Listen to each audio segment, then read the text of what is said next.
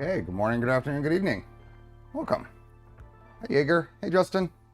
Hey, the Jersey Lurker and Maurice. Hey, Rod. Hasio and Tuxedo. Hi, Brian and Bob and Benny.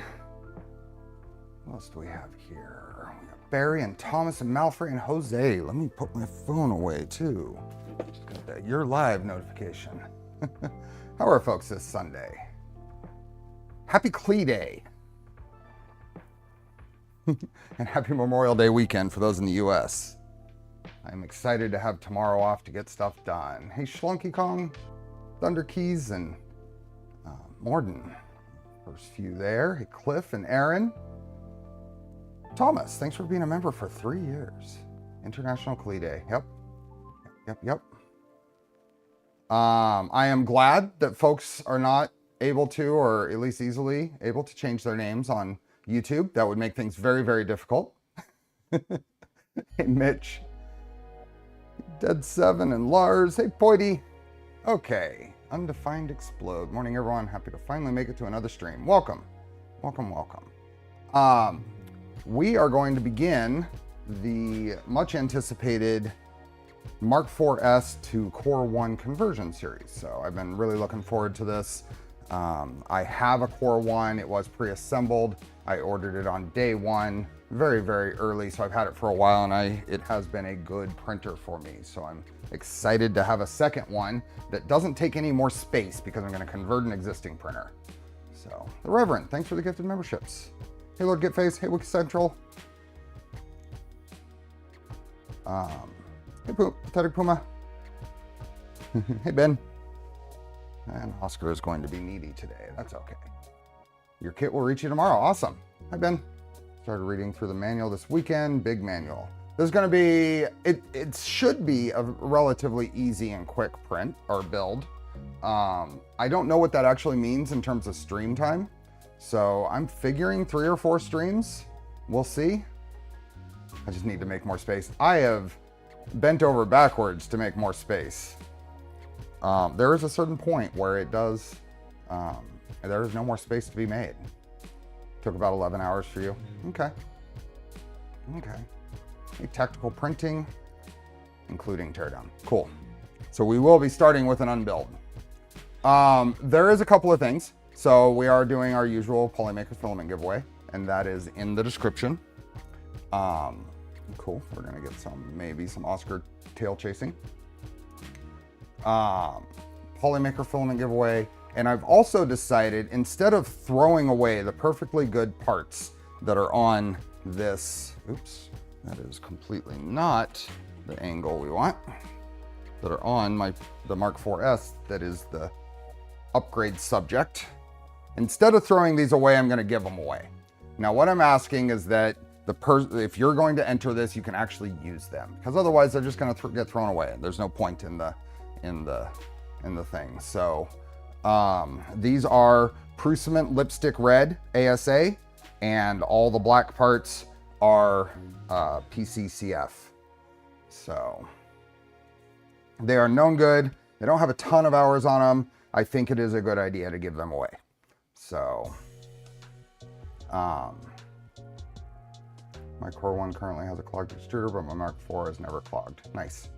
Hey, Obi-Wan. Hey, Lucas. Reese building my 3D sets Bugster this weekend. Nice. Hey, Bill. This thing is on. Hey, Steven. Hey, Torsten. Would be great if you could spend some extra time on the disassembly, what to check for wear. I will try to capture things. There is likely not going to be much wear on here. We do need to power this on, so let's go ahead and power it on and see how much print time, how many days of printing I have on it. If I win, I'll relinquish them to someone who owns a Prusa. So if you win and you mistakenly entered, just mention in chat to reroll. That's fine. And I will ship these to the countries listed if you're willing to help me out. Depends on where it is. I just put that there to make sure that I don't get caught with something. If it's easy, then I'm not going to worry about it. But if there is anything,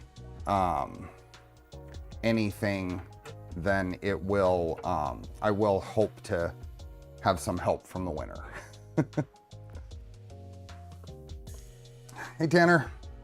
See, Nurgle Rod is here. Howdy Nerdwhat. I have stream chat up and visible right now.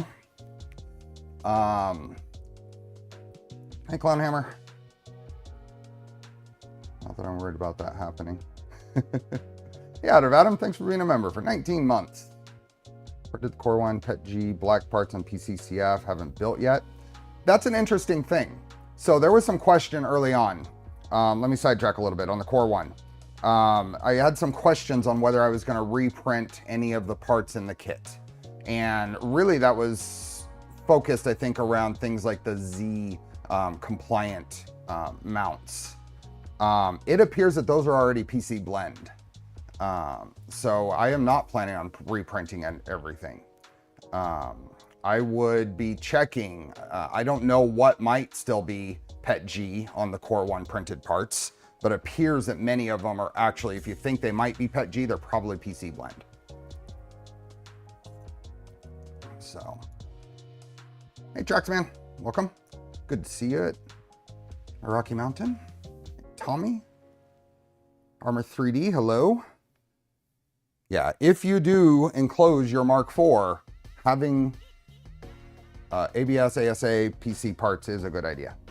Let's check this thing and see what our print time. We need to find out what the version is too.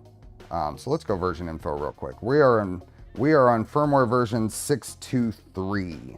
So we're gonna check that against the assembly instructions. Demlar, thanks for being a member for 3 years. Hey, John. Hi, Scott. Hi, Greenbeard. Hey, Kian. Neil, welcome. I'll better how to sesame seed under my keyboard. I hate that. I get a piece of filament or something under this keyboard and can't hit like the space bar or something. Hey, Spectra. Must be 624. Yeah, we will go through that. We will go through that. I did peruse the instructions, hoping to not miss things. Just picked up my first Trident. Awesome.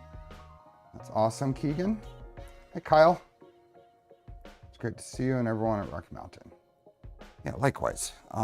Let's do this and this, since got a Felix down here. And I guess Oscar's gonna go back to the chair. Okay.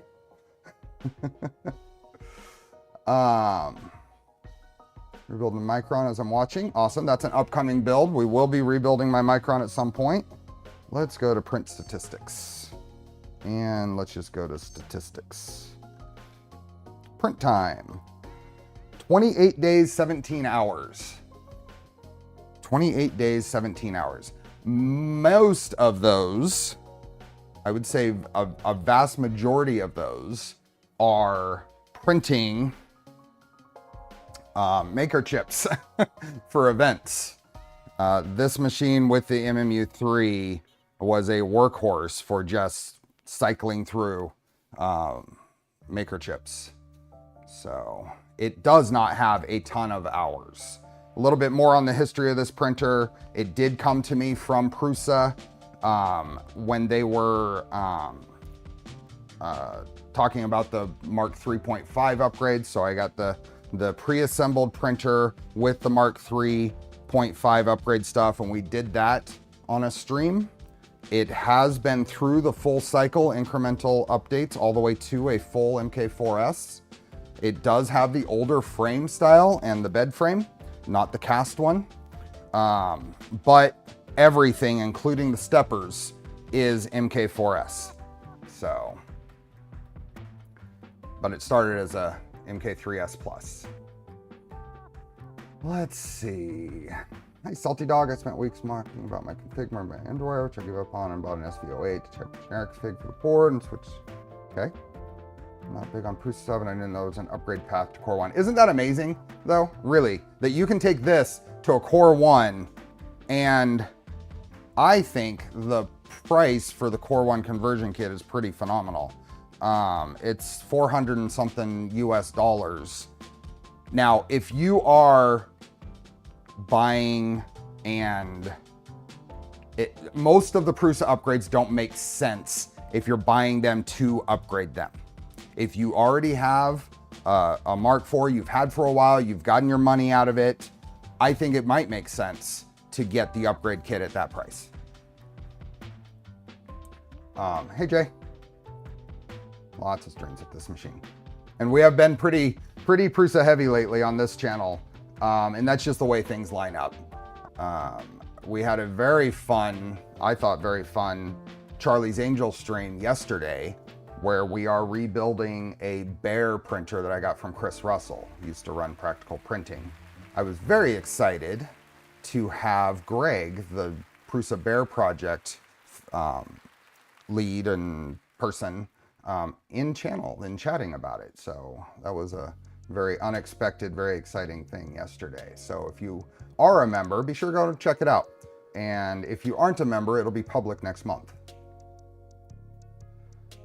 Hey Kenneth, been waiting for this video's friend has ordered a C1 kit and this will be as close to the build. Yeah, I opted not to. I was offered a Core One kit, full kit. I had already planned and ordered the conversion kit, so I opted not to do the full, the from scratch kit because we're gonna hit all of that content in a conversion. Let me catch up here. Pezliz, welcome. We demolished, Max and I demolished the wine gums on the way back from the trip. And then I got them home and my wife found them on the counter. And so now I only have a few left and we'll probably get through those today. Even though we'll have some Haribos to eat as well.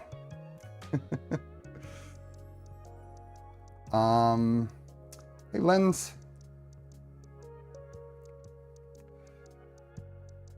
Don't care about the footprint. Don't want an enclosure and only print PLA. You're probably better off sticking with Mark IVs. Mark IVs is a good printer. I will continue to have a Mark IVs. I have a 1-year anniversary Mark IV that I upgraded to a Mark IVs, and that will stay as a Mark IV. Hi, Sean. I presume Laura. Hey, Steve. I've got to get to this. Who gets a gummy first wins. World Market has wine gums for easy restock. Ooh, good point. Good point. World Market has some good stuff. Okay. Let's get to it. So we are going to be following. So links are in the description. Also, I do want to check, is the printed parts giveaway form is working. Everything's working. We will be doing the giveaway draws at the usual time at the 3-hour mark. That is 2 hours and 47 minutes from now. You have to be here to win. Hey, Mark. How much Haribos you get with the kit? I don't know. I haven't opened the box yet. Box is right here. I figure we're going to be starting with the unbuilding. We will find out here in a moment. Push and Plastic. Thanks for being a member for very nearly 3 years. Hard to believe it's been that long. No kidding. Okay, this is the link to the printable parts. I just had that tab open apparently. The link is in the description. And this is, if you go to Prusa 3D and go to help and go to Prusa Core One, then you can get to a lot of information on the Core One. If you go to assembly manuals, I still think they need to redo this page because it's very confusing. But the Core One Conversion Kit assembly manual is at the top of the topics. But if we go back to help in Core One, and there's lots of information here on firmware versions, and if you go down to, there's the full assembly of the Core One, keep going. We're gonna do the upgrade from Mark IVs to Core One. We're gonna begin assembly. Sean, thank you for being a member for nearly 3 years. Steve, unbuild seems unnatural. You must, sometimes you must unbuild before you build. We learned that yesterday. We did a little more unbuilding than I was expecting, but it was good to do that. Okay, let's begin the assembly. Let's start at the beginning. Next we'll rework a few parts and finally the Core One build process. First part of the guide, we'll check the key components of your Mark IVs printer, followed by printer disassembly. Do you ever have to unsteve before you can steve? The way my brain works, I'm in a constant state of unsteving and steving.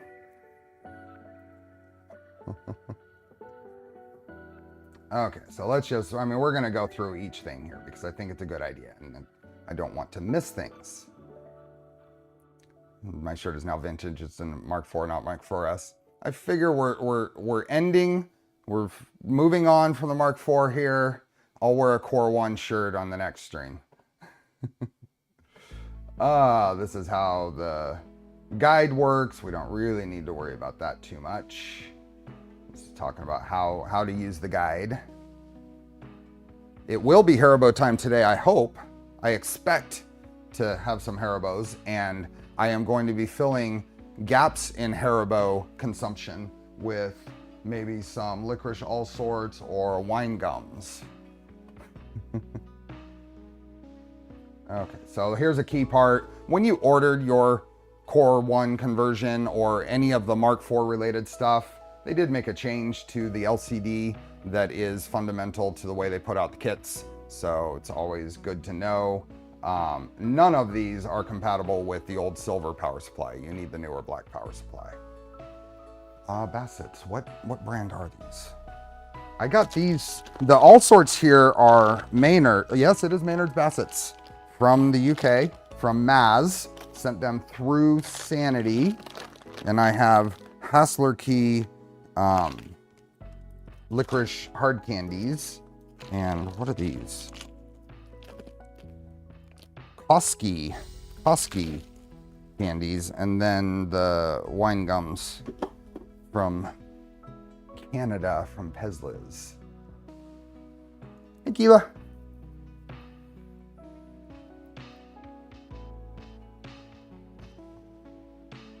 Person in the shirt is vintage too. Not as vintage as some of y'all. Okay, let's keep going. New LCD version. This is static precautions. There are new Canadian shape wine gums I'll bring to Murph. Nice. I am going to see so many people I saw at Rocky Mountain again in just 4 weeks, because I will be at Murph and it's going to be a blast. I was a little more distracted at Rocky Mountain with booth stuff this year than typical. So I'll make up for that because I'm not doing a booth at Rocky Mountain or at Murph. Okay, all this stuff, we're gonna skip some of this. Spare bag, this is all typical. We're here for you, support. You won't make it, Demlar? That's a bummer. At least I saw you last week.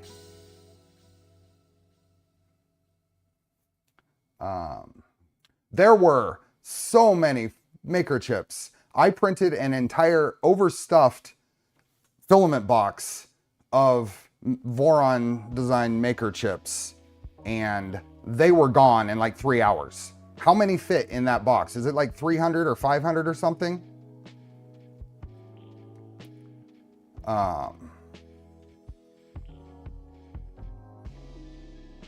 Yeah, Maurice, I'm debating whether I want to do Form Next or not. I wasn't going to, but I might try to squeeze it in. I got to keep an eye on airplane ticket prices. They're quite high right now. I checked. So many good deals for CLE Day. If you are interested in deals, there are many, many, many companies participating in International CLE Day. I went through 400 in the first 3 hours. Yeah. I think for next time, we're going to split them in half and print more, but still split them in half and keep them for both days. Or maybe 2/3 and a third based on attendance trends. Hey, Rick. Thinking of hitting McPhair Orange County, IRF, and Vice. Busy 2 months.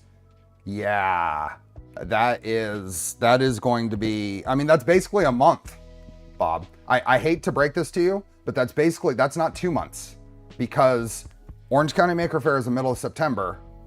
Portland Vice is the middle of October. That's only a month.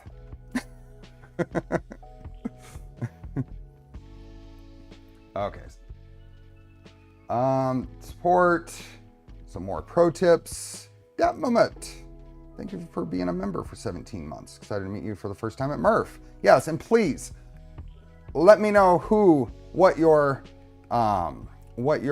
screen name is, because I meet a lot of people, and it is, even if I know the name, it's hard to keep track. But it is always good to be able to recognize a name and know who I'm talking to. It's September and October. I'm counting it as 2. I'll allow it.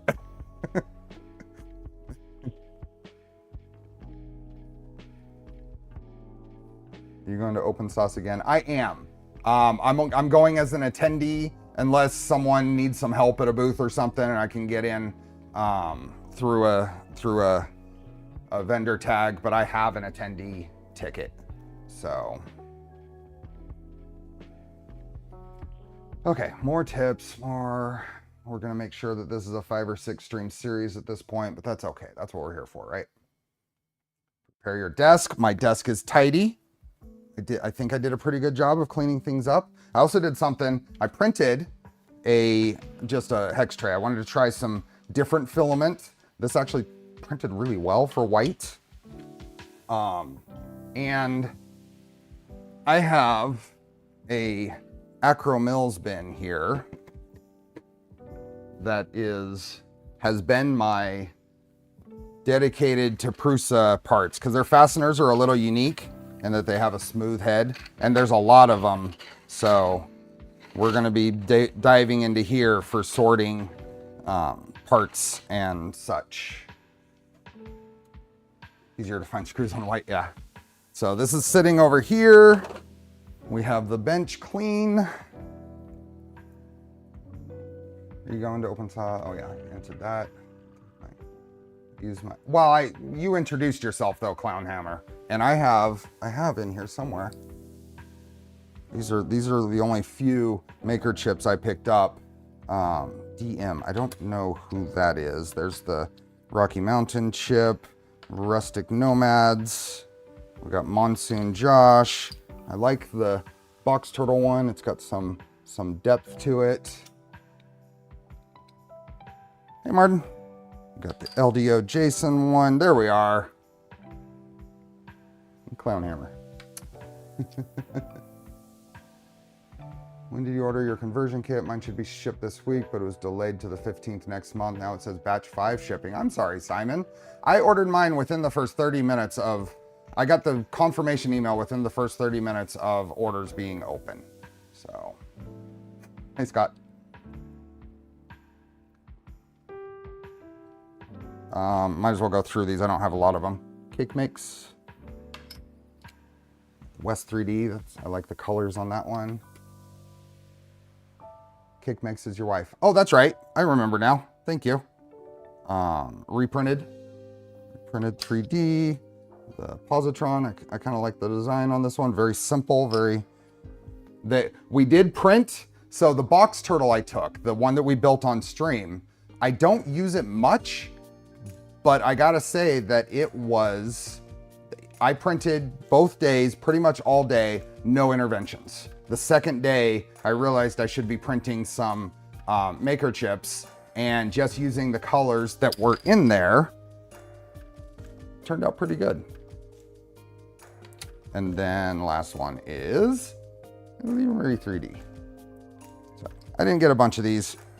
If you have one of these, there are only 16 of them.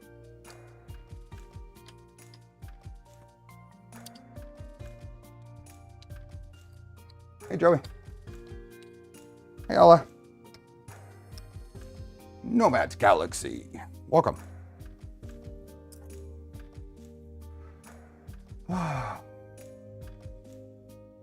Yeah, I didn't get an XR one, but I wasn't really seeking them out. These are what I kind of got as maybe giving one of mine to someone and getting it in return, or seeing them around. Hey, Kevin. Did save the untuned box turtle made chip. Nice. You should. It's a collector's item.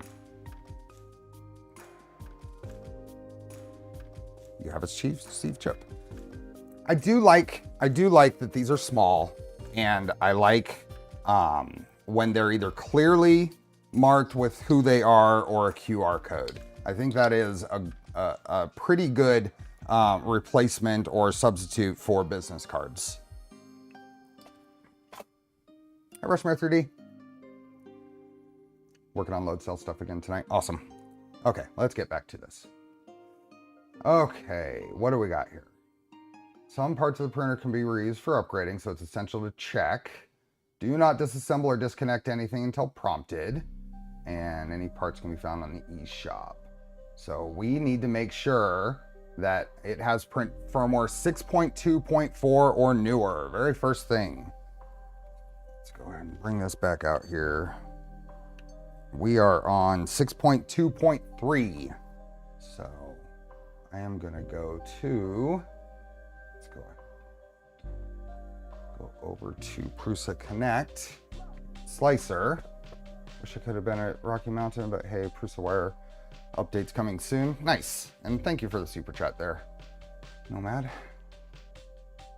Number of adults who said this was the first time I talked to every table because of maker chips. Nice.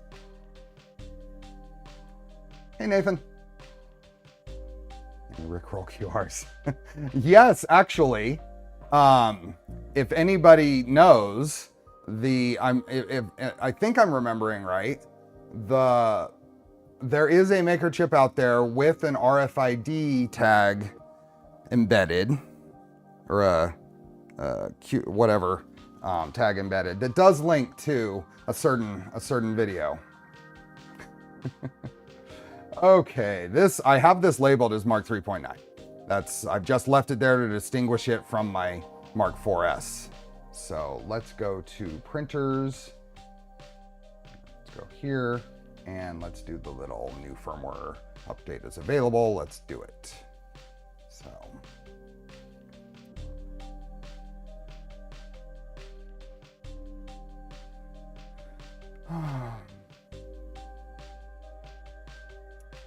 Hey, Jason. C1 upgrade kit was in batch 2 and it was shipped a week before the shipping table said it would be. For a launch like this, I can imagine that it can be a little hectic over there. You're gonna see some outliers. That's just the way it goes. I think it needs a USB to update. It does not. It should not. You can update it through Prusa Connect. I just updated my other Core One this morning via this. Oh, no. You are right. Never mind. I know what you're talking about. I did take the USB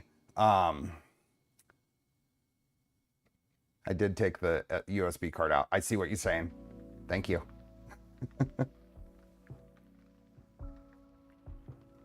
NFC tag. That's what I was trying to think of. I said RFID, but I meant NFC tag.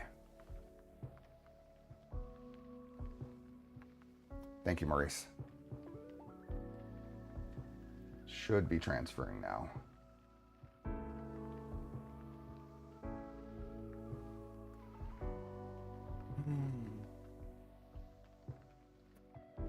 How does Prusa handle serial numbers for converted printers? The conversion, Prusa sends a freaking serial number with every little piece that you buy. I got a serial number for my GPIO board. And you're expected to plaster your printer with serial numbers for these things.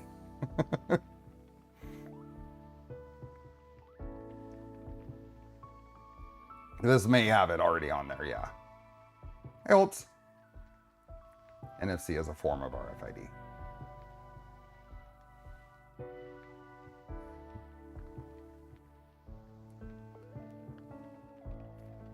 Yes, it is transferring. Okay. Plan to transfer all my serial stickers over. Made a business card size NFC card. Nice. I did get some little NFC tags I wanted to use for something. I need to find where I put them first and then figure out what I'm going to use them for.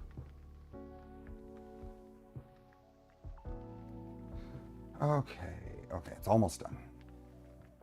In our system, every piece of your kit is tied to the serial. That's how they can automatically contact people with a batch issue. Got it.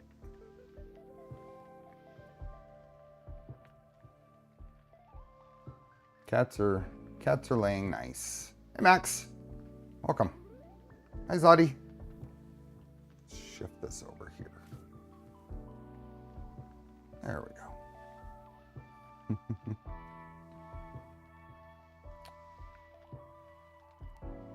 I was just telling Pezliz how we destroyed the wine gummies on the way back from the show.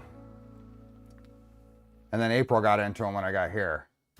Dom has made a printed ring to insert in for sharing info. That's why I bought them, actually, Bob. Is talking to Dom and Ethan, or not Steve, about it.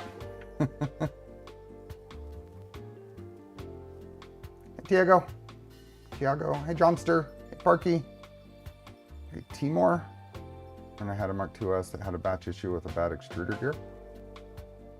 They were amazing, huh? Okay, here we are.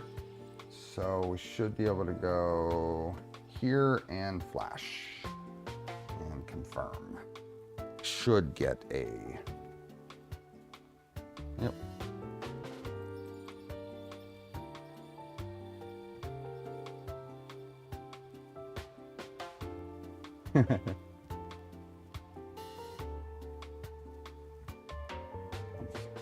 All that's doing that, and we're talking about wine gummies.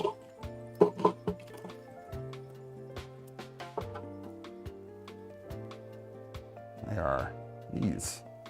They seem to, what do we have here? Shadless. Port. I can't read that one.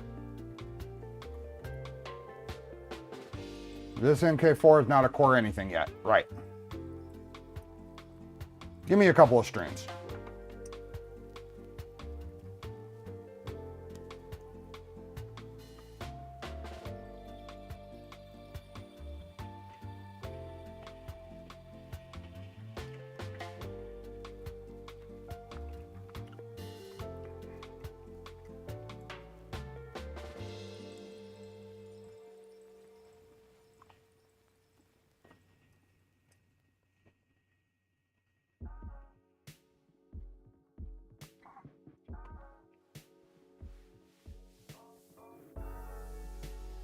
Hey, Color Prints.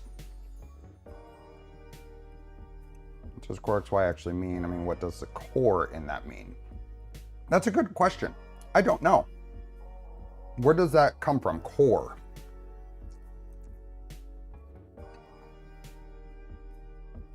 Coordinate system, okay. Hey, Glendon. Welcome. Okay, so we are updated. I'm going to version 6.2.4.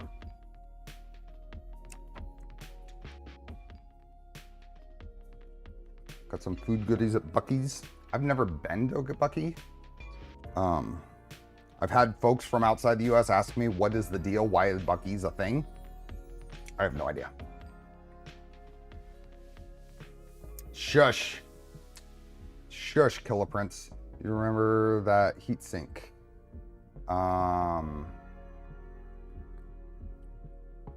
Oh, no, I didn't. Darn it. I didn't remember to bring it over here. Okay, let's see. So Core One will not work and will resist updating. We have done that. So move the x-axis to approximately to the 2/3 height. And, oh, we can do that here. PSU screws, all the screws on the electronics box are accessible. Okay, so we're just going to hold down this. Move this up.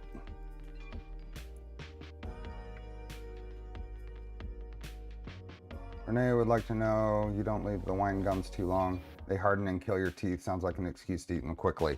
Oops, right about, yeah, that'll work. Everything's, maybe bring that down to where I can, there, right there is where we're gonna put it. This does have my MMU3 on it. This Core One is one that I'm going to put the MMU3 on, but not as part of this series. That'll be a separate thing.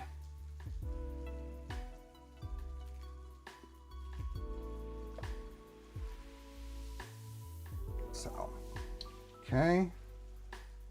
Unload filament, everything's unloaded. Remove spool holder, we'll remove the thing and we can turn it off. Everything is good there. Inspecting the surface, make sure we don't have any scratches like this. Garrett, Pex Peppers, 35% off hot sauce for Clee Day. Awesome. Okay, so we're gonna go through and do all this stuff. So we can turn this off now and we can unplug it. And we can pull the build sheet and everything is good on here. Put this aside. I'm going to remove the, can I easily remove the MMU3? Let's use that as our, yeah, let's go ahead and remove that. Use that as our spool holder instructions. Hey, Dom. You have another Core One? I do. I have a pre-assembled one. So, and I have not really dug into my Core One as far as like open it up or anything like that.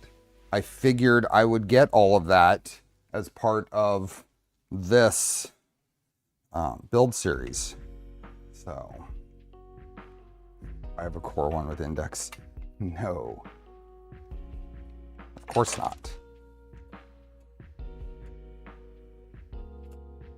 Oh, come on. There we go. And this guy right here. There we go. I know these will have to come off, but to keep it from flopping around, we'll put these screws back in. Hey, Jack Black. Okay. So that is that's loose. This up and off. There we go. So this is the, I've had both of, I have two MMU3 units because I had a original MMU2 and I upgraded that. Both of them have run on this printer and both of them seem to work pretty well. So this is the one that will end up going back on here once it's a Core One. It's off to the side. It's in there. So, and then the next thing would be making sure all of our rods are clean and grab some paper towels.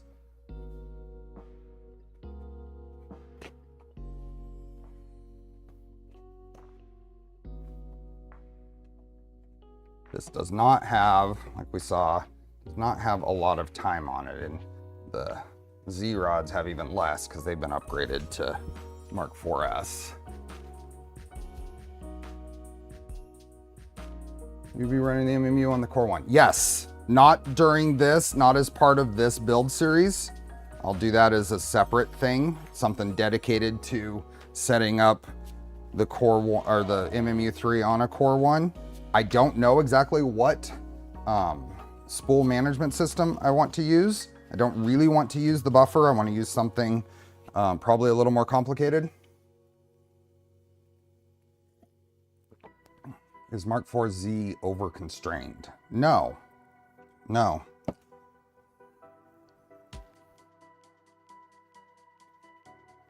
Okay. So everything's wiped off. We would be looking, so someone asked earlier, what are you looking for when you're determining the condition of the printer you're going to convert? And the guide goes over some of that. You're looking for grooves in the rods. So you would see, you see these lines here. You want to think about replacing rods. If you've got those, you're looking for smooth motion. Make sure you don't have any grittiness in your bearings. You're looking for what it said earlier, any scratches in your build plate. What do you think of Prusa's leaked Core One MMU upgrade with what looks like a box turtle as the buffer? Well, there is... So that style, the AMS, box turtle, whatever style, what they showed in that video, they said isn't going to be their official solution.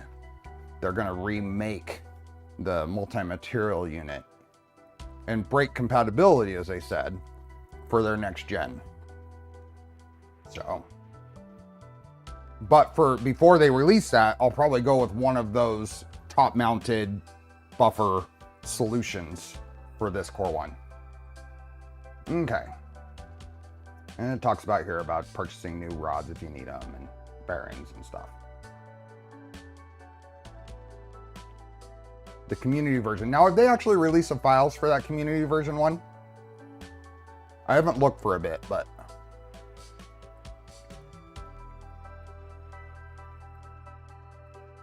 Keep the Haribo bag closed for now.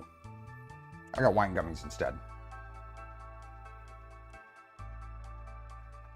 Not yet, but soon. Okay. Got everything checked, right? Let's disassemble the printer. Okay.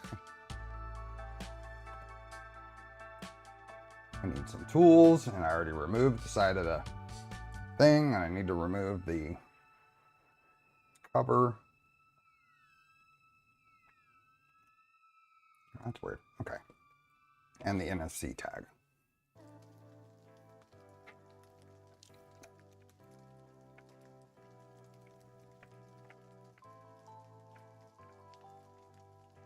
I like the core box too. We'll definitely be looking into it.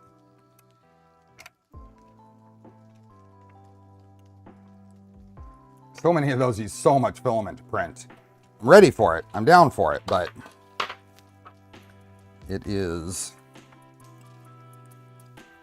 Okay, there is a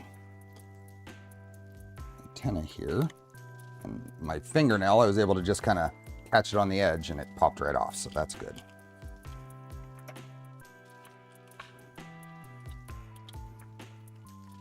For the, if anybody is interested in the printed parts giveaway, for anything that has a captured nut, if it doesn't just fall out, all of those will come with it. I'm not gonna try to pull any fasteners out. And fortunately, I had put this on the original Pet G one. I do have the PCCF that'll actually come with the parts. So that's not stuck to them. Okay, and taking the NFC thing out. And then we're gonna take the, same with this. I have, this is the Pet G part, but I have the part already printed. I just never got around to swapping it out.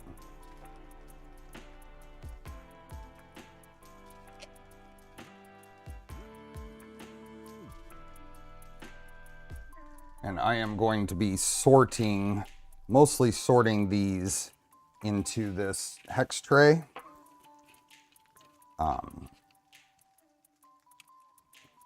Let's do that by size, and then I'll be dumping them into my Acromills bins over there. So it looks like we have 6, 10, and 12.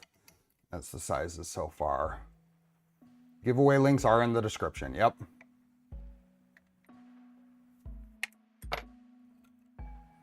Okay, and that goes away.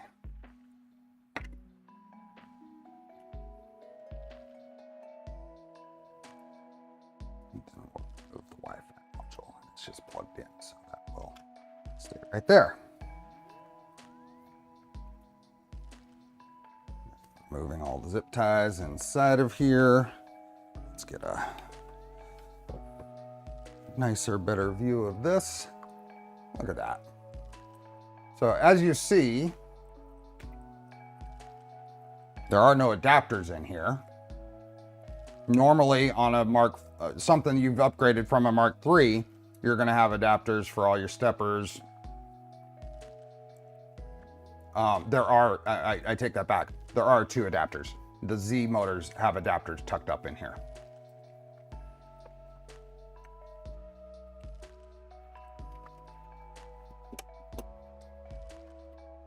So we're gonna get in here. Everything stayed so well in place, it looks like I never bothered putting the zip ties back in. So consider them cut. Consider these zip ties cut.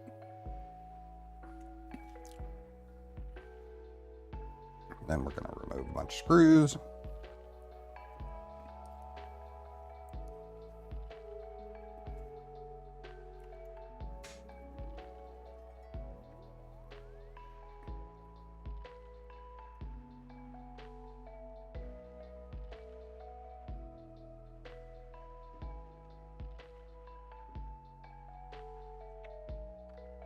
There's one zip tie I need to remove.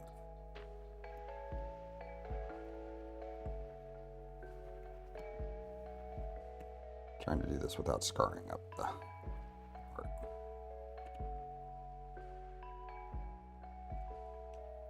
Oh, come on. There we go. Hey there, Ranch Kid.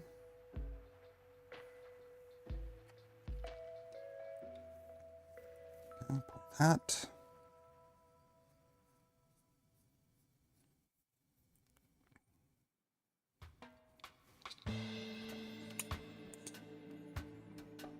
Size in there. Okay, what am I gonna do with these? Need a container. I want to keep all the printed parts. I got one over here. I want to keep all the parts that are going giveaway all in one spot. So I've got a Kenneth 3-week oldest VO Soval 0 is printing parts for an Ender 3 clipper conversion. The clicky probe. You like their 0? It's good to know. I'm glad it's working for you. And then we're going to disconnect all the connectors on the top of the buddy board. Disconnect the LCD. Disconnect, disconnect, disconnect.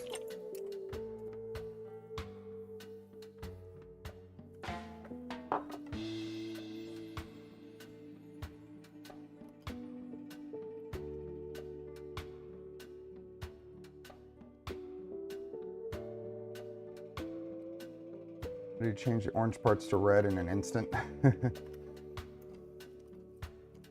Magic.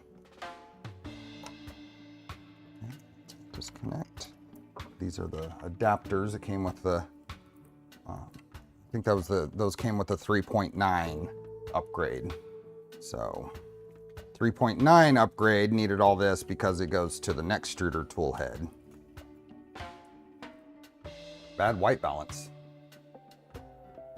Oh, is it? Not too bad.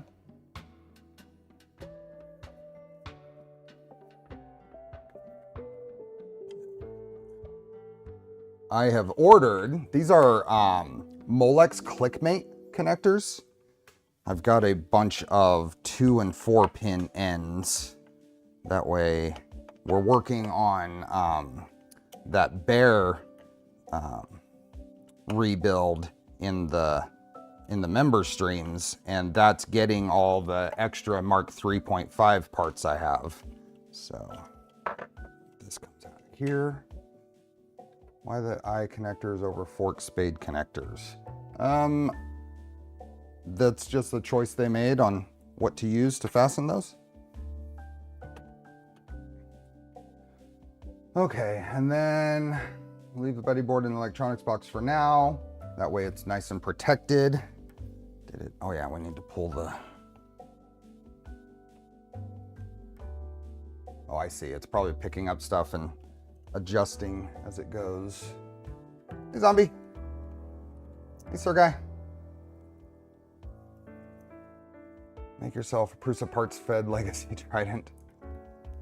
You know, one of the potential... Oh, geez. Okay, I gotta find this fastener. I saw where it went, sort of. General idea. Where'd it go? Saw it go this way. I have extras, but I'd rather find it. Did that. that go? It went this way. Saw it out of the corner of my eye.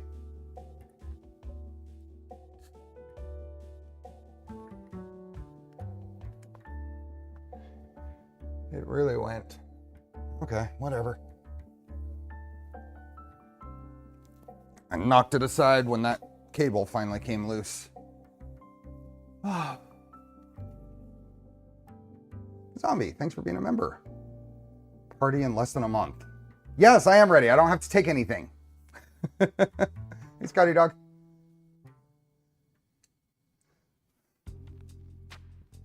See you, Dan. Hi, Dan. Not see you, Dan. Hi. Okay, all these guys. Got a job offer for Sacramento County DTEC last week. Sacramento County DTEC. What is DTEC? Congratulations.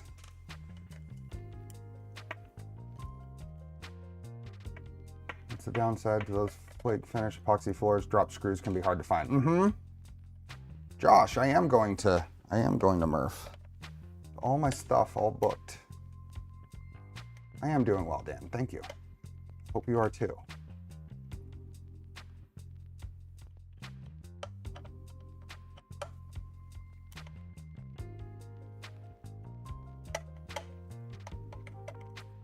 Oh, Department of Technology. Nice. We call that CDT. CDT. Buddy. Congrats. What position are you if you don't have to say. You don't DM me. It's, well, if you want to. Next. Okay, lay the printer onto PSU side and access the bottom part. Carefully remove all zip ties holding the cable bundle. Remove the cable holders. You can pry them off the metal profiles. So we're going to be doing this and that.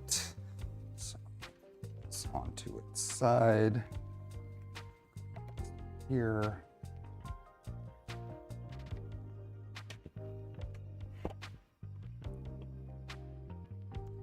Okay, all of the zip ties. Being careful, very careful not to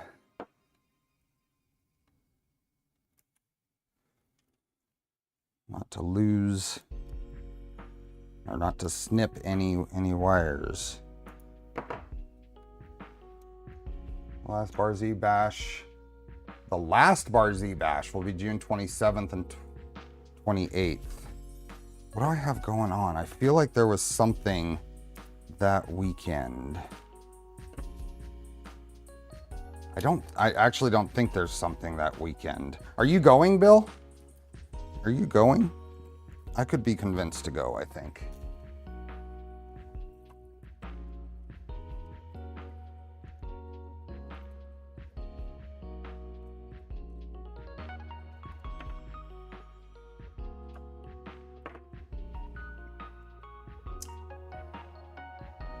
Streams about building, the only down part is waiting on the next new. Yeah.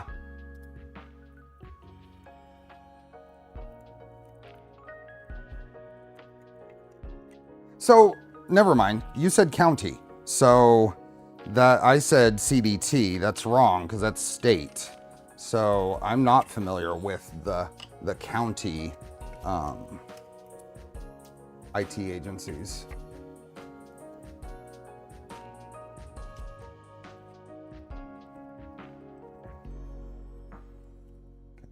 There.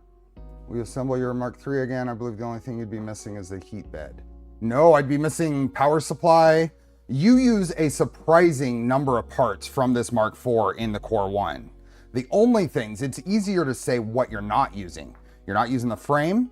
You're not using the bed carriage piece. And you're not using 2 of the rods. You need everything else. You're not using like I don't think you're using the housing for the power supply, but you use everything else. You're very much the skeleton of a printer left over. You don't reuse the old Haribo. At least it's not not advised to do so. Let me see, what do they say? They say use this. Let me see if I can do this. It's not too bad.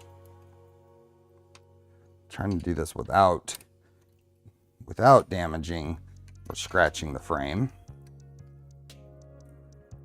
We have essentially the frame left over. That's why we're making Prusa wire. Many of these are just kind of coming out. That's good. It's easy. Not taking a lot of force, so I'm not scratching anything up, so I'm glad.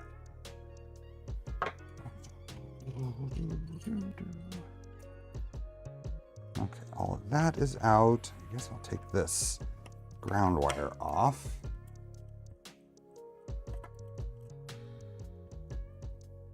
Have to come off at some point anyway. Someone change the subject quick. I'm having unpleasant thoughts about what reusing Haribo means. State and county are slightly different. My role will be IT support specialist too. Awesome. I don't know how those coincide with state classifications.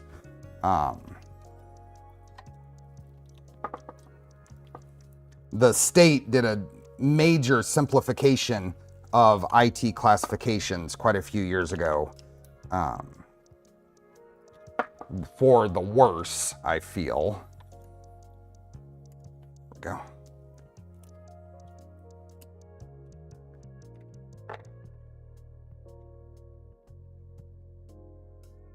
Prusa wire is a great idea for someone's second printer build.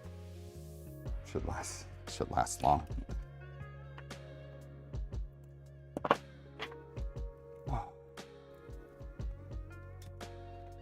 Okay, that is, just pull this, there we go.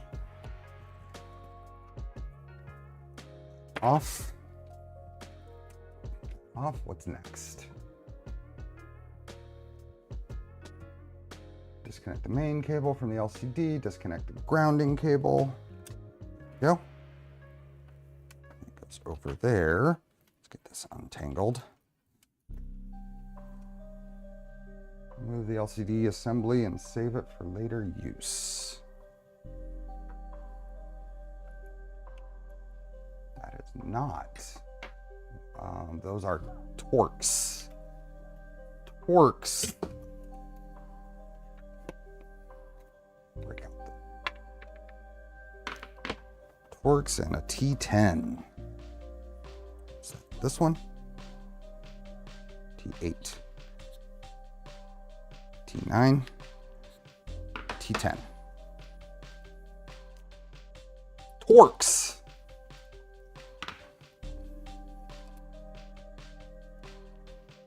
Oh yeah, these are thread into plastic.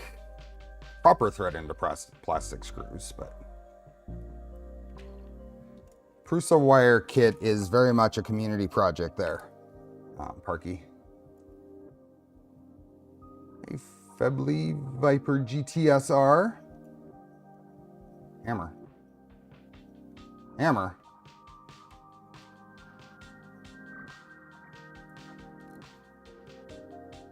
We have a band hammer need there, Bill. I don't know what it is, but I don't actually see the moderated. I don't actually see the moderated posts. I don't know if that's a band hammer or what kind of hammer that is. Okay. And we're gonna pull this out just so we don't accidentally break it. At the very least, the knob will be included in the parts.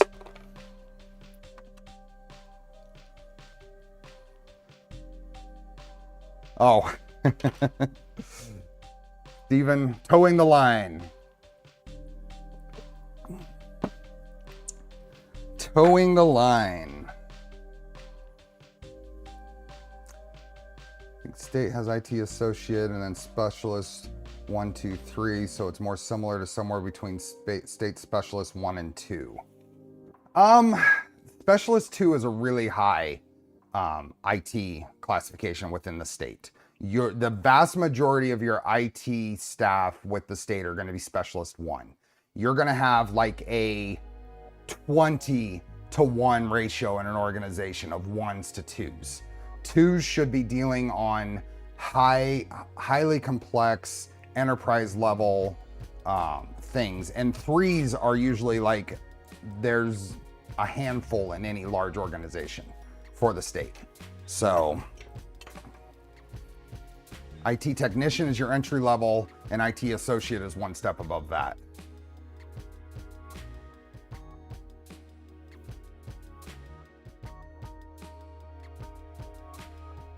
Okay, that, and we're going to take that off and remove the save it for later use. Well, I hope my Core 1 says Core 1 on the LCD. We will find out. Move the Y-axis idler, move the belt, and remove that. We're going to save the pulley. Okay. Hey, Scott. You didn't miss too much. We're just unbuilding. Majority of today's stream will be unbuilding. We may go a good while today, though. We will see.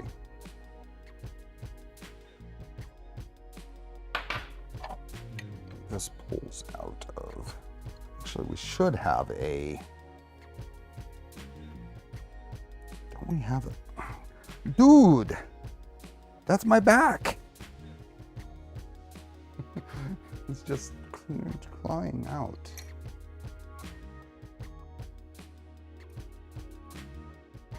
There's a screw that goes in here that... This doesn't say to do this, but we're going to do this. Get this part off.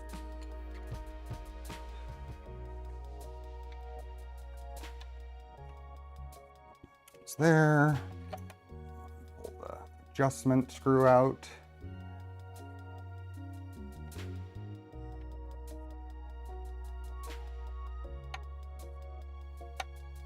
Most of the VOR on Discord changing their name because of Clee Day. Steve is Steve Unbuilds today. Hey, Flunky Kong, how are you? Back rub during a stream. It would be fine if I need to trim his claws again. Keeps catching on my shirt.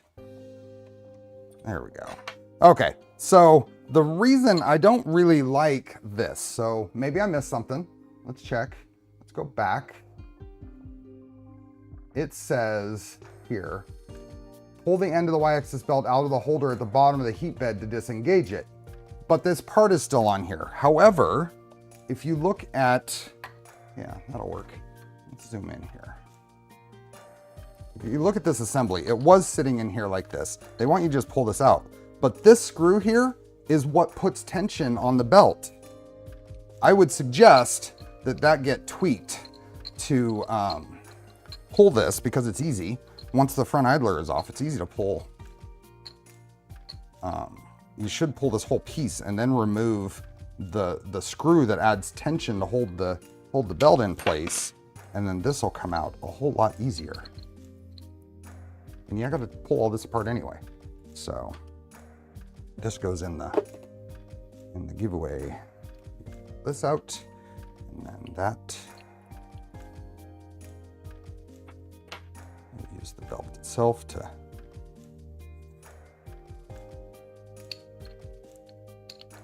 I should have pulled this out before let's just go that way. It doesn't have to be correct. There. The belt isn't being reused though, right? Not sure why they ask you to disassemble everything.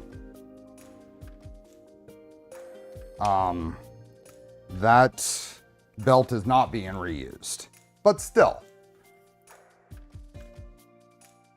I'm going to keep this around.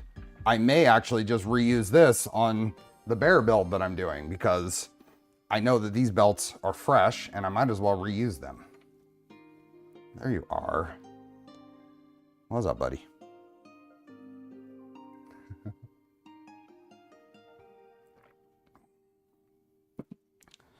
Okay. And we're pulling that out, keeping the idler, and we're gonna pull the stepper off.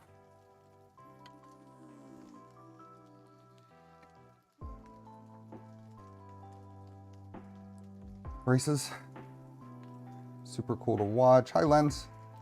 I know they're old, but I have two Elegoo Neptune 3 Pros. I'm gonna figure out how to recycle them into something awesome. Cool. These belts in that galaxy. I need to finish. I'm a few episodes into Andor season 2. I'm just haven't had a chance to finish it yet. Recycling. I reuse a lot. It's a little bit to the point of fault. This little heat pad's gonna have to come off and go away. I think it says so in the instructions. But I like to reuse stuff like this. So we're gonna scrape this off here in a second. Pull that off. Remove assembly and save it for later. This will just leave that like that. Put it aside. I heard Andor season 2 is great. There's a couple of little slow spots in the first few episodes, but other than that, it's been good.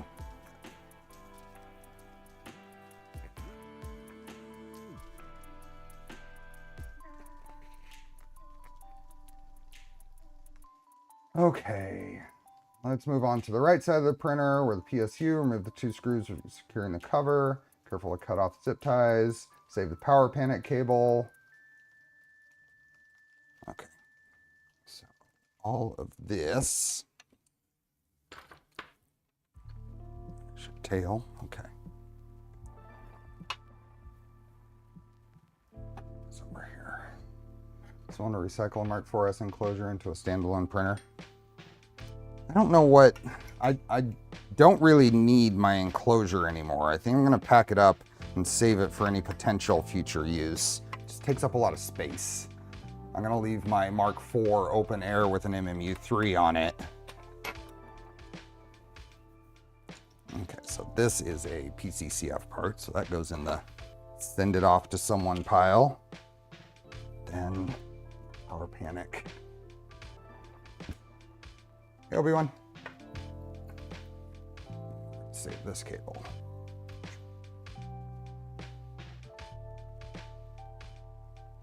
Move.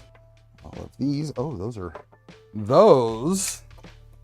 the correct, got to use the correct tool for the correct fastener.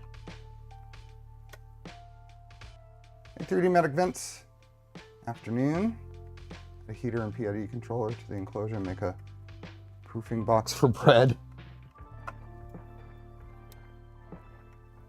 These.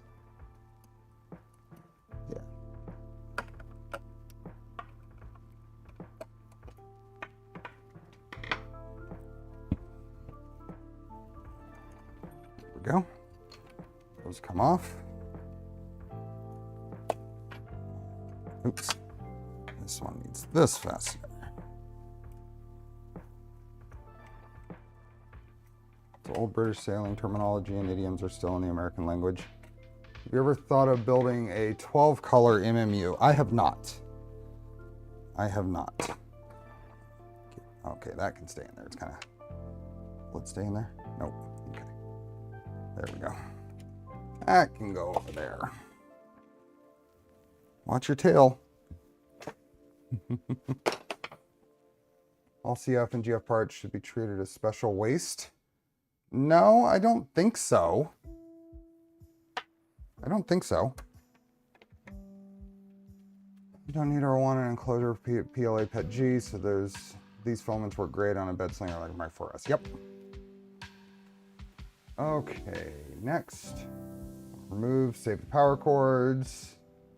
With 2 screws holding the PSU to the printer's frame. That's that guy. And then power. Put that guy back. I will in a moment. And then those 2. So these guys down here just need to be loosened.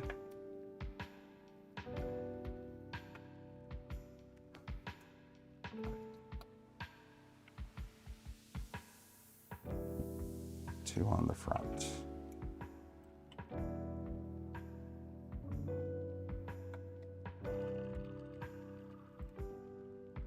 Those are M4s. Power supply.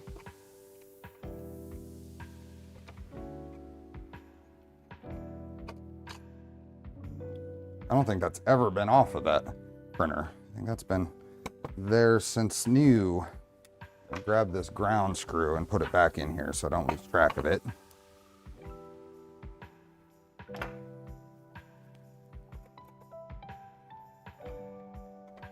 Okay.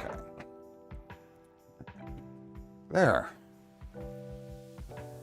Next, and off. I can take the bed off.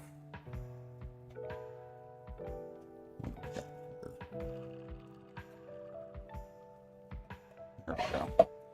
There we go. These are Torx.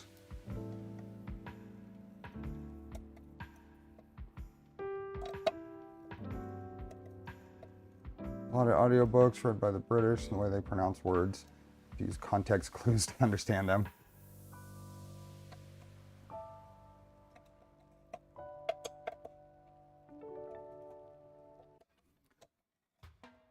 Speaking of audiobooks, Max and I listened to the Murderbot Chronicles on the way to Rocky Mountain, and the 3 episodes of it have been released. Is anybody watching it? What do you think?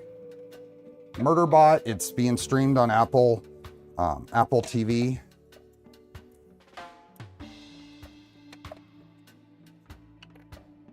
No.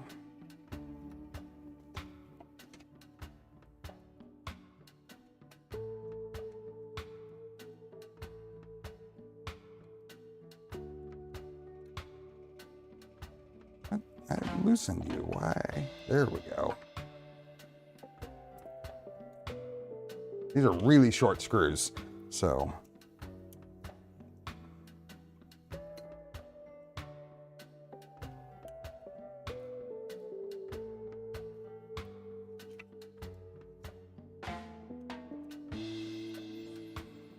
They are slightly magnetic though. That's good. Okay, that's all of that.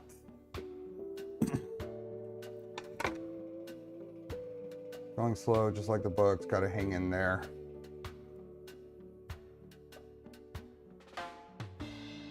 That off, and then be sure to save. There's a spacer in the middle of the bed. Be sure to save it. Murderbot has been good so far, well produced. Casting is spot on for me. Starts a bit slow like the books. Yep. Next. What? Do you want treats? Is it treats time? Not yet. Felix is sleeping. Okay, what did we take off the front? Holding Y-axis rods to the front of the frame. Remove the whole Y-axis assembly from the printer's frame. Okay.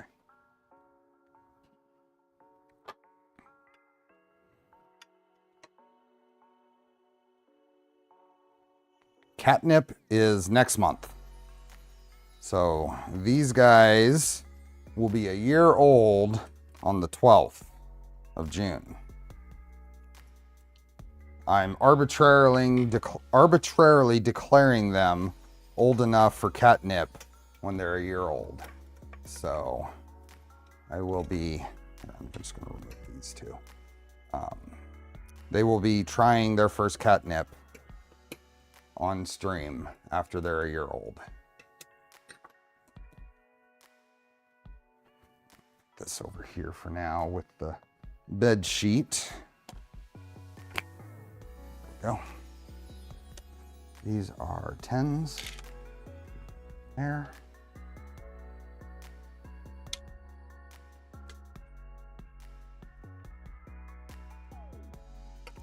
This. Catnip is fine as long as they aren't driving. Exactly. I am going to reprint these cracked.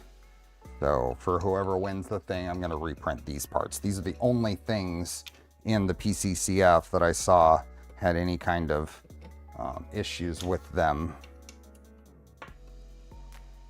That's these rod holders.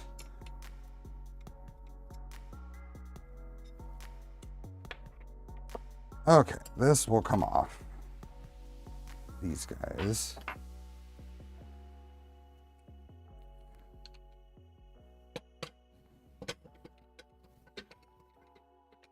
You're going to get the first catnip on camera. That's the plan. That is the plan. Okay, next, we're gonna take those off. We did. Take the rods out. Then we're gonna take the bearings out. Oops.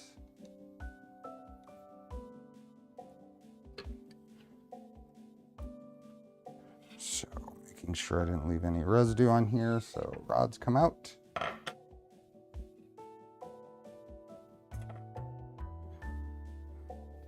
going to remove this belt piece.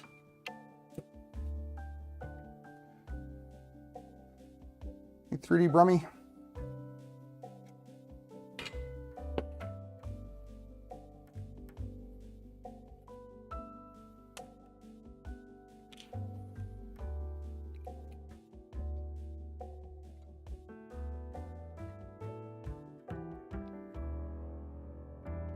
What do we got here? A sign of a well-written series is the complexity of characters and how they can change. Talking about Game of Thrones. So Game of Thrones is very, I don't know if we're talking about Greenbeard. It's, you got to watch if you're talking about the series or the books. Put that over there. Okay, and all of these guys come off. Buddy.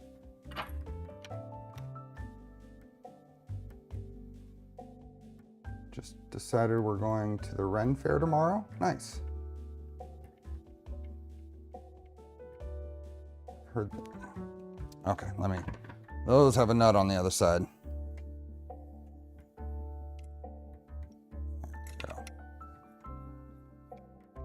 Heard that the max X build size for this Core One is actually 249 millimeters before the head crashes into anything, or the Prusa build surface may not be large enough. A 4-on plate might fit. What are we talking about? Great up until the second episode of season 8. Well, there were some core changes they made in the series that weren't too egregious until you put the whole thing together. For anybody that's read the books, which I've read up to a point. I think I might be missing one book. I'm reading it. Way to get upgraded Mark Forest Mark 1. Just wanted to get my house move out of the way first. Global phenomenon only to disappear from the world after that last season. Well, they really screwed it up. They really screwed it up.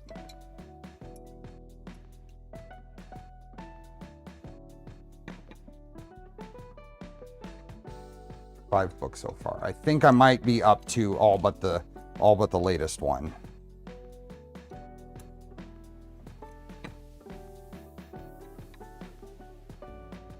But I've stopped being really invested in it because George R.R. Martin doesn't seem to be, and it's his prerogative, doesn't seem to be in a hurry to release them. So I haven't been paying attention or too excited about it. I won't be until it's basically done. Okay.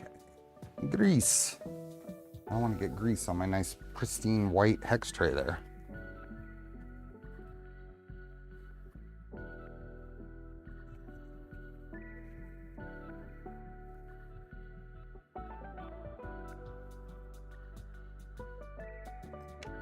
First of these, I'm just gonna get the ends of these wiped off.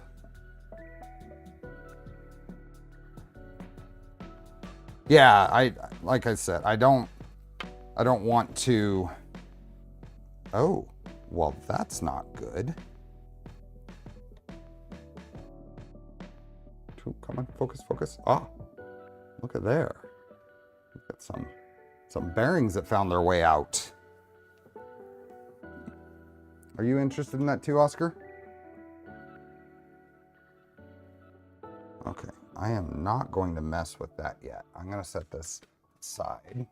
Set that aside and deal with that later.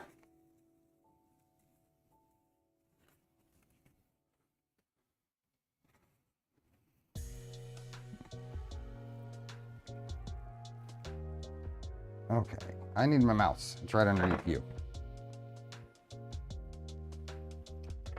Linear bearings are not treats. Exactly. Okay. Clean the bearings, save them for later use. 2 of this type of bearings will be used to build the Core One, so that's good. I can just skip that one that has the missing balls. Yep. Hi, Delvin. And we're going to pull all these. We're going to keep and reuse the expansion joints. And then we get on to the next extruder. So pull all of these. Only grub screws are treats.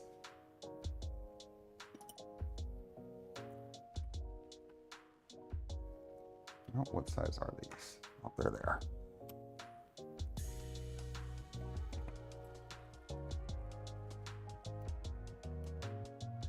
Okay. I am going to switch the driver I'm using here. Goes there. Switch to a straight driver instead of ball end. I think.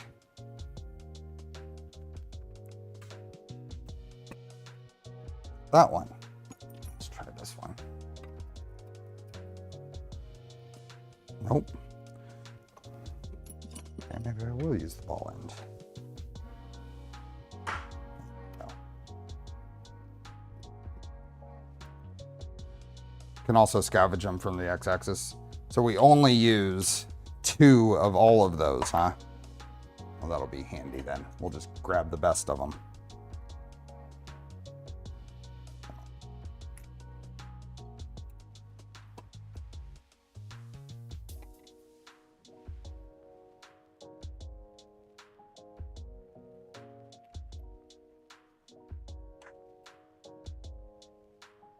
Let's get reball if needed.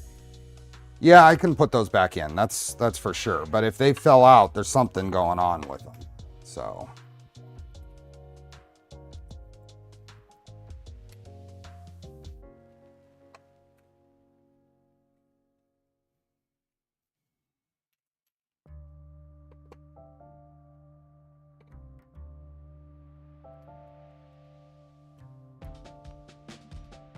This frame here is spare now.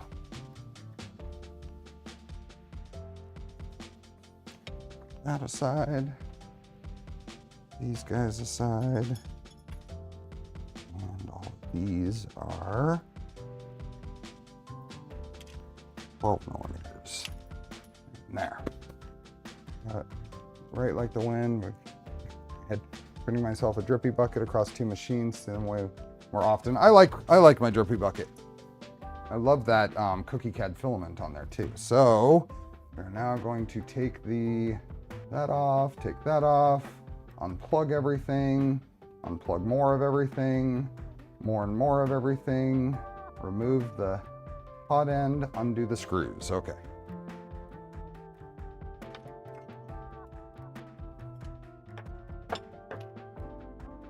So over here, we're gonna pull on this little tab right here. That'll slide right up, and that goes in the give it away box.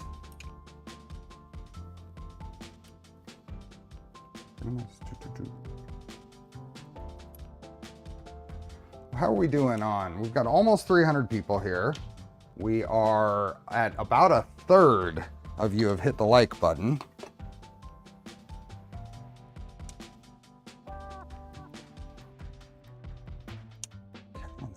Unplug all this stuff. So very gentle, careful.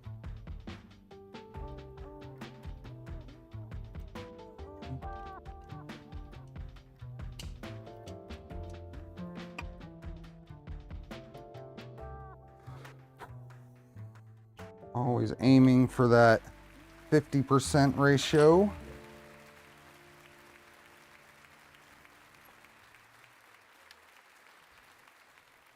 Just ran input shaper on my Core One kit, went from EI 5050 to XVD 5253. So I'd be curious, George, if you notice a print difference when you do that. There's lots of numbers you can point to with input shaping, and it is effective. It's incredibly effective. But I'd be curious if you ran it and you actually see a difference in the parts at this point, because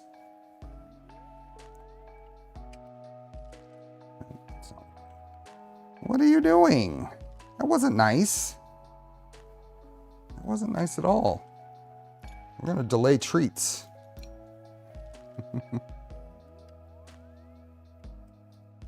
Not fired off a print yet. Do you have anything pre-change? Are those torques? They are. That's why. Know what the current community fave is for larger 1 meter gantry style CNC router builds. For my purposes, I just bought a Shapeoko, but I wasn't looking for a project. If you're looking for a project, I'm not sure. Mad about the lack of bearing snacks from earlier, apparently. Hi. Oh, he was being very cute standing up.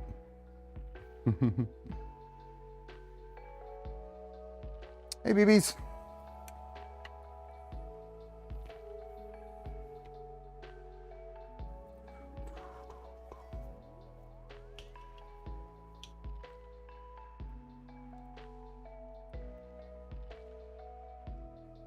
I have an older cat. One of the youngsters ran up to him to pounce and play, and the older smacked the snot out of him. The youngster has sat in confusion for 10 minutes.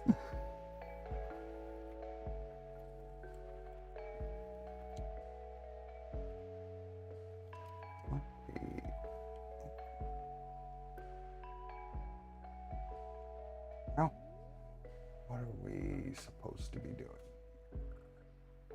Okay, so that wire, these wires, and loosen tool head here. Do you get any of the Tropical Deluxe for PEX peppers? I don't think so. What heat rating is that though? I'm a wimp when it comes to spice. I'm a wimp. I like mild. My very favorite PEX peppers is Pueblo Red. Mild? That's a 1 out of 10. Was that in the little package you gave me there, Garrett?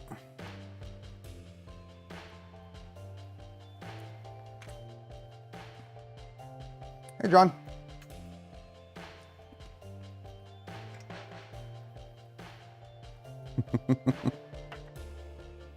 Okay, now I think this will come out. Out. This will come out. Let's see. I think we pull this apart actually.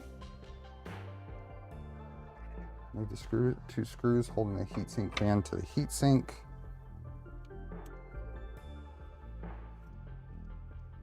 Like 0 Scovilles, anything above it is too hot for me. I can deal with a little bit of heat, and it depends. So I actually enjoyed the Szechuan hot pot in Shanghai.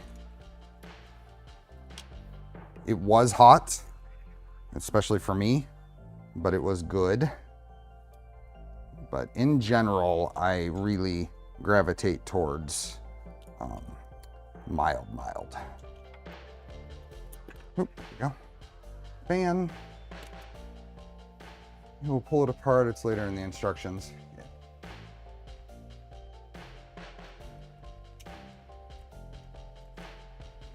What is this? That is the little heat thing, and there's that. Okay. Next, remove the 3 screws holding an extruder. Watch out, the extruder might fall out. That wing sauce is going to light you up, just so you know. It's hotter than your normal, the unlabeled bottle. Yeah, and I need to try it. I told my wife about it, and we're gonna cook up something for it. Just haven't done it yet. We're gonna hold this, make sure it doesn't fall out.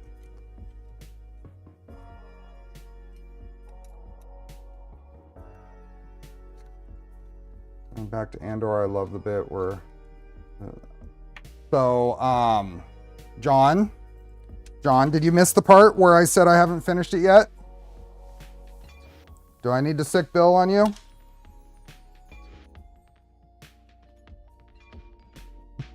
No spoilers. My spice tolerance is ketchup.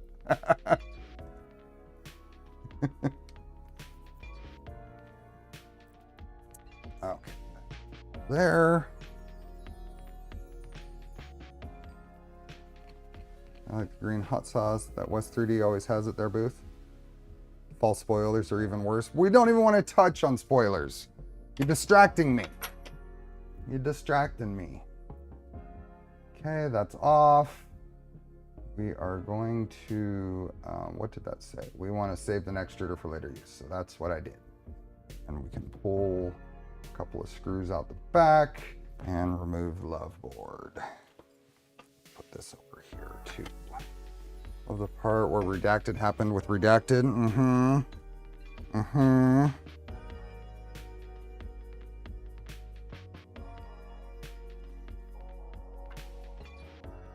Spoiler for every single show ever made, someone dies. But that's not true.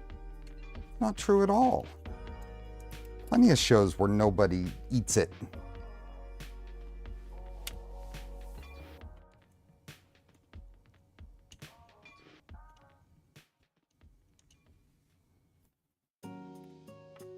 Okay. Oops, I've been removing stuff without. Okay, does that? There we go. Love board out. Got pretty tight in there. Next, and then we go all the way to the top. Why do we go all the way to the top? Rotate both thread rods by hand. Remove all four screws.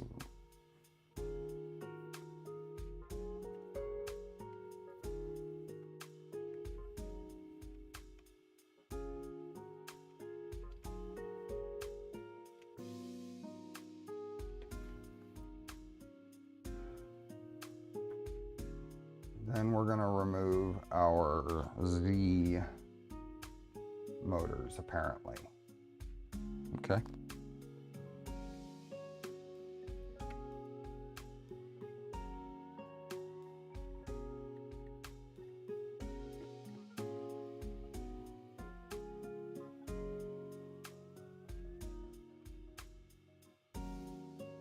Idea of a bulldog emoji.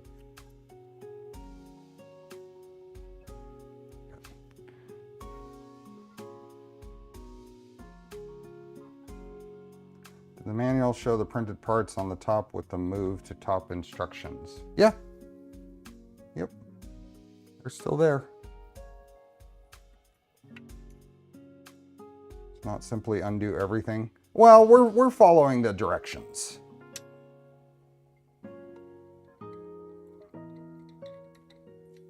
We are following the directions.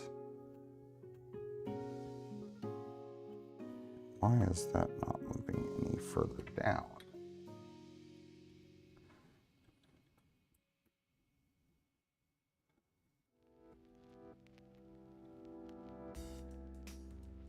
Okay, let's see. So disengage the motors, rotate the threaded rods on both sides to disengage both the motors from the trapezoidal nuts. The x-axis will drop slightly, and then pull it out. Oh, this release from down here. Everything is loose. All of these are loose.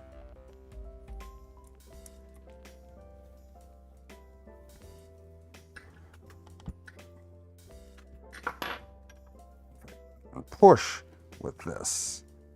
It doesn't want to, it acts like that's still attached. Why?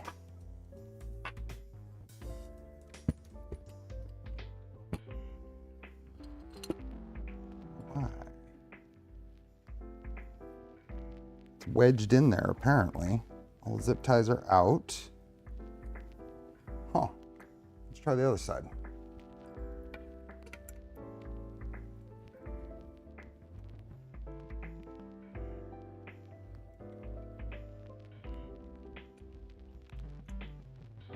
Had a lot of trouble getting Z motors out too. Okay. Is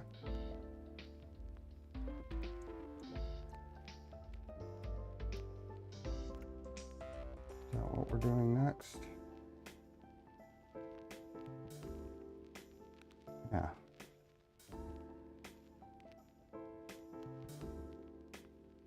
Yeah, these are completely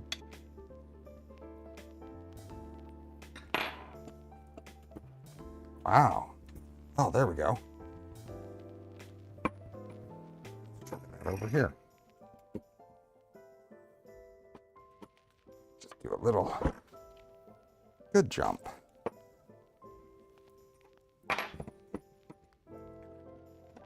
That's all the way out. Set that over there. This guy.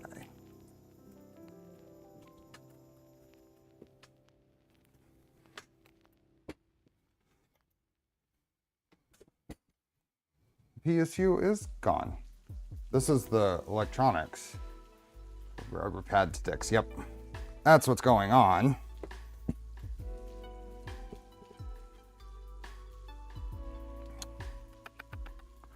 Let's see here. Wiggle. It really stuck.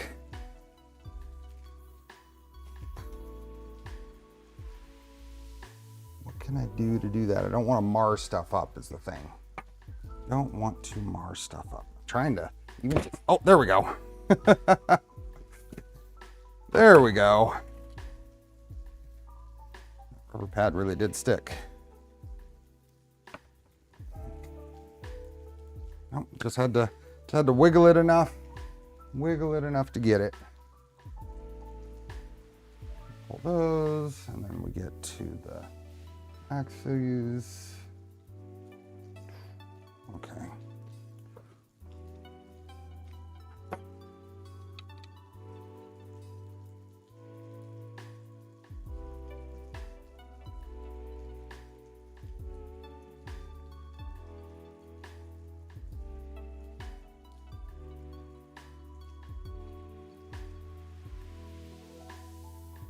So don't let me forget to give away all gifted memberships I have this month after filament and printed parts giveaway time.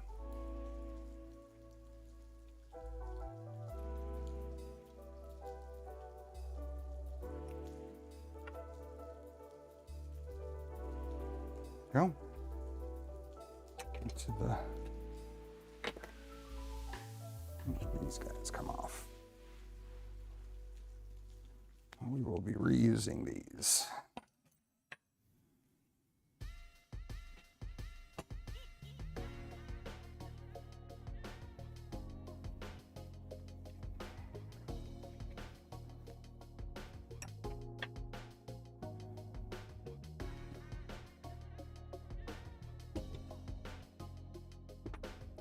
Now they have us removing tops.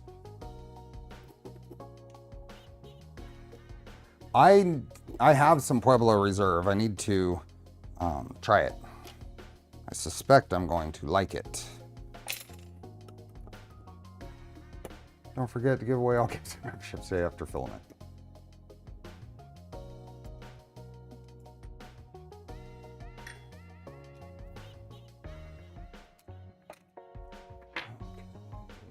Then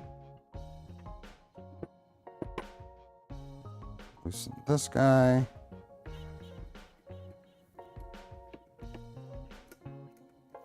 Belt tensioning screw.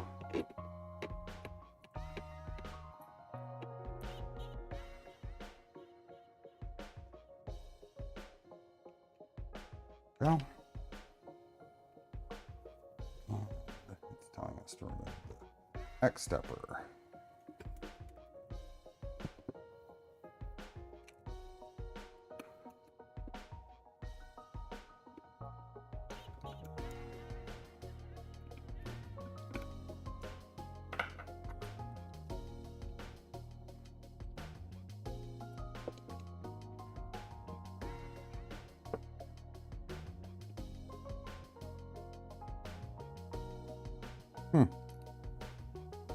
Missed somewhere where we were supposed to, well, let's see, go to the next steps.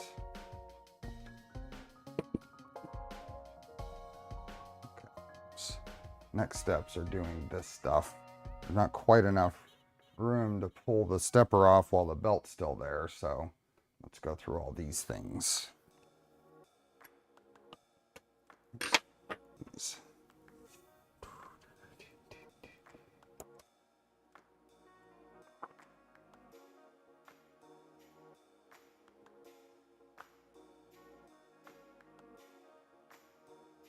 Spoilers.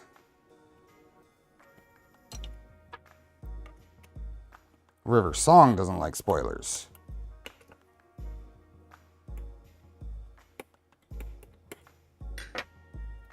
That emoji hasn't been used in a while. I think people have given up on trying to get me to use automated tools or whatever.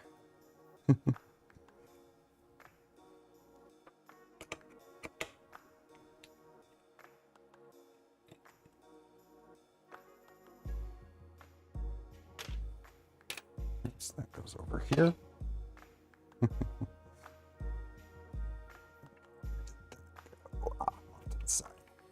There we go. Now this can come out gently, hopefully.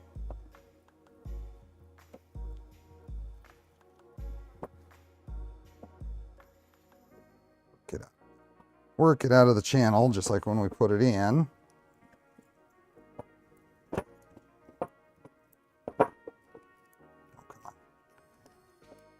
To pinch any wires, so being very careful. There we go.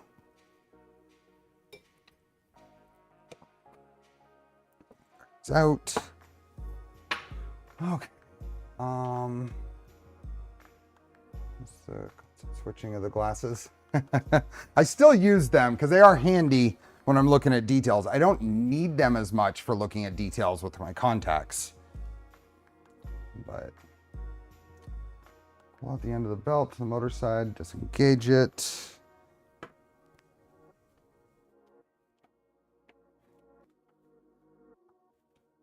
don't think there's anything in there that's holding that together. Go. There we go. Now I can pull that motor.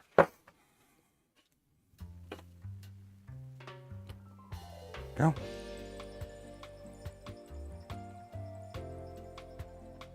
Next. Didn't it tell me to loosen those screws before? Okay, whatever.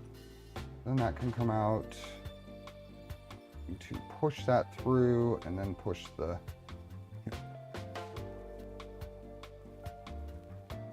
We are going to take a break because this guy has been very impatient, but still, to get treats. Any parts of the X-axis reused other than the extruder? I don't know if the rails, I mean the X stepper itself is.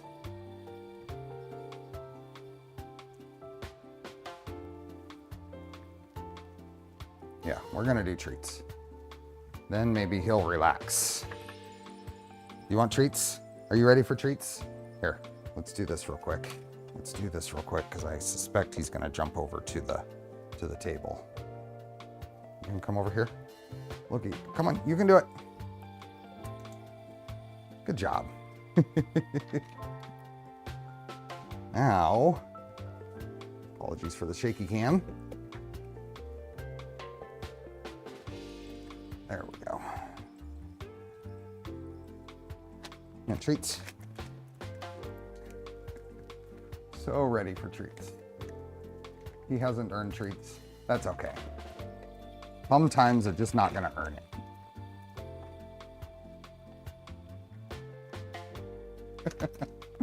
And treat. You want a treat? Felix is not nearly as treat motivated. Let's give you a treat. Oscar is very treat motivated.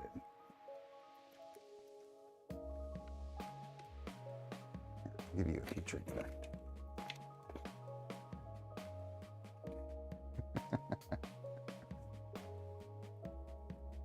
That's my finger. Get all that out. What about there? I got some on my thumb. Ow!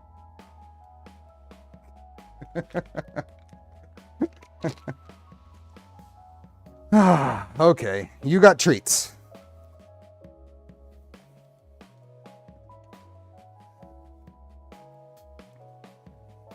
Oh, Felix got treats too. He's just not as entertaining. It's not for you, that's for Felix. Okay, fine.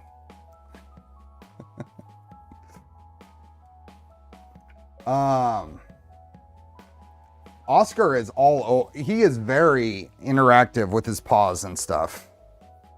Definitely.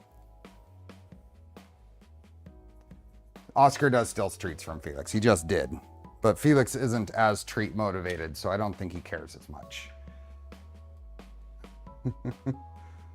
Is that a Voron Phoenix behind me? It is. This is Voron Phoenix. This is Voron Phoenix serial number 2. Okay. Okay, we are going to pull this out. So, yeah. Little something to push. Screwdriver. Push that way, and yep, there it is. There we go. Get the pin out. Fall out.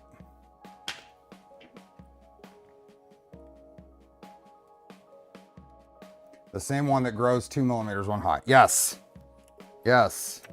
It expands. You know, it's an interesting thing to learn and realize how much things move on a big enclosed printer when it heats up. Okay, so that is out. Out. Saving it back to the printer's frame.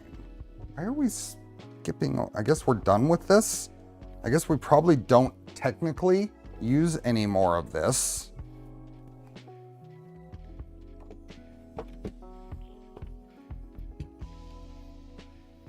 Get back to here.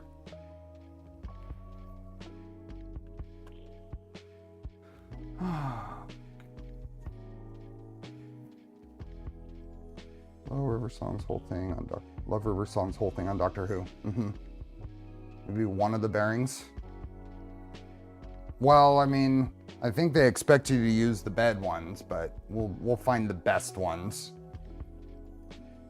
Okay, so I think we're gonna remove the buddy board. Oh, and then we're gonna remove the stuff off the back and this kind of stuff. So I am gonna pull this top piece.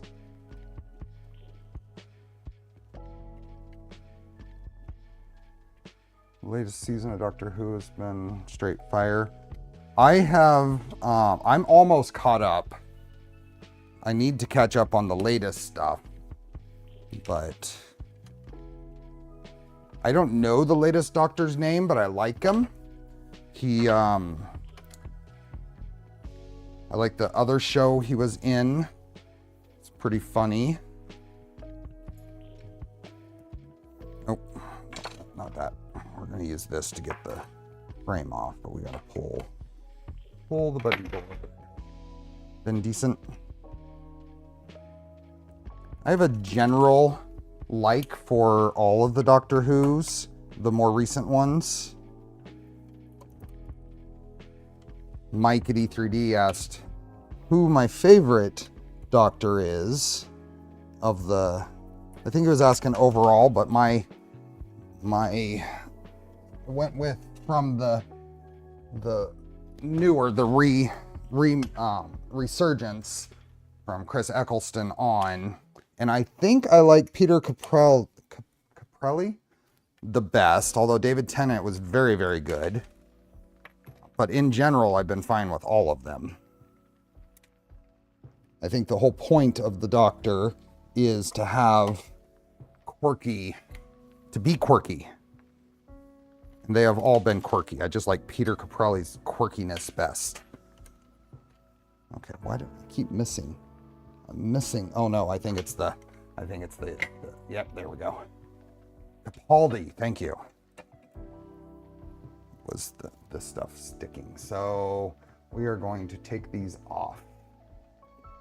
I have somewhere around here plastic scrapers. Let's see if I can find them real quick. So I think that'll be best for this.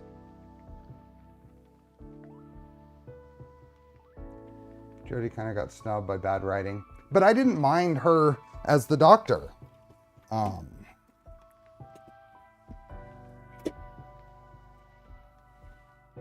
Didn't mind her at all.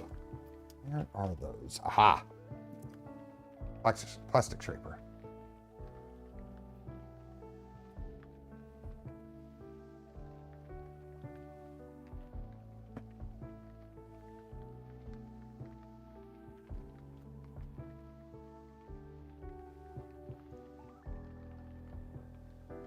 Messy, messy, messy.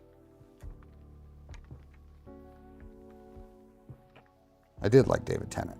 I like David Tennant in general.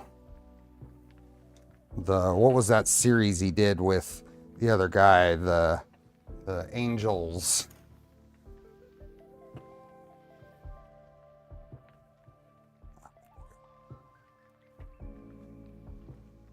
Good Omens, that's it. I like that too.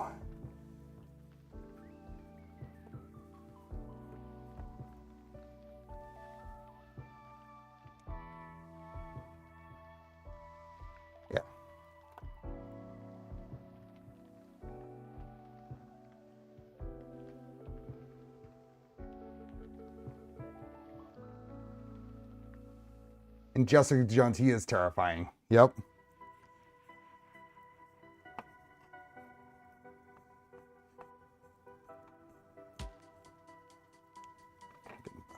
Last bits residue off of these.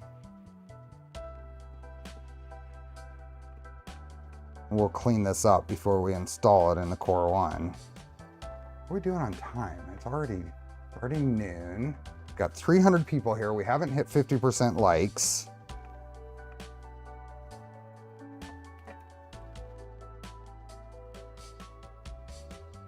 Five and now onto the Expanse. I've been trying to catch up on Severance. And Expanse was on the list of things to watch. Okay.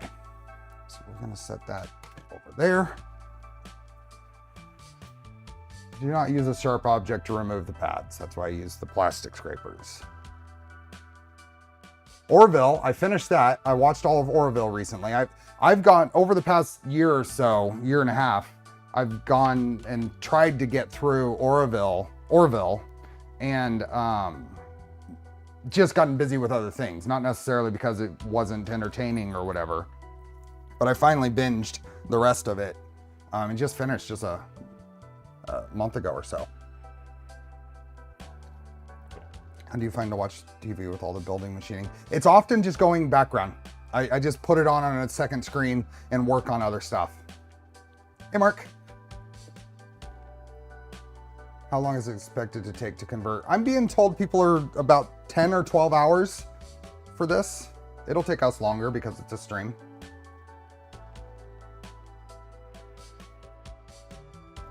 Only for Netflix or Amazon to cancel it. Yeah, no kidding. Do I want to be the life of Gustavo Fring before Breaking Bad? I know a few people who eat like Mucklins. Max, no. Next. trying to decide if I want to convert my Mark 4S or not. Wheel of Time just got canceled. I saw that. I never got into that. I think I read a book or two, but I said 10 to 12 hours. That's just what people are saying. I don't know if they're doing, if that was in a stream or not, but I've heard that it should be a quicker build than a Mark IV. So that doesn't quite jive with the 10 to 12 hours mark. Okay, we're going to pull the screen apart and remove the grounding, fasten connector, save it for later. Screen, fan we're gonna pull apart, save the fan for later. Y-axis, we're gonna just pull all of this stuff apart and save it for later. X-axis, we're removing stuff, removing things. I'm just gonna kind of skip through this and then just kind of make sure we're capturing everything, and then we'll just do it here. So.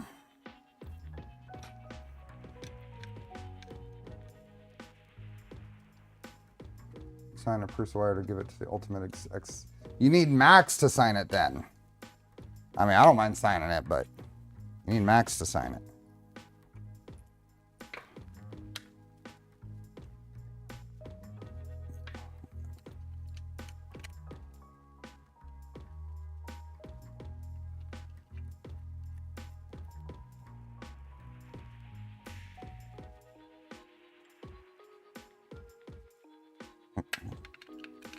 Screws. Is there a website for that? For what? There we go. Pop out of there. Put that aside. Here with that. These two can go over here. To get this.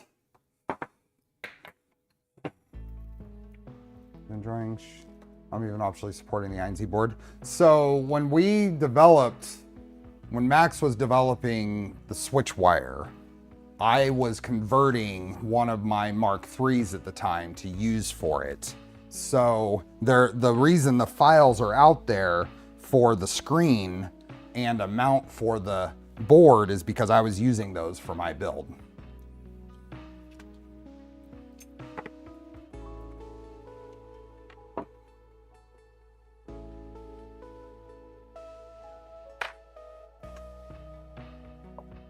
Get under, there's a little film, plastic, more solid film underneath the thermal compound that if you can get under that, it'll peel off better.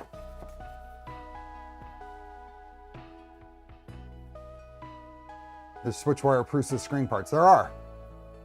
If you can't find them, let me know, but they should be out there. Nobody want Konami? Wished rings of powers got canceled. I want to convert a Core One or save a bit for an enclosure for a Mark 4S. The Core One is going to be more capable than a Mark 4S in an enclosure. Having had both,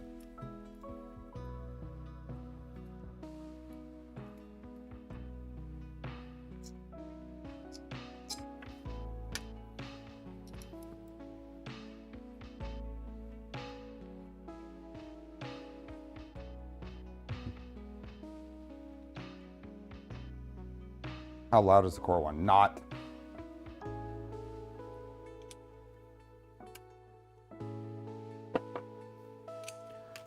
It's not.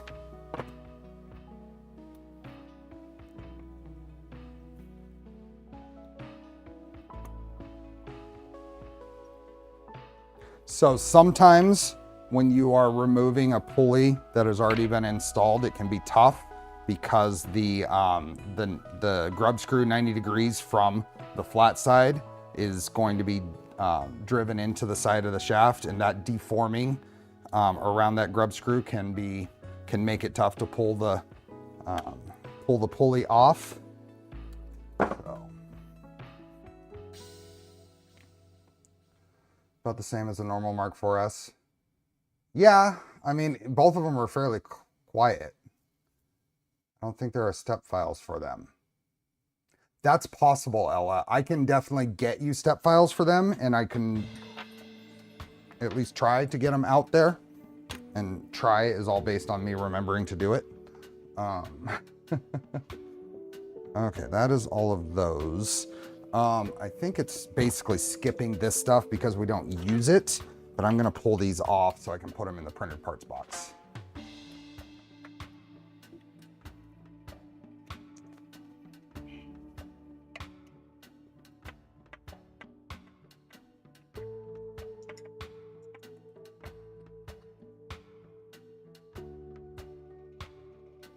Oh, you do see them? Okay.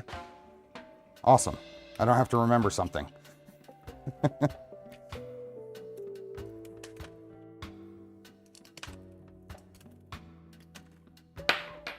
More parts for over here. There aren't a whole lot of parts, printed parts to any of these. Even fewer on the Core One, so hidden in place. Okay. I'm glad they're there.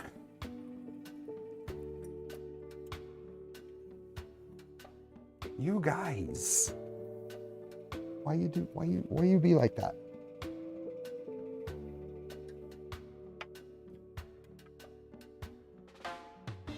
Need more peanuts? I could use peanuts.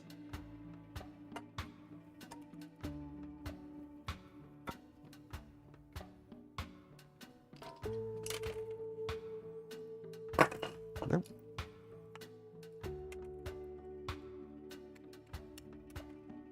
Okay.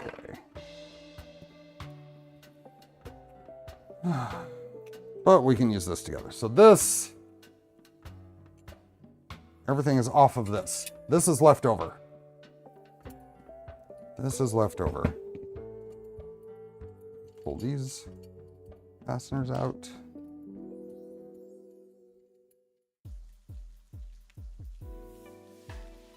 Cool. So this can just get set over here. If I don't have my original Mark III frame. If I ever want to convert that back, then I have a frame for it now. Okay, now we're going to remove the thermistor. This will be the second time thermistor has been swapped on this, because we swapped it when we did the 3.5 upgrade.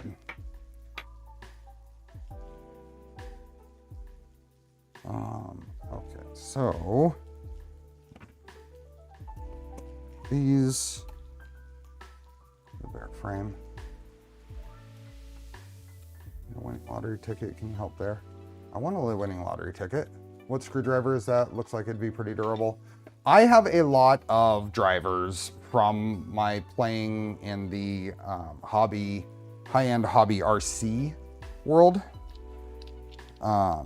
That's where this is a team associated. They don't make this particular one anymore, and it's actually not the driver shaft that it came with.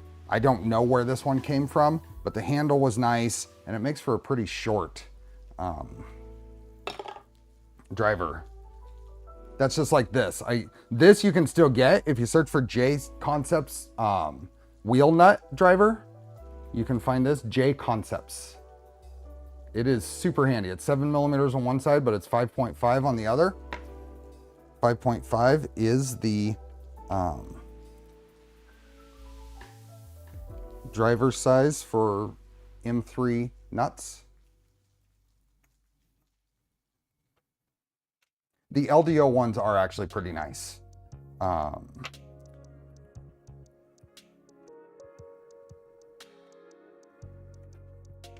Ooh, that's interesting. I'm glad I'm changing this. Some things you notice that I didn't notice before. That got squished. Squishy squished. Gotta be careful with that kind of thing. That wire got squished. At least we're replacing it.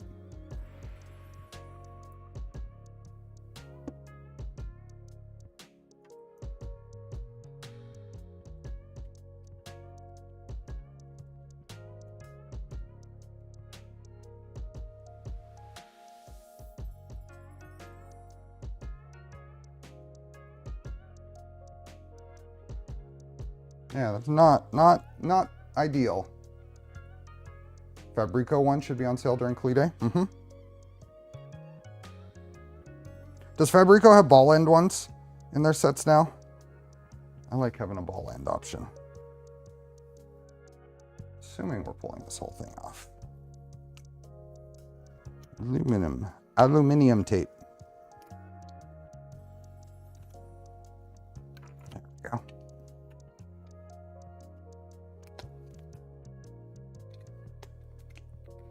And waiting for a Core One conversion tutorial. Awesome.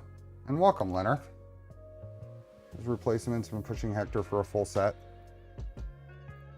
Now this can come off. Oops.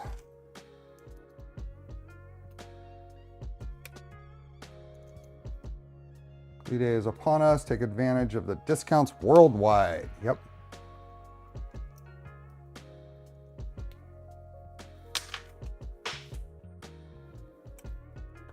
Oh, there you are.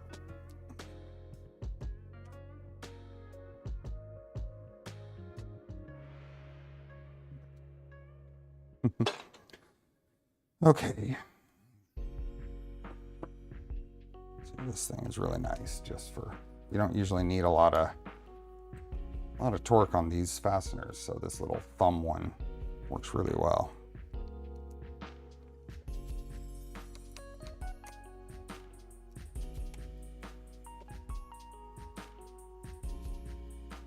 On the wheel nut driver, they come in blue. Yep. Blue or black.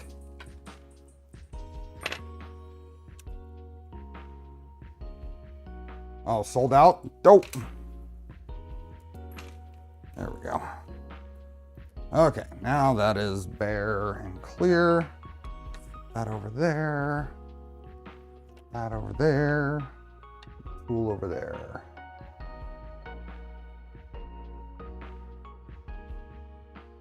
I don't think we get anything yet. Okay. Next. Clean up any leftover adhesive. We'll clean that up before we reinstall stuff anyway, so. For the following steps, please prepare the Core One heat bed thermistor. The new thermistor comes in a separate bag within the main package. Oh, so it's having us start on this stuff. Okay. I think we are officially on to the Core One build, and I'm not ready. Hours of upgrade from before are all for nothing. I know.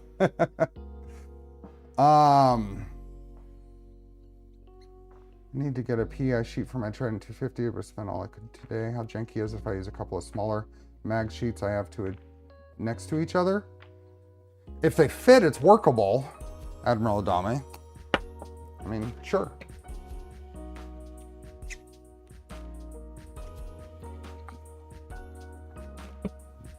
As long as it doesn't interfere with probing and that kind of thing, you'll have seams. But sure.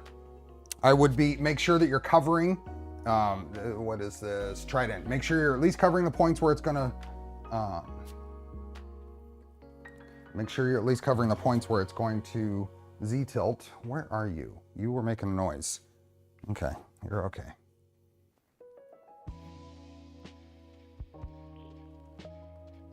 Okay, let me get some of this stuff off the table.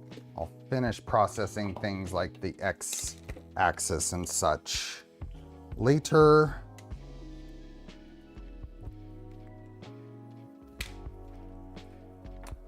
This kind of stuff. Let's just get this stuff all out of the way. Some more wine gummies.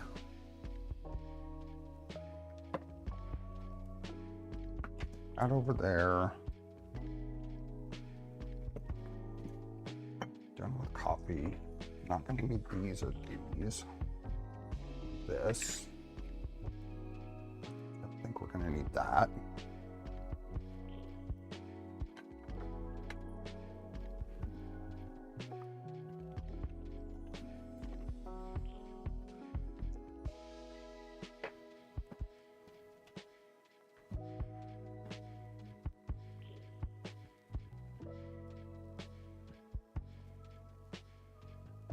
I'm gonna swing you around over to here. There's a conversion kit. Where's my knife? There it is. Let's open this up and check it out.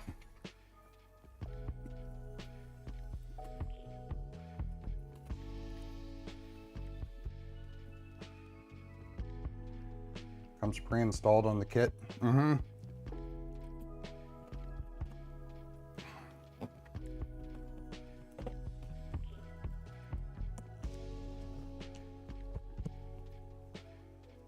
Okay. Let's see what we have here.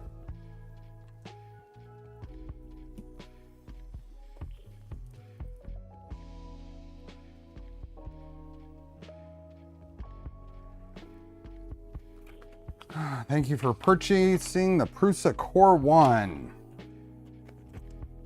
Okay. This is Plexi set. Set this aside. Metal parts. Metal parts is a heavy box. Set this aside. What do we have in here? Aha! That's what you were saying. So we got a 3D printing handbook, and here is our bed thermistor stuff. So we'll grab that and the all-important golden barren. Gold barren.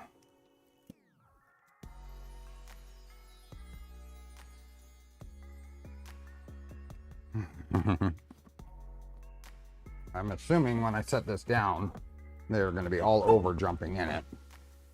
But let's pull some of this stuff out. Nothing's in there. Sorry for the noise. Electronics and chamber parts. I think I'm just going to pull all these parts out so I can put the box away. Metal parts 3 of 3. These are all numbered, I imagine. Core XY parts and hinges.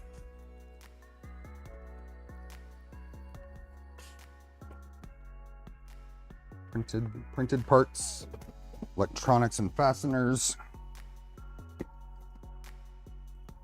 What do we have here? Ah. This is metal parts 1 of 3. Pull this. There. Okay. That is good enough.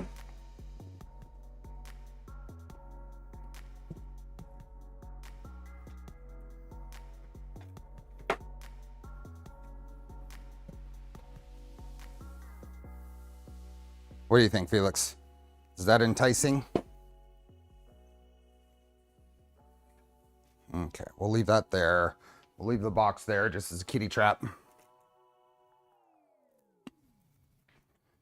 Stage this camera there for if it comes over. Okay, we are going to take this. You spot the Sakura. Sakura and the Reaper over there. You need the printed box for the next extruder cover as well. Complete the prep. That's okay. I got everything handy. So we're gonna take this. What are those slick tires from? On the Reaper, the tires are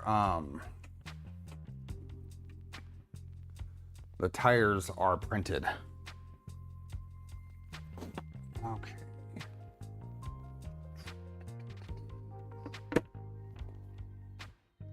We are going to set this stuff up. Following all of this, important the thermistor. If the thermistor is misaligned, the printer will read incorrect. Which side the sensor is attached on the heated bed. This little bit here is important behind chat. Using aluminum tape to fix it and keep the tip of the thermistor in the circled area while applying the tape. Put that there. So this thermistor. The large ones to your left. Oh. So those are very worn tires from my STI, but they are attached to Titan 7 forged wheels that I need to sell. They used to be behind me over here, but I've been clearing space for the mill, which is going to be here Thursday. 3D Musketeers raiding in. Welcome, folks. Welcome. Grant.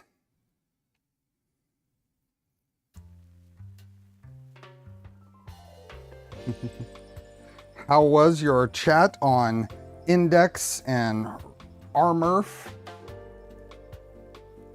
Just kind of getting some of the twist out of this.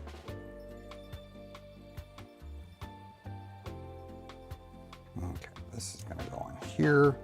This is gonna go right there.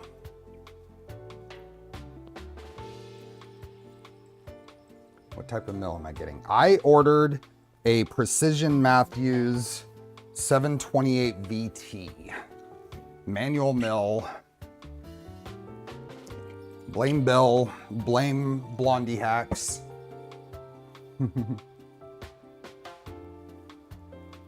Bearded Printer, thanks for the gifted memberships. And howdy. What else do we got coming in? Okay, we got to get this on. So, I need to clean this first. We didn't clean this. Let me get a fresh paper towel and some IPA. Wipe this off with a DRO. Yep, with a DRO and motorized X-axis. Am I going to build an A1 switcher now? Not my thing, but there is so much you learn from Quinn going through processes, and I've learned a ton. Hey, Damascus. Get a mill probably a couple of years out. You can blame them too.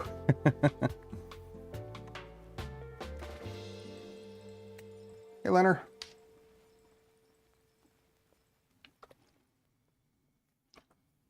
Okay, let's just clean this whole. Just clean the whole thing. Watch her every Saturday. So do I. So do I.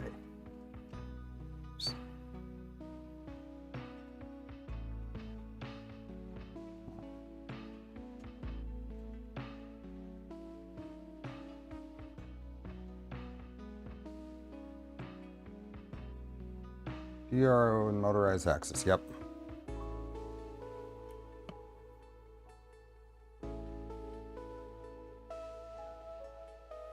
Yeah, it's supposed to be delivered on Thursday, so next Sunday.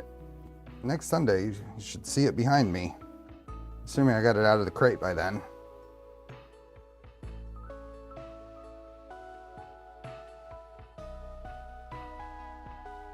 What's the color of the ball next to the mug?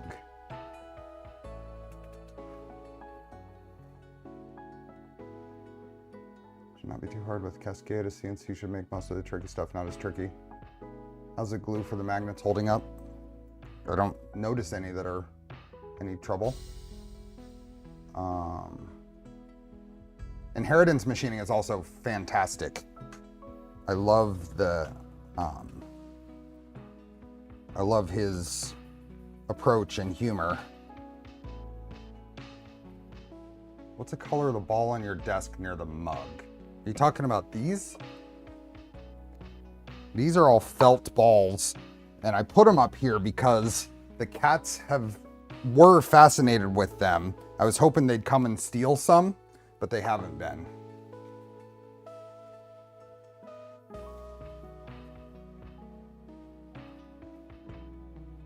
Hey, Brent. Hey, Jackson.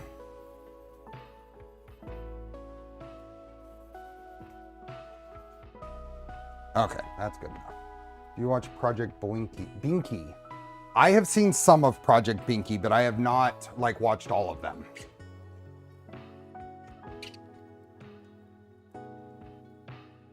Perry's commercials are funny.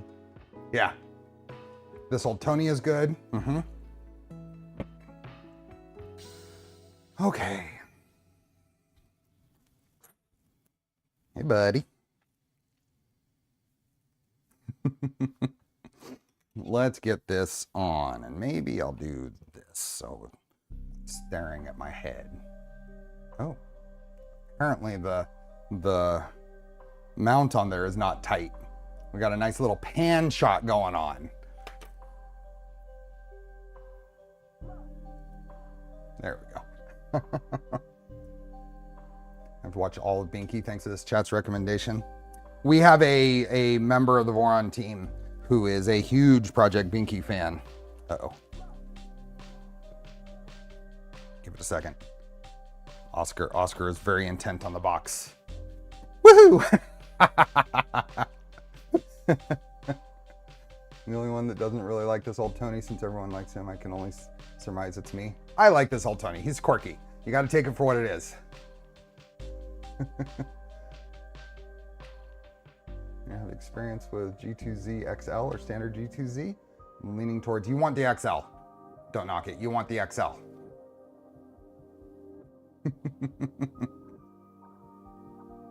Okay.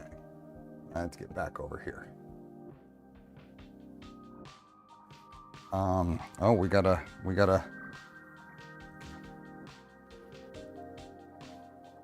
about to maybe have a cage match, a box match.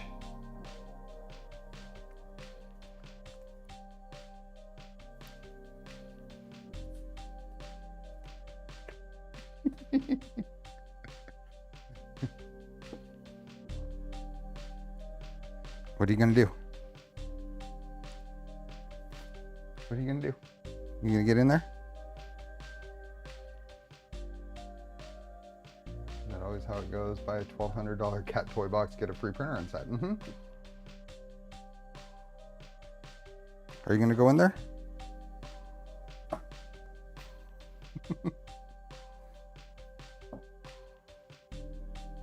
Come on.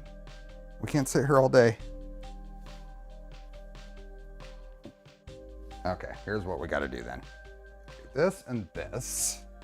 That way we can keep one eye on the Royal Rumble and one eye on what I'm doing. Hey,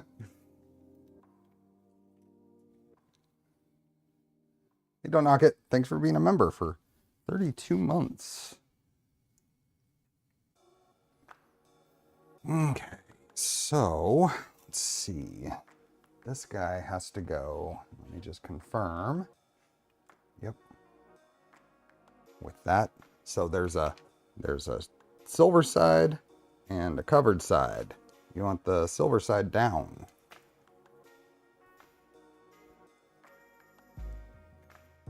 Box fits, I sit. There. So try to. It's gonna go right there. This.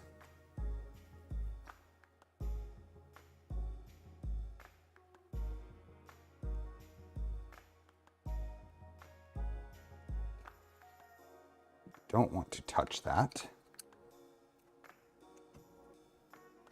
Oh, we got the rumble going.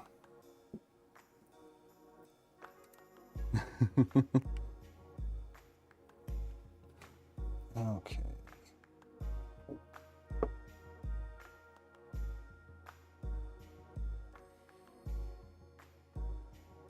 Here's what they tell you to do. I'm just going to do it this way. Don't touch over here. I want you to put a weight down.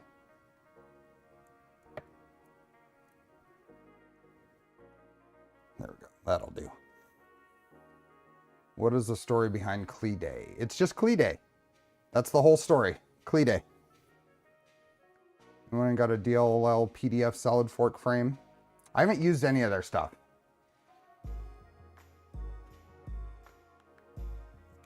Right now, if you buy a Prusa Delta for 10K, get a free MK4. What a deal. instructions said to use a special Prusa needle nose pliers. It did, actually. It actually did. But why CLE? What does CLE mean? It's CLE.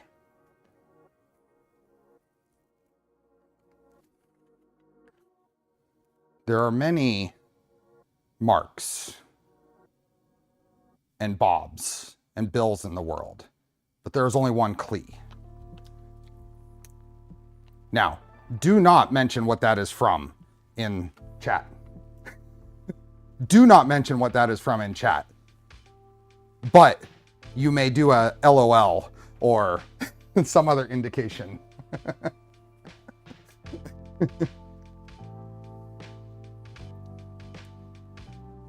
Clea is a member of the warranty, and Clea is a very awesome person.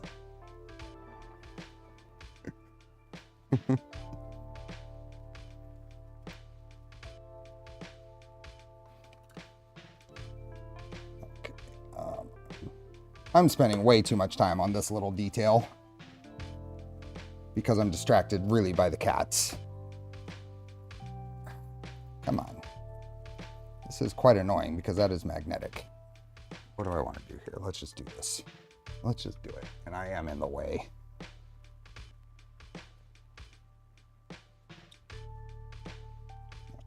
There we go.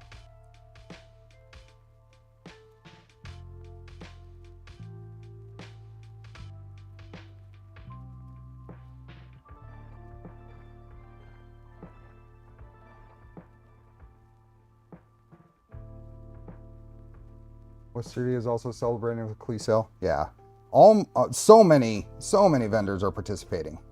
It's pretty awesome.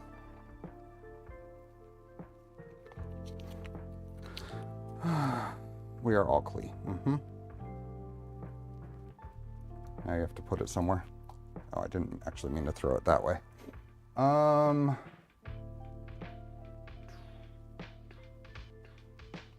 Then we got to put. So they're in the same predicament I am. So something you want to note when you're putting this Kapton tape over here.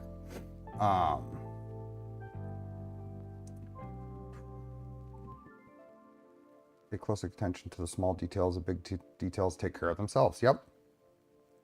So something to note when you're putting this on, and they kind of show it in the picture. Let's see if they mention it in the instructions. Do not peel off the entire tape. Peel about 1 centimeter. Start applying the tape so it overlaps the aluminum foil entirely while making sure it does not obstruct any screw holes in the heat bed. That's critical. This hole right here, you want to make sure that you're far enough off from there so the standoff that goes there isn't going to get spaced off by the tape. So that's just the important part.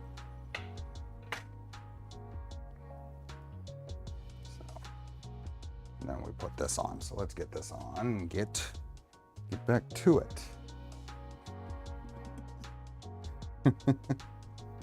Maybe we go here. Maybe this will be better.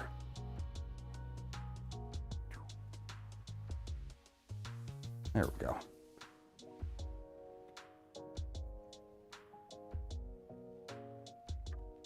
So I don't have a lot of space there, but we'll get it on.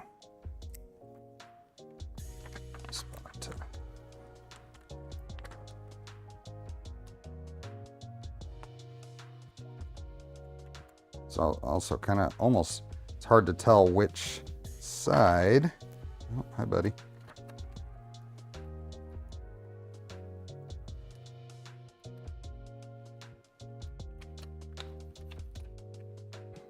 Come on.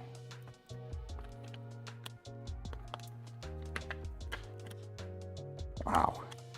This stuff is annoying. Okay. Wow, maybe some tweezers.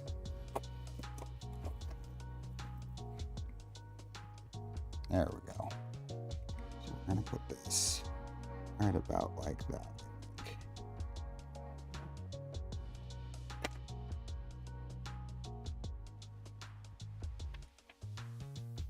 May end up actually cutting it.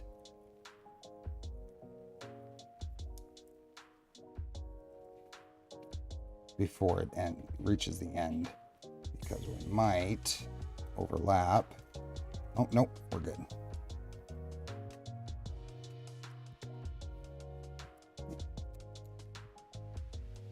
Nope, nope, nope, nope.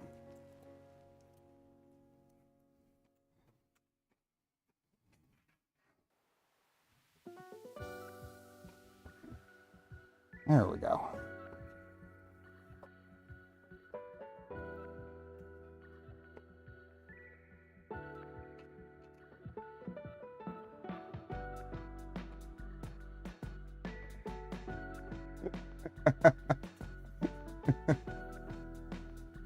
Oscar hair embedded under Kapton tape. Yep, there was.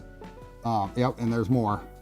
There's one right there. I got one off before I laid it down. That one is now forever part of the printer. Well, until Prusa has us replace this again.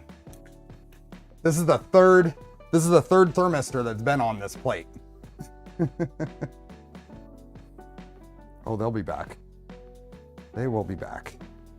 This is the third thermistor that's been on that plate. Okay. Successfully reworked the heat bed into Core One version. Save it for later use. Why does it need swap? The reason is, for Prusa to produce this kit, they are not going to expect you to recrimp a connector. And the connectors they are using are not designed to be an inline. So like there isn't a wire version of the other side of this. So in order for this to be a viable kit, they just have you replace the whole thing just for wire length.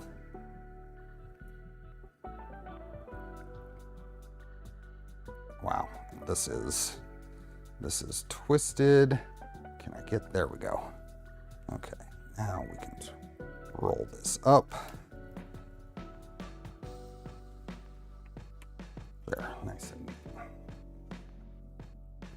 It's all because of wire length, and they don't expect you to recrimp something, and there isn't a viable extension. Okay, next, gearbox from the printed parts box. Printed parts, there we are. So we have a printed parts box. It is not JST-XH. It is a series called Molex ClickMate, CLIK.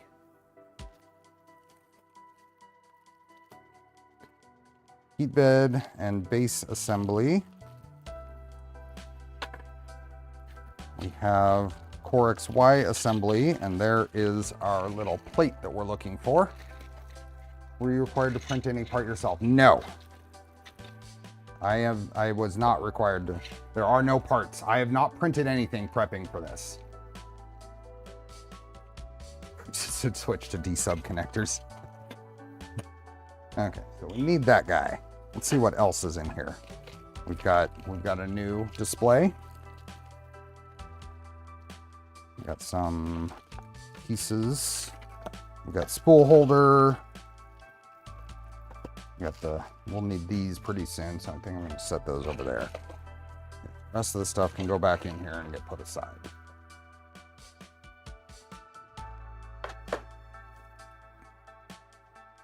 What's up? Are you gonna jump in here?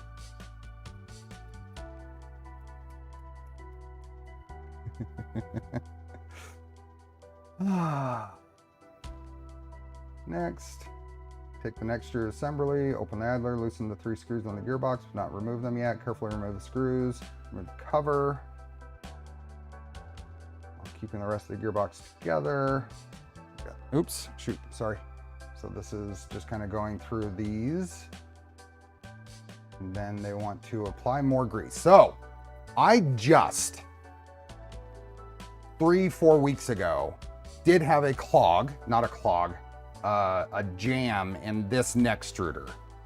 It was weird. It actually, I don't know if I had ever shown the piece that did it, but a piece of filament got around and jammed it up. So the point is, I've had this apart just recently and re-greased and cleaned everything. So I'm not actually going to add grease because I think it's fine. I'm just going to swap the cover here. So just an explanation for why I'm just going to do a quick swap out of the cover. Now I may need to rework this other stuff because this is MMU3. Do they have, is that part of the instructions here for if you have an MMU3? Did they account for that, or do I need to swap out the filament sensor? ClickMate is an older style that spawned the microfit 3s, if one can believe the internet. Interesting. How do you find contacts? I've always wondered if I should get some. You're talking about the terminals for connectors? You're using MMU extruder with the Core One, but I'm not going to be using it with MMU 3 initially, Jay. So let's see, that is all still fresh. I'm not going to be using the MMU3 initially. I'm not going to get hung up on that today. We may revisit this before we get to this point. I'm not going to get hung up on it yet. I may have to pull this apart again, though.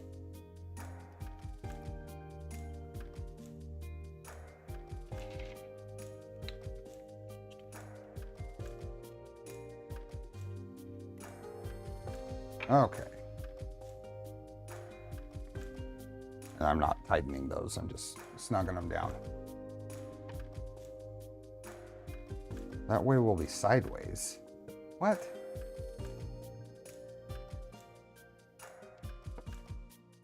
So it will work, it just works like running a Mark 4S with MMU disabled or in bypass.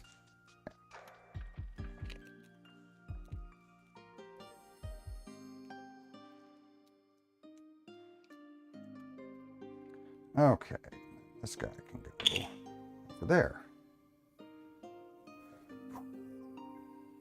Okay, that looks like that. Next.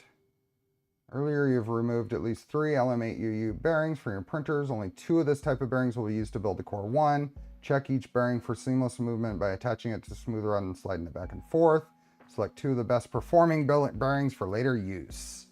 That's what we talked about doing earlier. So let's go here, and we're going to get a clean paper towel.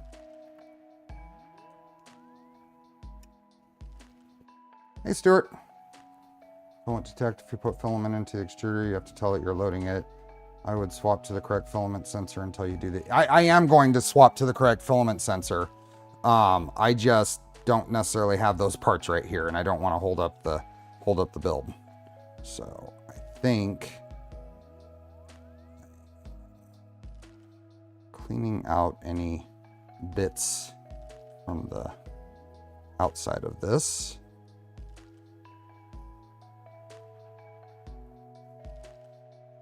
Hey, Maker Viking.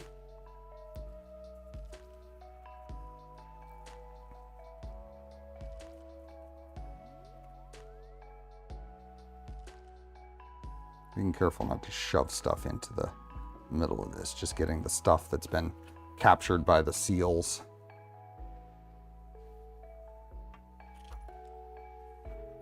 Confirm that these 2 look pretty good. And we'll throw them on a rod. And triple check.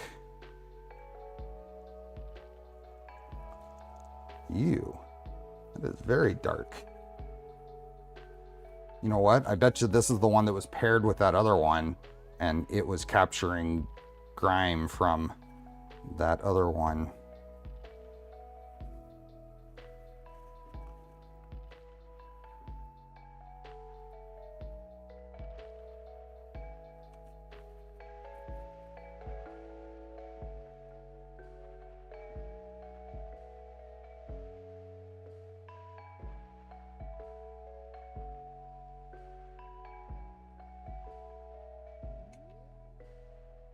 those. We're gonna grab some of the grease. I think I have, yep.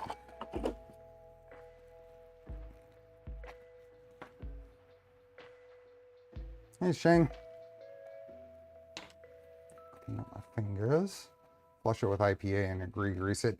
IPA doesn't dissolve this.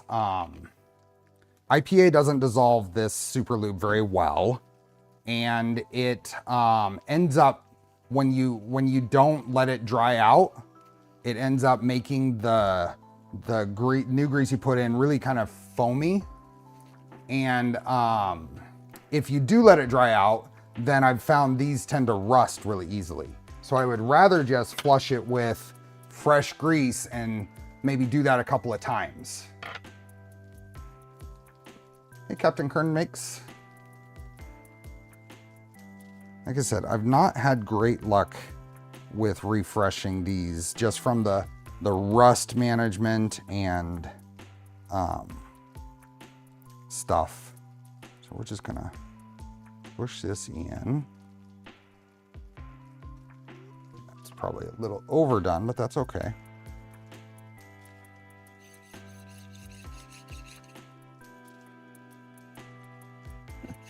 Pizza Nomad. And that feels really good, actually. That is really smooth.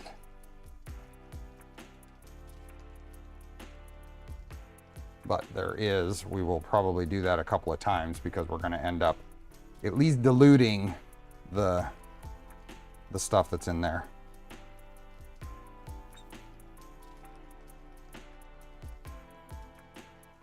My son works at Chipotle.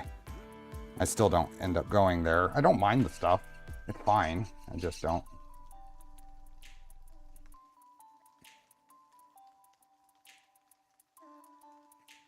That's nice and smooth. It's just getting the old grease diluted. Dilute it with fresh grease.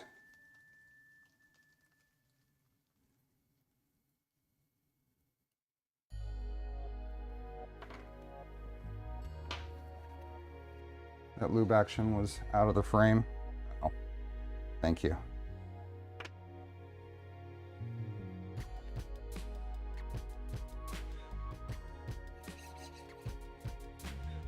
Chipotle is a burrito bowl, quesadilla type stuff. I'm gonna get a couple of fresh paper towels.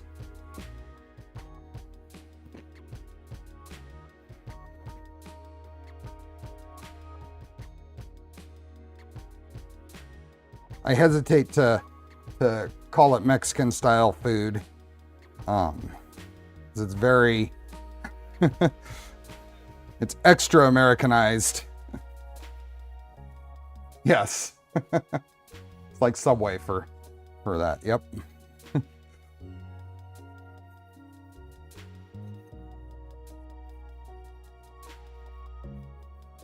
Yeah, I think this piece will be fine. Put that there. Do the same here.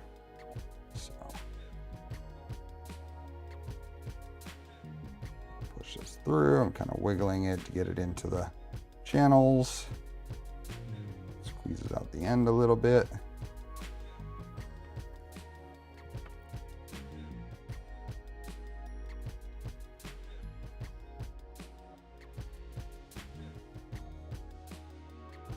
This one feels good too.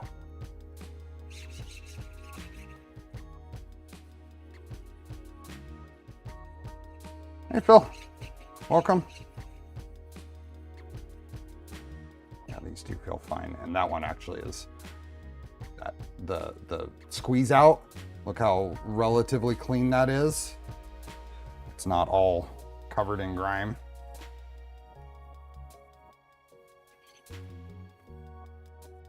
So I'm gonna call that fine as well.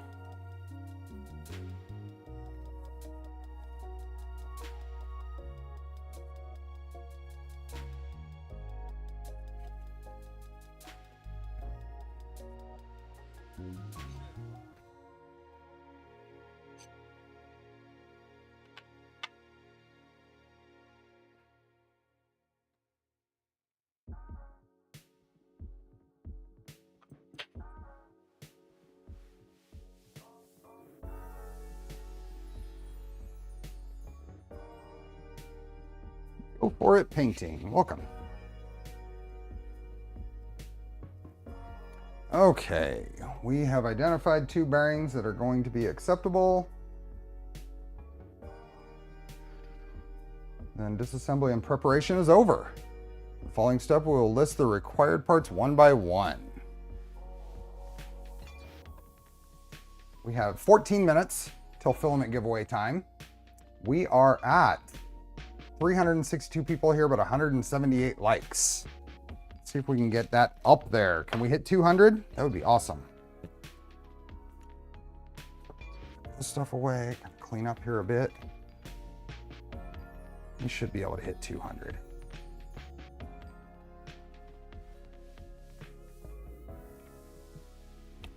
Just kind of setting stuff aside.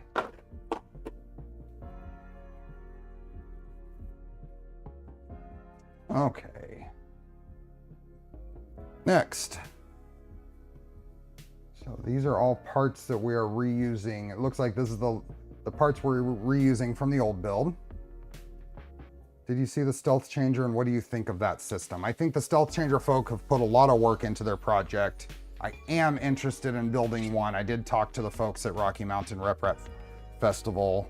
I basically told them the same thing I told Box Turtle, is when they are ready for it to be presented on a stream, when they feel the documentation and the project is at that point, that I will then be comfortable with doing it.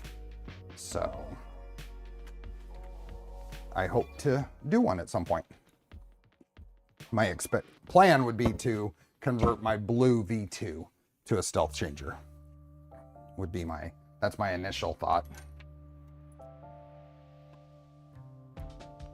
Okay, next.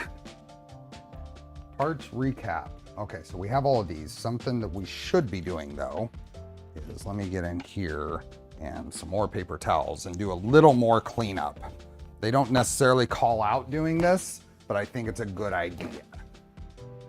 Taco, thanks for the super chat. Happy World International Clee Day. Yep. You get that, and the only difference is how the tortilla is folded. I am also interested in Index. I have not spoken to anybody at Bondtech, but I have been following that, and it does look like a very interesting thing.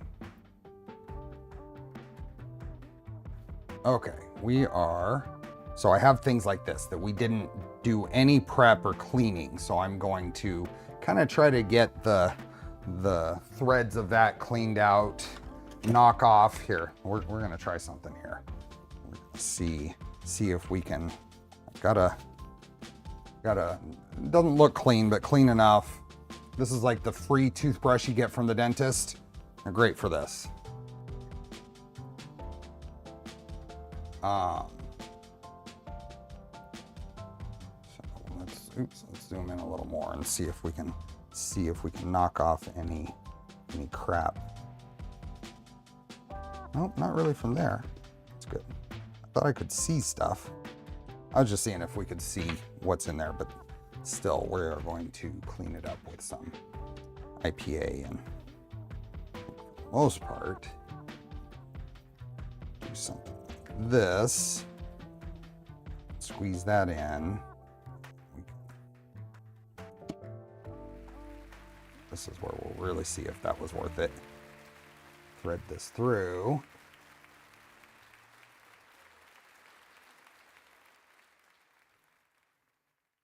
I mean, a little bit. It was cleaner than I thought it would be.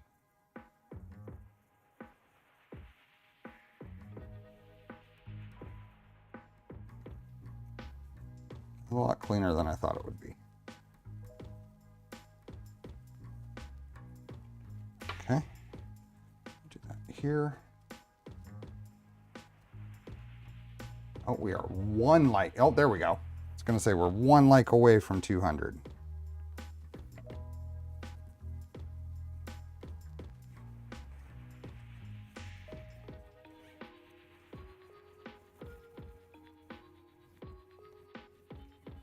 These are a whole lot cleaner than I thought they were going to be. Yeah, that's good.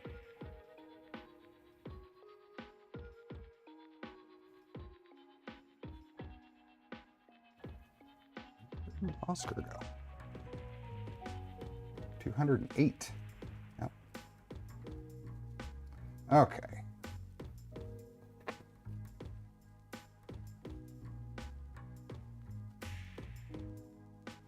It's a thing. That's a thing. Look at these and see if we need to clean out any belt crud. We do not. Those are really clean. We're gonna call that good.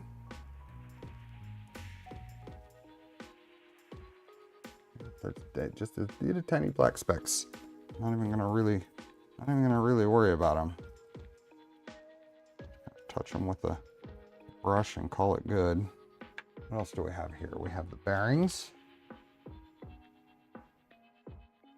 This printer doesn't, I mean, it had 28 days on it. That's not a whole lot. These are also, I think these are updated when I did the 3.9 upgrade. So these have even less time on them. Okay. Oh, anything else in that list? No, nothing else that needs to be cleaned. I was looking at this picture here. Now we have the rods, which we wiped off when we were working on them. The Z-steppers did. I don't remember if it ever told us to take these rubber pads off. I'm gonna take them off. They'll go back on if they need to. And I don't think we used this is the little printed part. This isn't used on a Mark IV, but it was still there from the Mark III, and I left them. Just wipe along here and see. There's a little bit, but not a whole lot. This doesn't get down in the grooves there, but we'll at least wipe it off.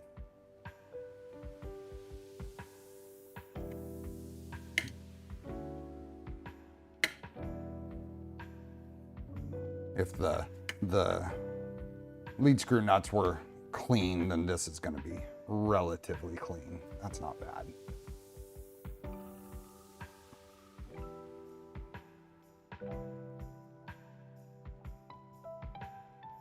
This thing off.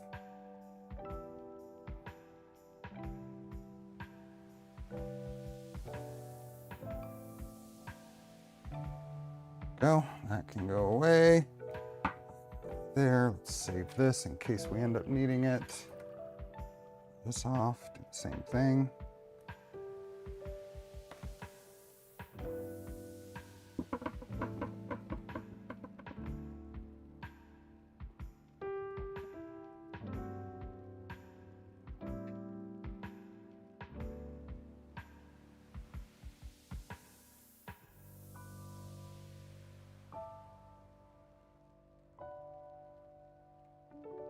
We got 6 minutes until giveaway time.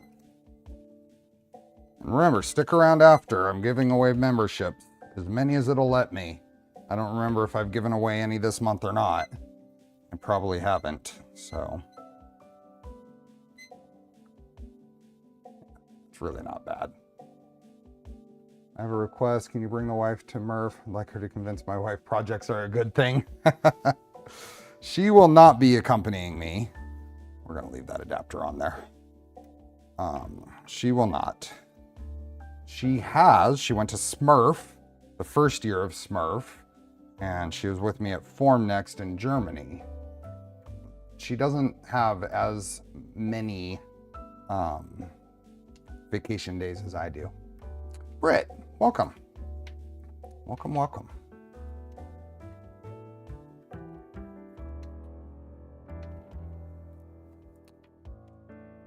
Okay, that and that. Rods, we are 330 millimeter rods on the 10. So let's make sure we have the right ones. Meter stick here. These are the 330s, okay?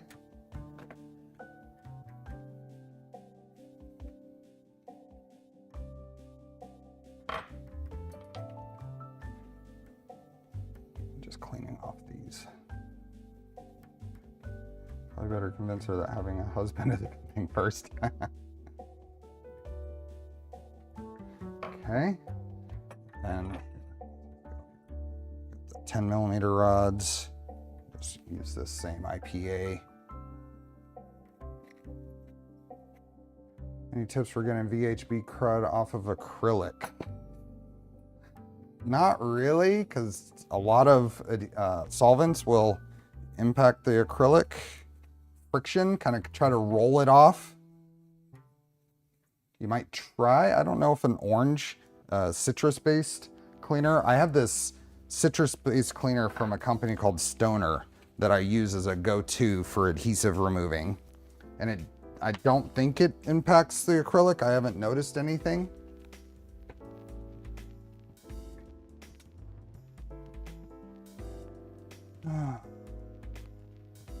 Does anyone else just sit and stare at your 3D printers even if they're not running and admire them?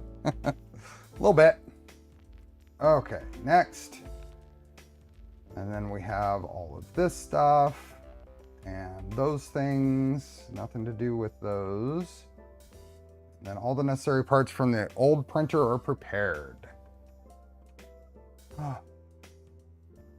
Freeze and roll off, you can try that.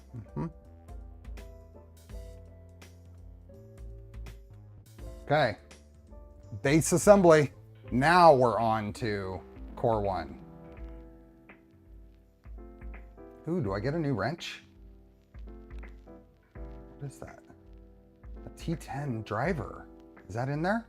Nice. Bottom panel. Okay. Let me set this stuff aside. We can grab it when we need it. Those. Extruder there. Let's put these in the box here. Tray.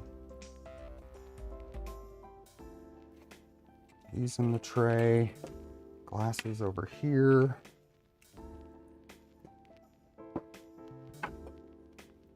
There. Okay. So, bottom panel found in the metal parts 1 of 3 package.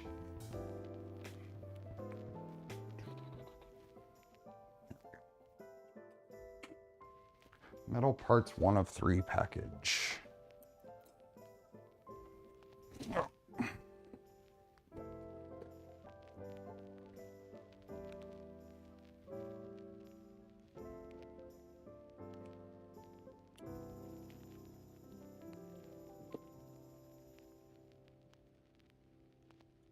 We have 1 minute until giveaway time, so I'm going to get this out of here, and then we're going to do our giveaway. So we are doing our usual Polymaker filament giveaway that's available worldwide. I am also decided to, instead of throwing away the old Mark IV printed parts, I am giving them away. Now, my preference is to send them to someone in the US.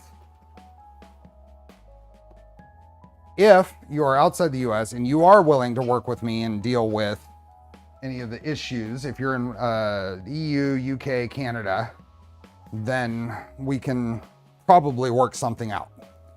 But I don't want it to be a big thing, and I don't want it to take forever for me to do. I want to throw them in a box and send it off. Okay, I'm pulling some of these out and kind of setting them off to the sides, going through finding the base, and I think this is the base. I'm just going to set some of these off in random spots so I can grab them when I need them. Yeah, any VAT or anything, I don't want to be responsible for. So if you're comfortable with everything going well and it's easy for me to do, then I'm game. But that's why the disclaimer's there.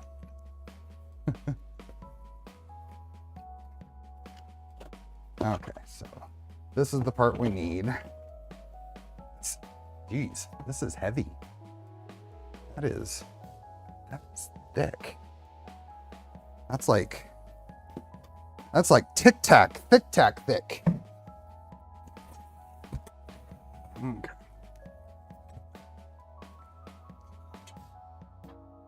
This is the part we need. Let's take a break and do a giveaway.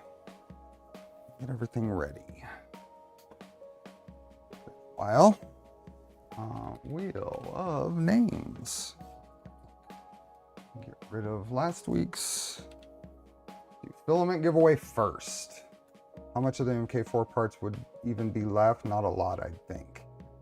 Well, all of the printed parts is what I'm sending off. Just the printed parts. The PCCF and ASA parts.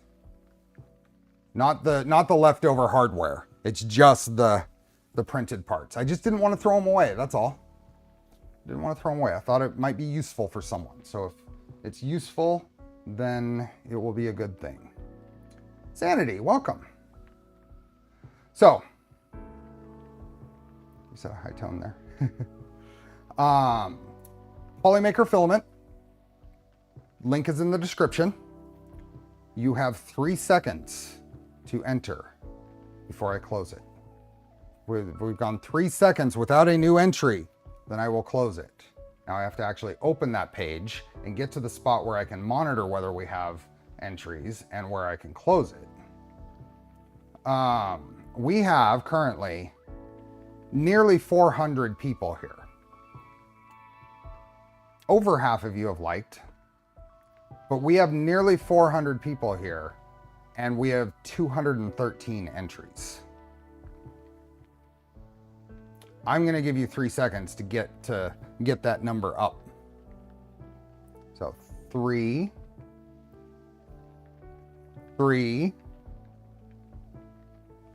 2, 1. Let's head to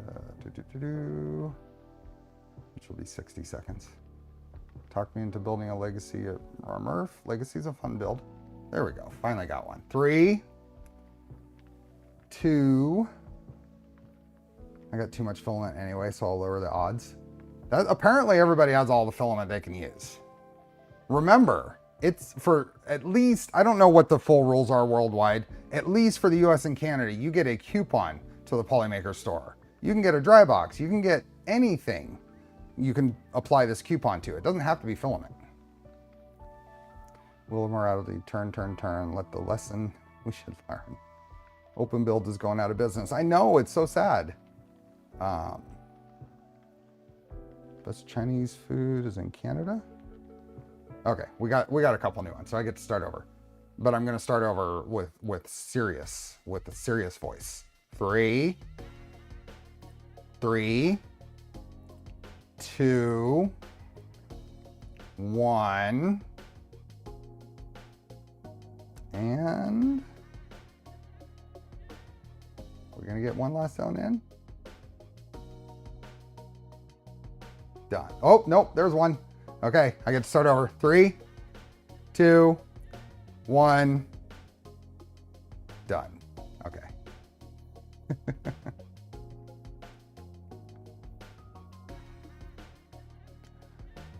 Okay, let's see. Barry got in first.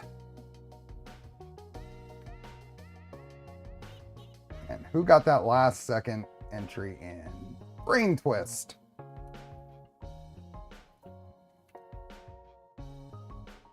Okay, Rocky Mountain Rep. Why do I keep saying that? Midwest Rep Festival is coming up. Is this the 13th? Will this be the 13th Midwest Rep Festival? I'm going to assume so. I could be off by 1. We're going to do a number between 1 and 13.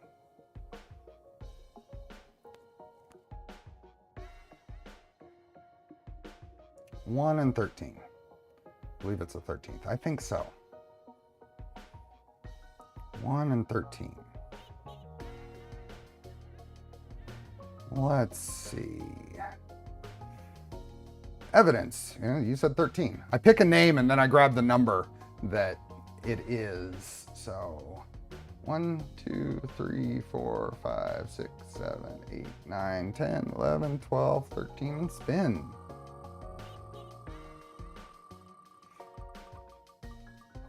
Who do we got? Mark Mitsilis. Mark, congratulations. You have 2 minutes to say something in chat. Mark Mitsilis. Let me get the timer going. Are you around, Mark? 22 was the 10th. Yeah, and that's what I count from.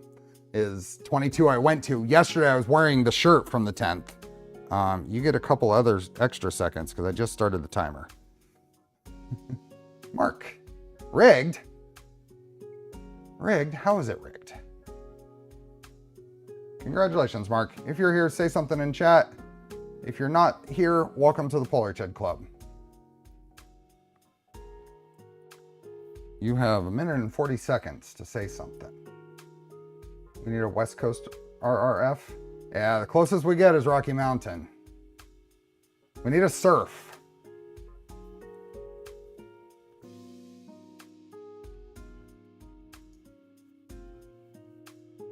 Mark, are you here? Isn't it always rigged?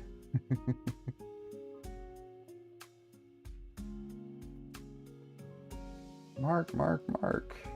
You were pixels away? Who? Oh, you were. John is right there. SoCal Rep Festival. And you just combine the SoCal and call it S. And it works because surfing and SoCal.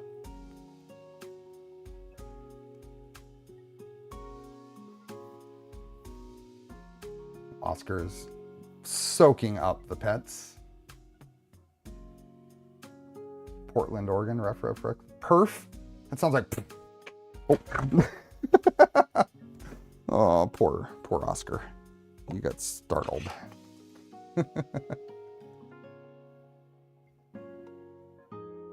Scarf? No, surf works better.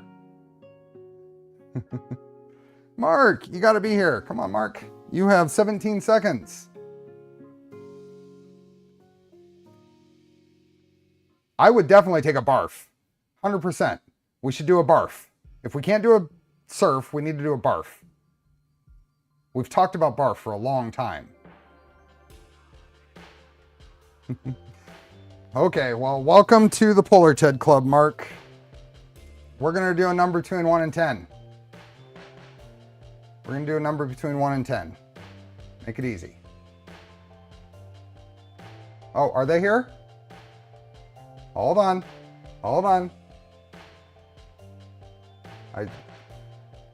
Mark has left the building.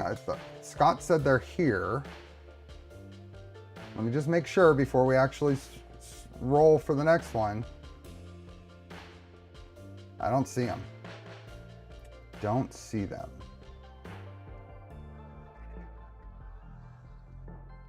Not here. Okay. Scott keeps saying yes, but I think Scott is teasing me.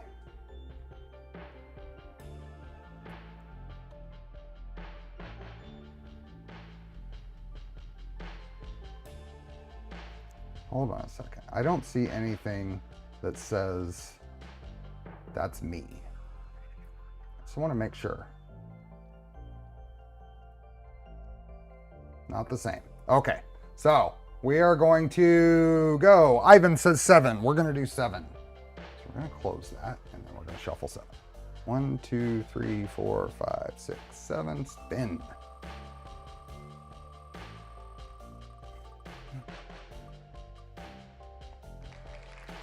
Huge Dino 270. Congrats. Huge Dino 270.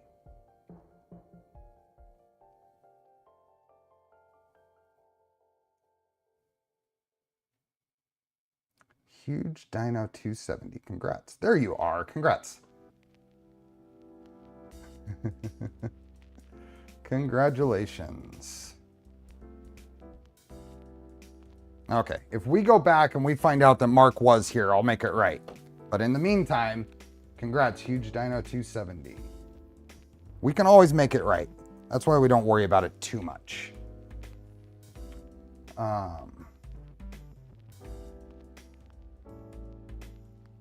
Let's paste that there, and paste that there, and make sure we are all in good. Let's go over to my email that is pre-prepared. Paste that there. Then grab this and that. And Huge Dino, you should have an email when it makes its way through the interwebs. Congrats. Yeah, it's possible. That's fine. No worries. Awesome. So now we are going to... Yeah, I can't unpin.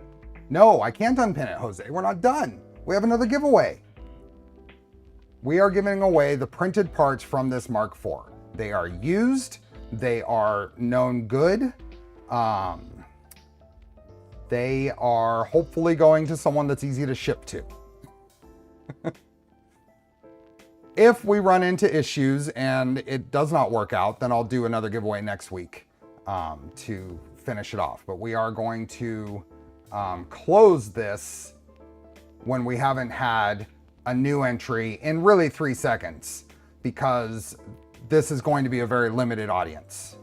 Ranwan Park, exactly. We have the perfect number. We have the perfect number of entries right now. I feel like closing it right now, but I'm gonna wait 3 seconds. Just in case someone wanted to wait until the last second to enter. We have 42 responses at the moment. So we are going to count down an actual 3 seconds and stop, close it. So if you do want them, get it in this second. 3, 2, 1, done. And save. I mean, I got to keep it at 42. Close it anyway and just pretend. This is a limited audience. I mean, there are not going to be very many folks that are interested in these. Tuxedo got in there first and Hadron got in last. Copy this. There's, for this particular case, there is no other range than 42. So we need a number between 1 and 42 to shuffle this. 1 and 42. We can actually read. It's been a long time since we've been able to read all the names on the wheel.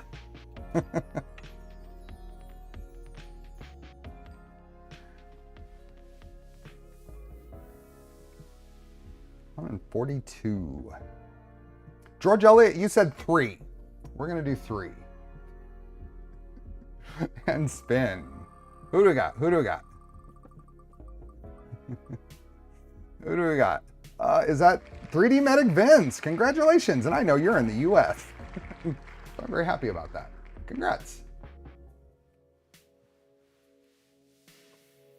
Okay. Put this down here. Now I will reach out to you, Vince. Oh, well, you need to actually say you're here. I'm sorry. I skipped the part. Come on. You gotta say something. Gotta say something in chat. Same rules apply. I just forgot.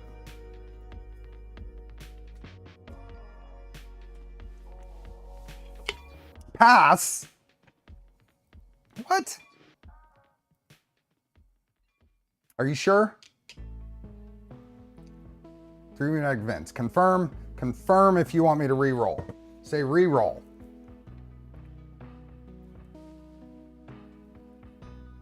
That's okay. You have a Mark IVs. Well, these are ABS or ASA and PCCF parts for your 4S. That was the whole point. That was the whole point, is if someone has a 4S, these are higher temp capable parts for it. If you want me to re-roll, no, that's not Polar Ted. It is perfectly acceptable for someone to pass. I just want to make sure you understand what it was and get an opportunity to, if you really want me to re-roll, I will.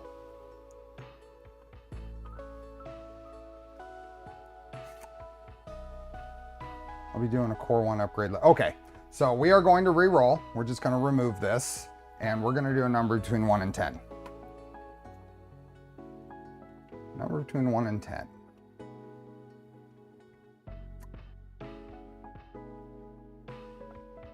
Andres was quick on it. Let's do 1. Shuffle, spin.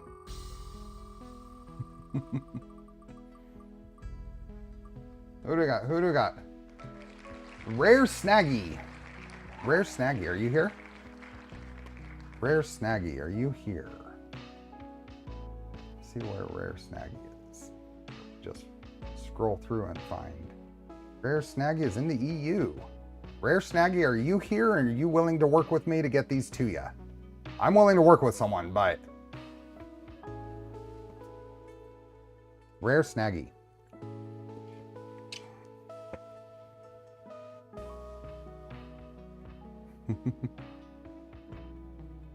Rare Snaggy.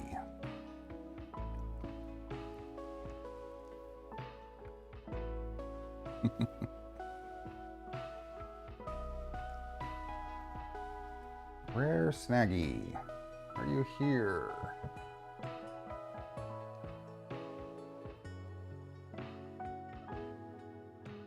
I'm gonna set, because I forgot to set it, I'm gonna set a 1-minute timer from now.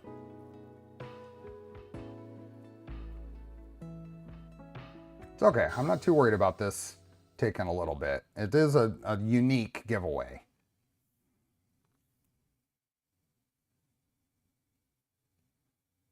It is a Steve Roll stream. Just give it away despite the good number of entries. It's fine. Rare Snaggy, you have 30 seconds.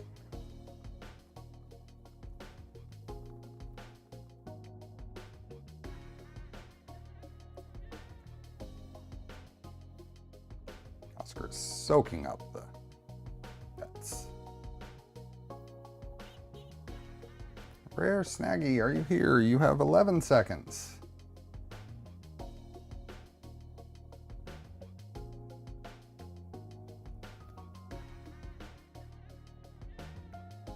Oh, okay. Rare Snaggy is a part of the Polar Ted Club.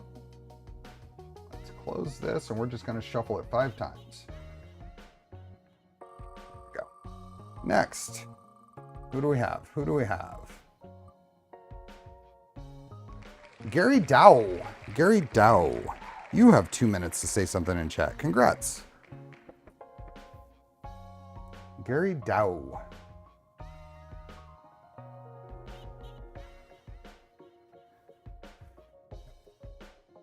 Is Gary Dow or Gary Doe? Is it like Roe or?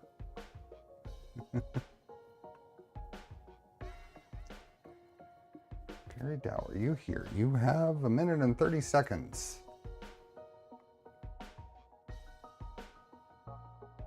Will that index work on a Mark III's? Gary, is it Doe or Dow? Congrats. Copy this. Nope, we got Gary is here. Gary is here. Copy. I would expect if you want it, you are here, yep. And you are good with it. You want it, I hope. Let's paste that there. Search there. Do you know anything about the EBB 36 Gen 2? I don't actually. I don't know any details on it. Gary is in the US. Awesome.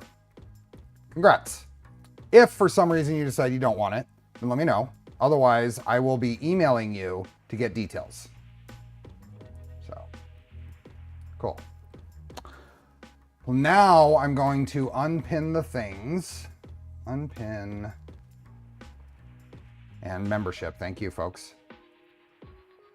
Thank you. Let me edit the thing and then we can continue on this build. Delete this from here. Save that. Now, how many memberships do I get to give away? Let's find out. Nope, that's a milestone, chat. I've been a member of my own channel for 1.5 years. Yay.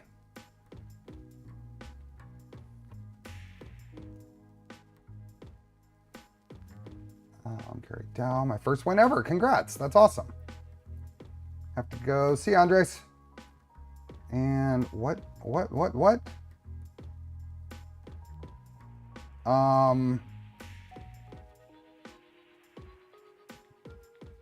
Okay, that's weird. It's not even giving me an option to gift memberships at all.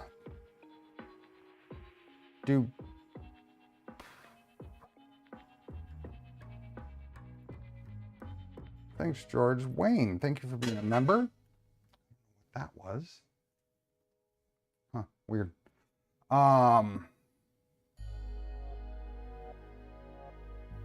You have been a member longer. Interwebs are acting up today. Okay, hopefully I don't screw something up here. I'm reloading the chat window. Donkey Kong, thanks for being a member for 3 years. For twice as long as me, yep. Let me reload the chat page. It is not. What is going on? It's Mike. Thanks for being a member for almost 3 years. And Bill, thank you for the gifted memberships.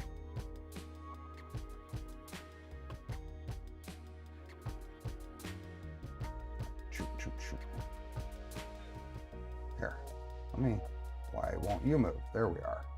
Let me show you guys what I see, because I'm there. So this is chat. This is what I follow. The screen is a different size. Okay, here's chat. Here's all you in Inception style. It's Buzzy. Try Chrome. I am using Chrome. And if I click down here, I get super stickers and super chat, but no gifted memberships. And this is where it should be. Engage your audience. That's a poll. Okay, let me try something. Let me close this. It's going to move it over into the main window. What is going on? I'm annoyed.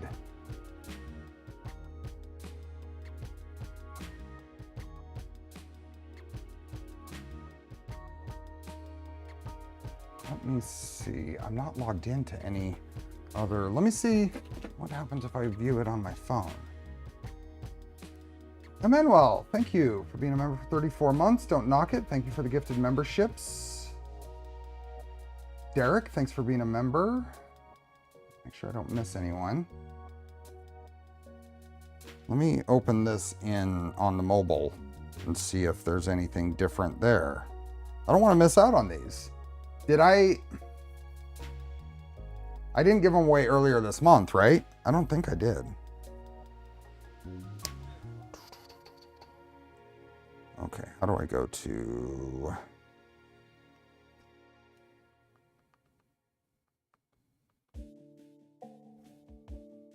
Maybe they changed the rules. Maybe close the giveaway window first. I did. Let me go here. Let me make sure this is good. There. No. It doesn't let me do it here either. I'm pulling out the phone. Watch out for pocket promoting. Scott, thanks for the gifted memberships. Oh, well, you can see the wheel. This has nothing to do with YouTube though. And this is Edge. This is a different browser.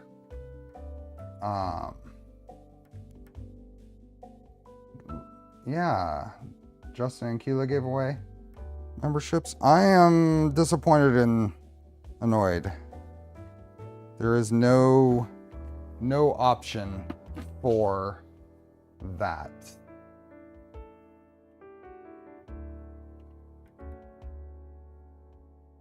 It is possible that I've already done it, so let's not dwell on it. I can't do anything about it. Let me move this back over. I appreciate those of you that just gave away memberships. I have got to think that either there's a bug or I already gave them away earlier this month. Pathetic Puma, thanks for being a member. Thanks for coming back. You get 2 groups of 5. So I give away 2 sets of 5 every month, assuming it works. So let's move on with the build. You out of here, Keegan? Thanks for hanging out. Okay, we have zip ties found in the electronics and fasteners package. I didn't cater to the AI enough. Electronics and fasteners package.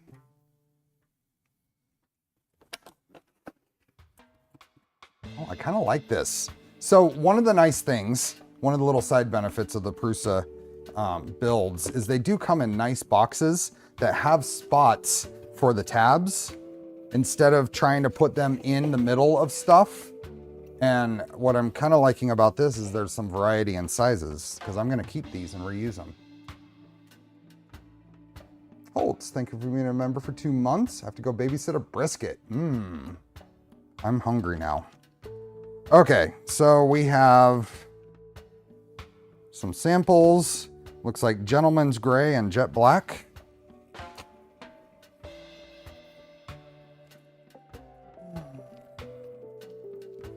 Drivers. The only thing I'm going to pull out of here is the Works T10 driver, because that'll be actually handy. I have the rest of this, and we need the zip ties. We got 2 bags of zip ties. The rest of this we're not going to mess with yet. It doesn't say so.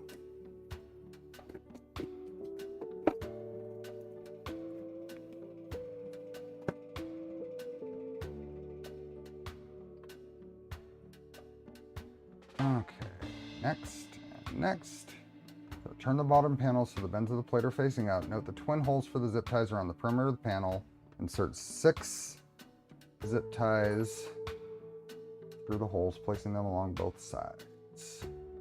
Note the orientation of the zip tie heads. This is hidden from you guys, but it's talking about making sure that the zip tie heads are in the same orientation. We have got, I don't know if you can see it. We've got enough, oh yeah, you can see it now. We've got an appropriate amount of cat hair for the build now.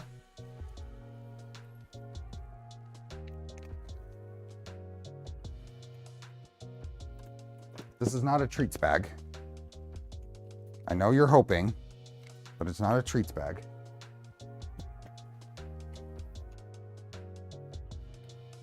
See? It's not treats.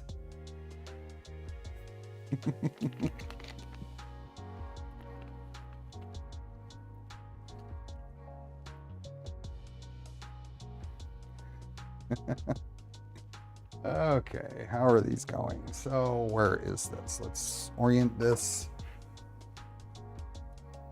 There we go.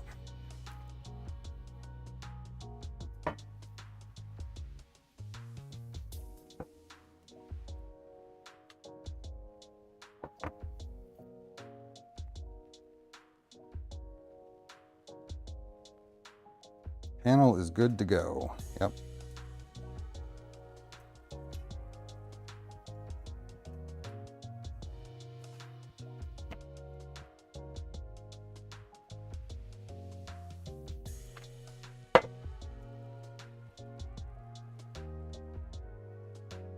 Same thing over here.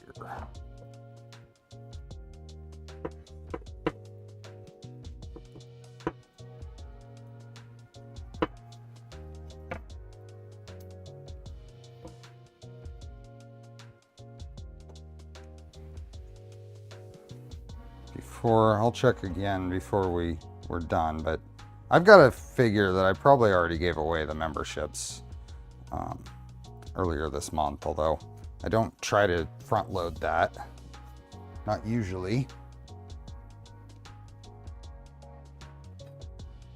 Next, for the following steps, prepare the motors, Z-axis. One of these motors is in the electronics and chamber parts box.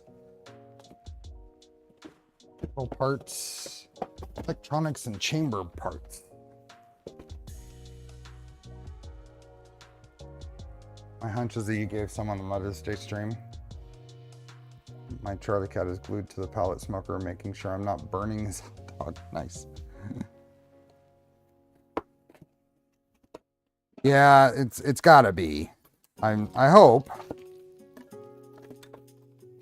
Okay, we got a bunch of things in here, but this is what we're looking for. This is going to be Z left, Z axis left motor, Z axis right motor. What else? Motor washer, 3 times found in here. That must be the little here.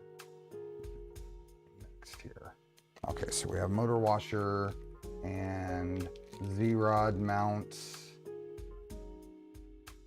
and 3x8 screws. Mother's Day today in France. Okay, happy Mother's Day for those in France. Nice long arm sewing machine came with a set of Gador Torx drivers. She wanted a set that had a box, so I traded her for a set. Nice. Okay, what else do we need out of here? I don't think we need anything else for the moment.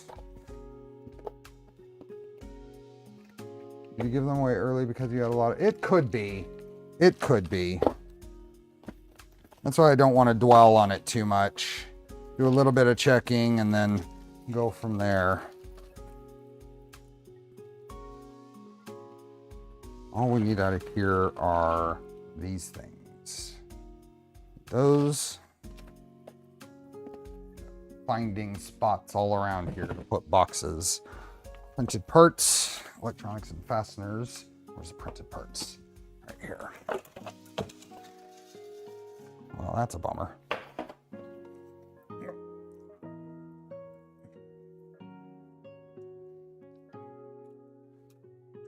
Dropping stuff all over. Okay, not there. Not there. Not there. Not there. Oh, I set them over here. I already got them out of here because I knew I was going to need them. Another go. Thanks for the super chat. All your memberships are belong to us.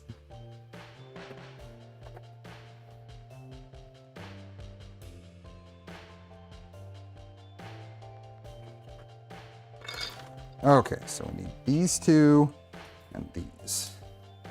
Good stuff can go in here.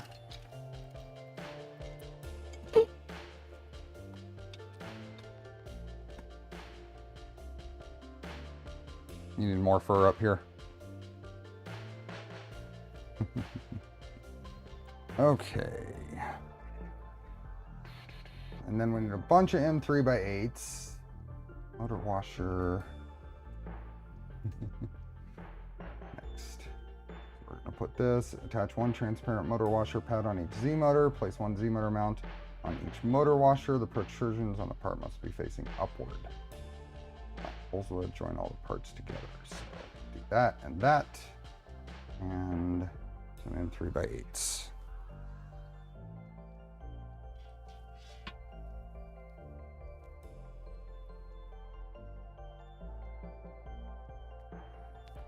Okay, so we have this guy of just a clear spot here. What is this? Oh yeah. And I'm just gonna grab my, I have a few extra, just a few extra Prusa style fasteners. And then this, so this, according to what I've seen, is printed in polycarbonate, not PETG.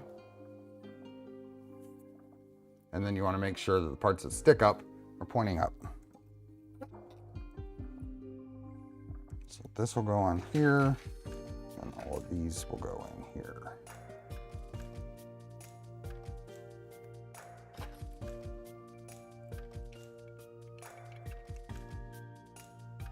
I think this is probably easier. Pull up here and get these all started. Out here. That translucent part, what is it? I don't know what it is. I don't know what it is exactly. And I don't know its actual purpose. Is it just a spacer? Is it, what is about it?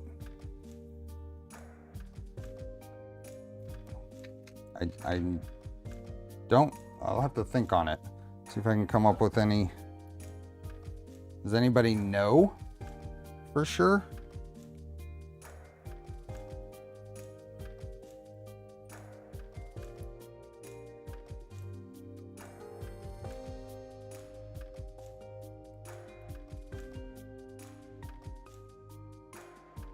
Put an LED behind it, that would be fun. A little clear. This thing, Poity.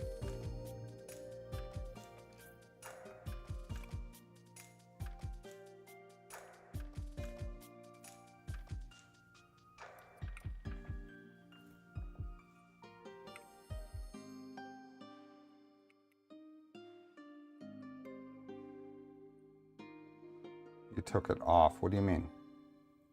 Its instructions are to add it. We'll grab the other two. It goes in between here.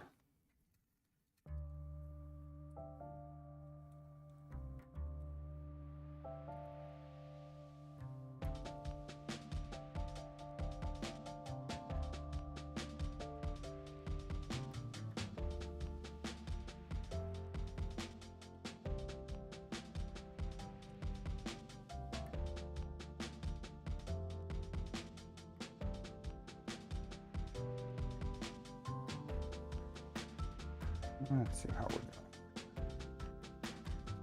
doing. Good. We're a good while after the giveaway and we still have 300 people here. That's pretty fantastic.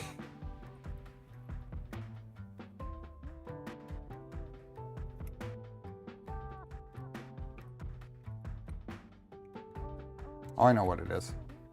I'm gonna guess that it is the most economical way to space these off so that the flexure here is not rubbing on the top of the stepper. I think it's the most economical way to space it off by just enough to keep this piece, because if you just printed that larger, then this would constantly be rubbing on the top of the stepper here. So I'm thinking the only reason it's this is cheaper than printing a spacer and easier to assemble than trying to put a washer underneath here or something.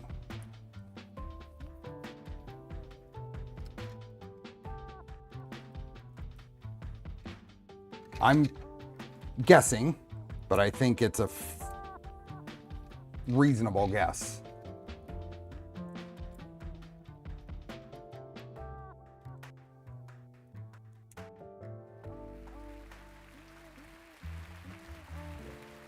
When you're talking about something like this, you got to think manufacturing costs is going to be a major factor.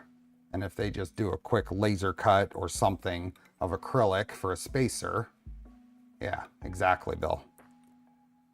Very economical to produce.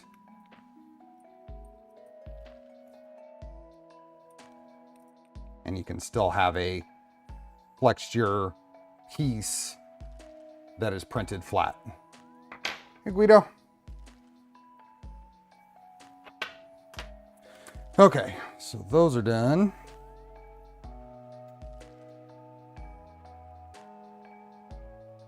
Turn the bottom panel upside down, locate the circle hole in the middle of the back.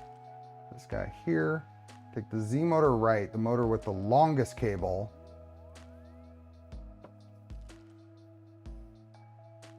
Which is just labeled Z, but this is the one with the longest cable. Push the motor thread rod through the panel and align the holes in the panel. The motor cable must point towards you.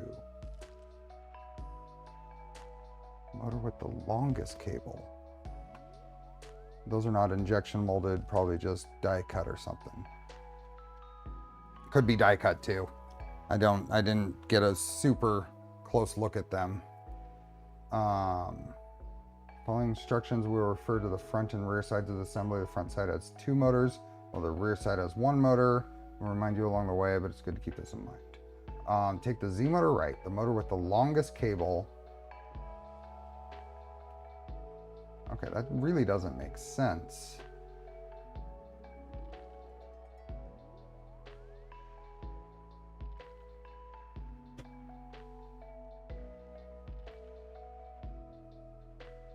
See you, John. See you, Greenbeard. Oh, unless you're just saying, John, have fun as well. So what I'm checking here, I mean, this is an upgrade. So I've got a Z, and I've got a Z, and I've got a Z left. Now what I'm trying to figure out, because it doesn't quite make sense to me, is it seems to be saying, take the, oh, I see what's going on. Okay, so we have here, and then, but it says take the Z motor right, the motor with the longest cable, push the motor through the panel and line the holes with the panel to the holes in the assembly. The motor cable must point towards you. So it's saying take the longest cable and put it in the back middle. Am I reading that right? Have you noticed that canned and bottled soda of the same type taste different? That is a good talk, a good discussion. I don't know that I drink enough of them in that way back to back to be able to tell. This is a little weird because it doesn't seem to me like the longest cable should be at the back.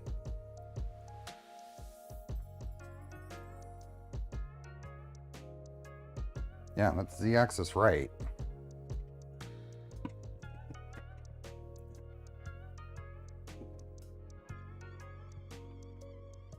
Maybe there are some extensions for the other two. Well, there's a board on the inside for the other two, but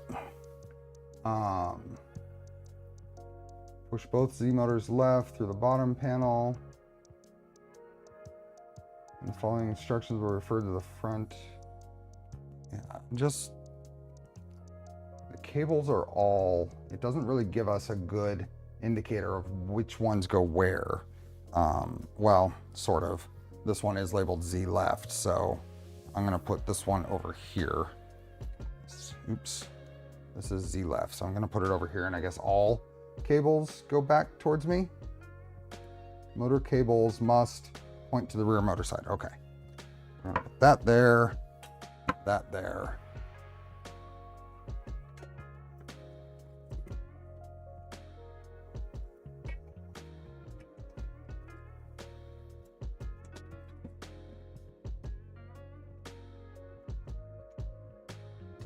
Just like that.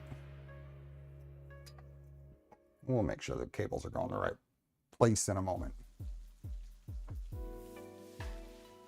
Let's see. Oh, they don't. Oh, here, comments. See if there's anything. No comments on this one yet. Okay. Next. Begin securing the motors starting from the rear motor. Insert and fully tighten 4 M3x8 screws. Make sure the screws stay straight and do not tilt as you tighten them. Do not over tighten the screws. They thread directly into the plastic part. For a final tightening, use the shorter part of the handle to apply the correct amount of torque. If you're going to say apply the correct amount of torque, you should describe in some way what that amount is. If you're going to say do this with the right amount of torque, you should probably say what that value is or how to at least approximate it.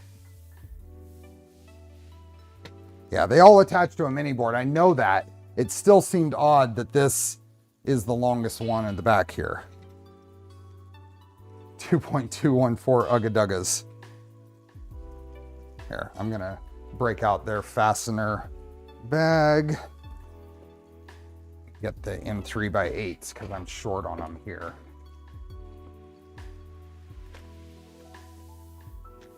Okay, we've got things. So we got mall parts and fasteners. We've got fasteners, and there are no M3x8s in there, according to the outside. Got fasteners with M3x8s.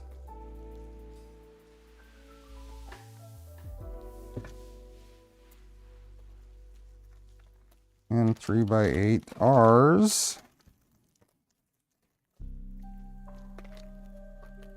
And 3x8.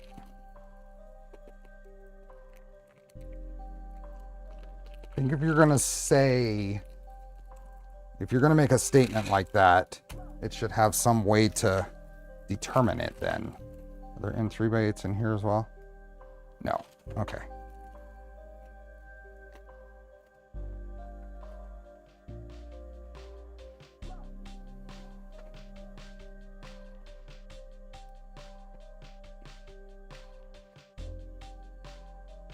These out of the way. Okay, we talked about this on the stream yesterday.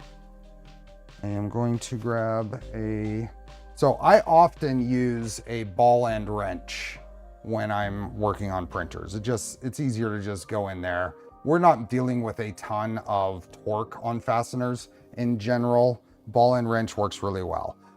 I don't know if I'd always point it out, but whenever it's critical to start a fastener, I usually grab a straight non-ball end wrench, because when you put it on the fastener, it stays relatively straight. If you do a ball end, the whole point is, yep, see, just like that, I caught it, is it's hard to get that to go in straight. So we're going to do this. Now we can go, and we have just enough room there to push this straight in. We're just going to get that until it's grabbing plastic, and then we'll go on to lining up the others. Right there. Ball ends don't work for button heads below M4. I'm fine. It probably depends on the quality of the wrench. This is another one of those old RC ones. This has a really high quality end at 2 millimeters. Works pretty good. I've found the little tiny LDO 2 millimeter drive, ball end driver. This guy has a pretty good quality end.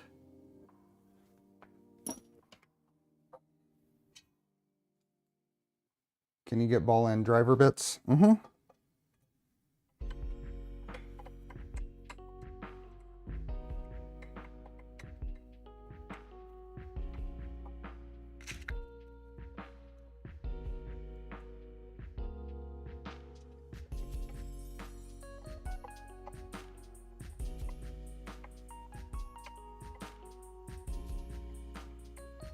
A 2 millimeter ball end wrench. I broke my hoodie after many years of use. That's what I'm afraid of, is at some point I'm gonna break this or that. And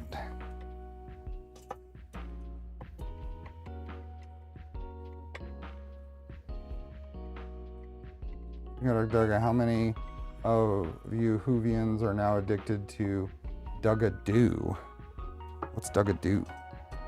I guess, is that something I have to be caught up on Doctor Who to get?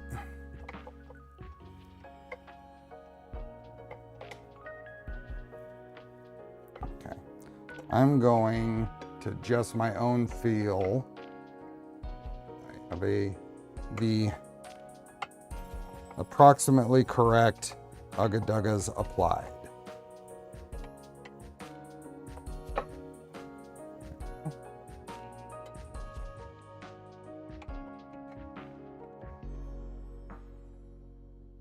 It says you are going into plastic, so I'm basically just going till tight, and then just kind of by feel. It's hard to describe.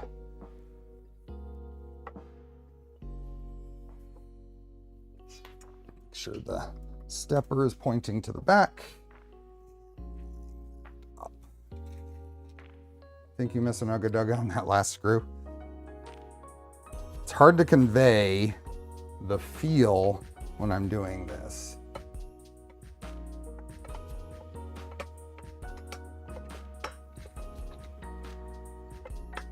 When you know, you know. Line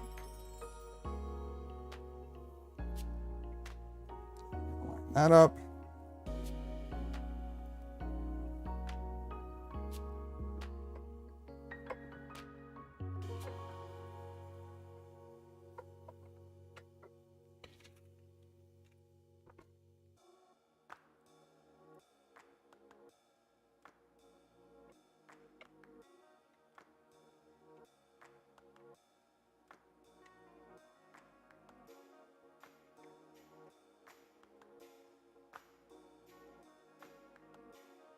Break a bunch of screws and strip out a bunch of plastic parts and back off 1/2 a turn.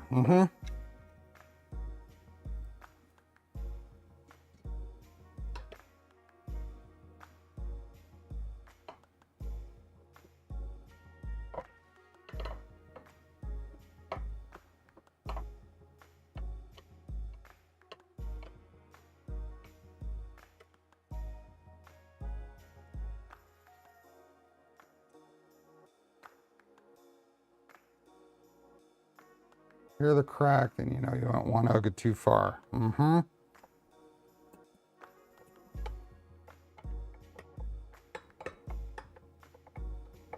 Yep, you see me using my tip of my fingers here. I can really get a feel for where I'm at.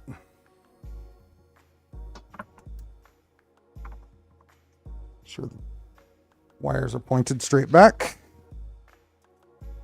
And get Oscar's attention apparently.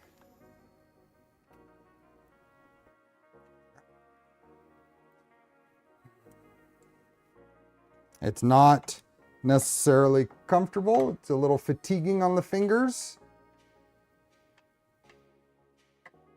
What does it say here? Was there something I was supposed to put in here? Next. Push both Z and the following instructions refer to the front. Begin securing the motor starting from the rear motor. Insert and fully tighten. Do not over tighten. Yada. Oops. Then we put in these things. First insert the rod mount. Put the rod parts in before you screw those down. It doesn't say to. The instructions say that I can tighten all of these before I do the rod mounts.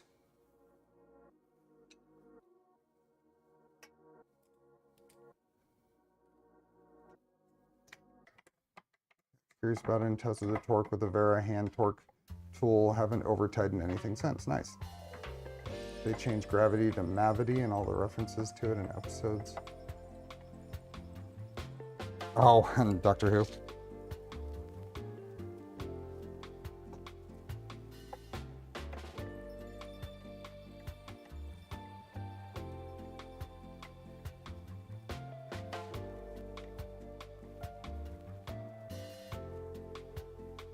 Oops. Just putting these in.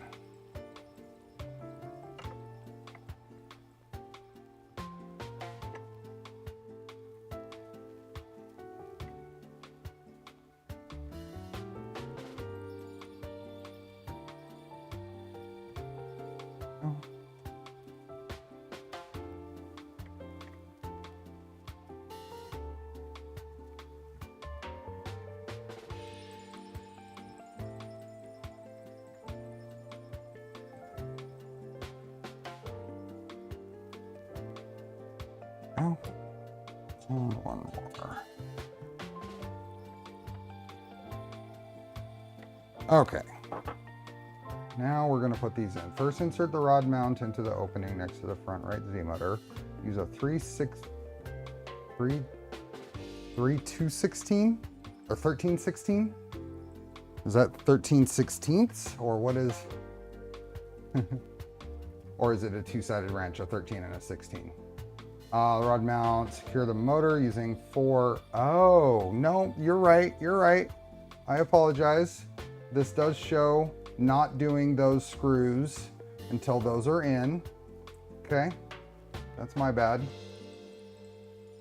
Use the shorter part of the key of the handle, apply the correct amount. And then make sure the screws stay straight and not tilt as you tighten them.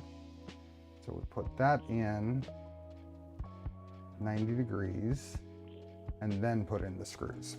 My bad. I feel like it's probably just this outer screw that we care about though. Just this outer one. So who was that? Who was that tried to warn me? Was Barry. Barry. Thank you. Okay, so we're gonna do that. We're gonna grab this guy. Now I was warned that this is very easy. This should go in there like that. It is very easy to scratch the surface here, and I don't want to scratch it. Let me grab the tool that they tell us to use. It's gonna be in this bag. 2 size wrench, yeah. Let's see. Yep, and that's what it is, 13/16.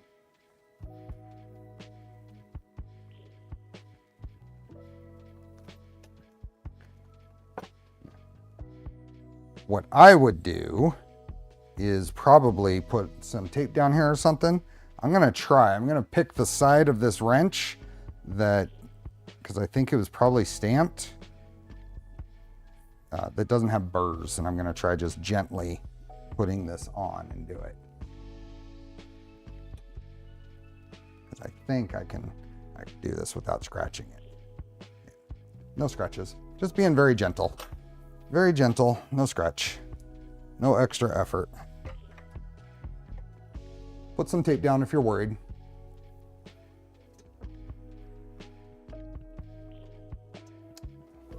I don't know what these are made from. If they're PETG, they kind of feel like PETG, but it's really hard to tell the difference between the PETG and the PC.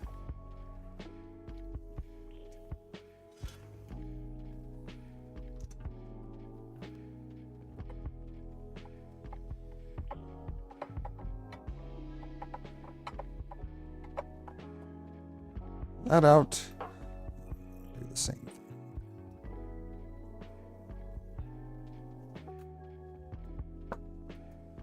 No.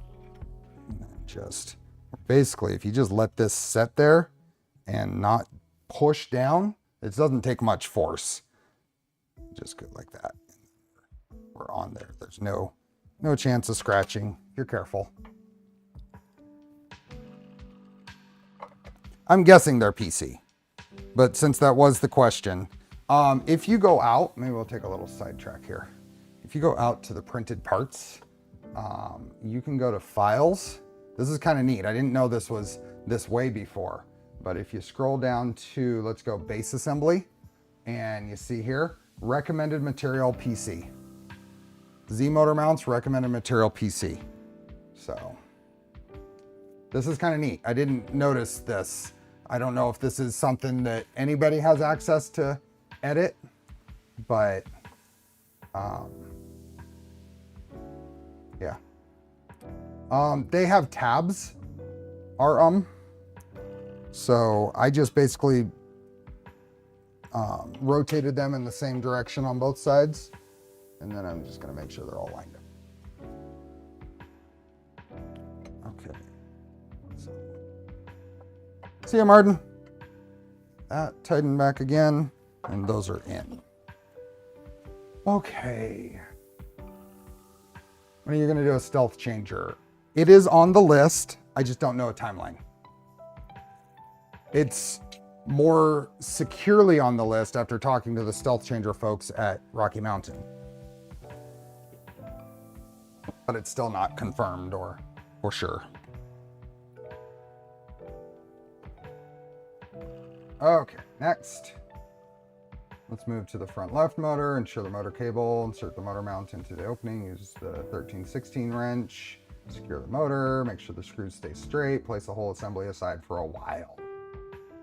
Okay, we did all that.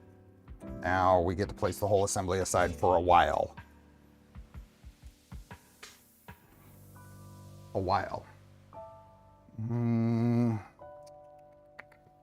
Where is aside?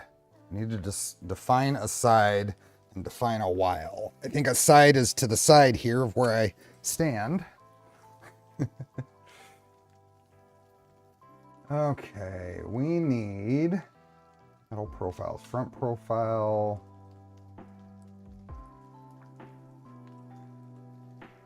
Profile 1, notice cutouts found in the metal parts. Those are all those. Some spacer pins found in the electronics and fasteners package. Where's electronics and fasteners? Electronics and fasteners. Before or after index? I have zero talks on index. I'm very interested in index, but I have not had any talks at all on index stuff.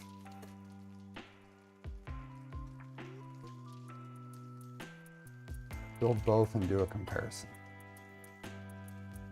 Well, so much of what we do here is just having fun with the things that are available, right? What does it take to build something? Whether that's those little spacers, whether that is a stealth changer or index or some other community project or mod. So we'll get those two out, and we'll need the M3x4s, but those aren't going to be M3x4 Torx. We'll look through these. M3x4, not there. It's not in there.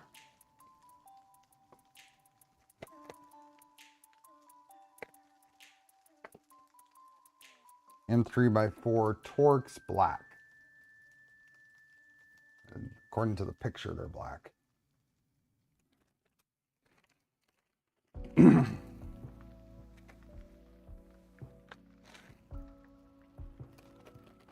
M3x8 and 3x4 Torx black.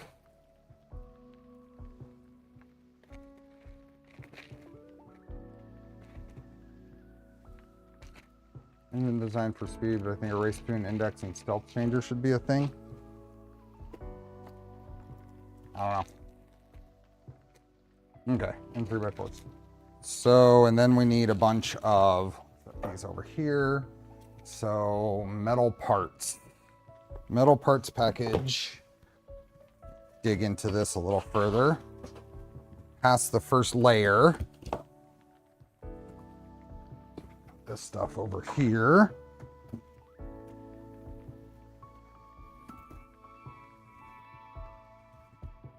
So how do I know which ones I need? Fasteners for this are frustrating, 30 different in 3 bags. At least, I mean, I've been going by, it's at least nicely labeled here. You can find it here without having to search through all of this. Okay, which profiles do we need? We need the universal profile, no holes on the flat side. That's not those. This is the purple one, rear profile with 2 holes on the flat side. That's that one. The other side here is 2 holes we don't need yet. So I'm gonna set that aside. Aha, there's where they all are. These are, here, I'm gonna show off this packaging because I think it is kind of neat. This is how these come. So to keep things from bouncing around in there and banging against each other, all this stuff is locked in to their spots, and the bed carriage here locked into there. Kind of neat. Hey, Control. So I will try to set these in places where they're not going to get banged up. Be all over the place. So these are ones with 2 holes in the back, so we only need 1 of these so far.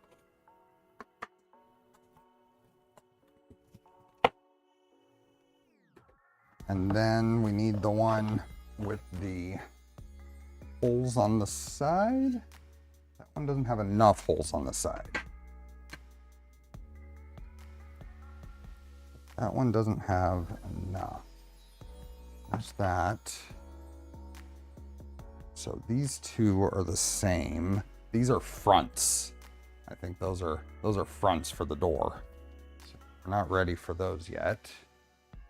These somewhere. Looks like Cascade's a good sitting spot. We need 2 of these with no holes. That's what this is.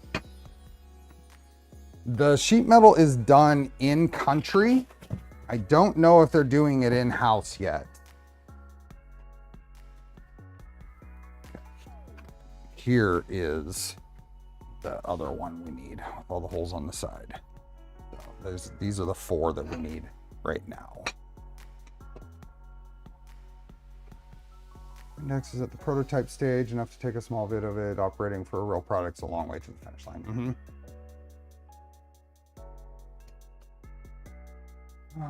Okay, next. Now we are going to place the front profile according to the picture. That's the front no hole profile, okay. The cutouts must be facing you. Place one of the universal profiles on the left side. You need the shorter common ones. The shorter common one. It's these. Back. I need, well, all of these are, I see. Okay, I did grab a longer one. You got to zoom in on the picture to see the whole thing and see that they're the same length. Put these back. Okay. So let me double check that I have what I need here. 1, 2, and then 2 of these, and this one can go away. Okay. Now I've got what I need.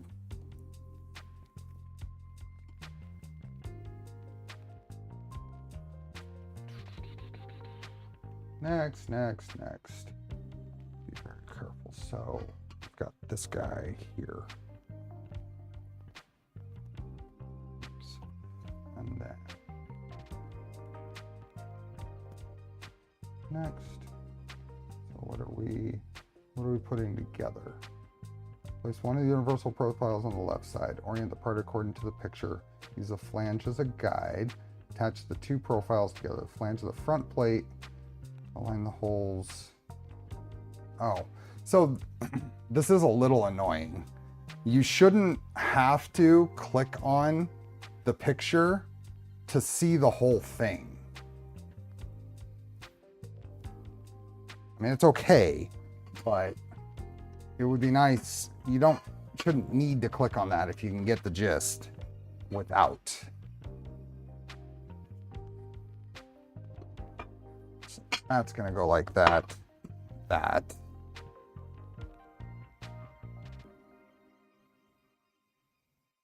And then we're just going to align them. Is it just 1 or 2 screws?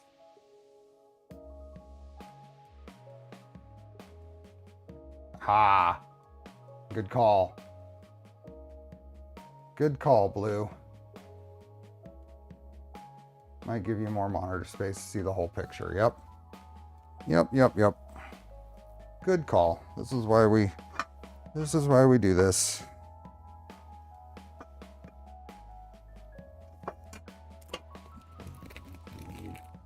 Grab a brush because I don't have any of these. So I'm just going to put these in here.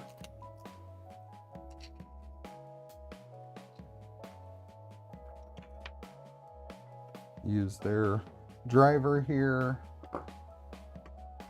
This goes here. We might be better off.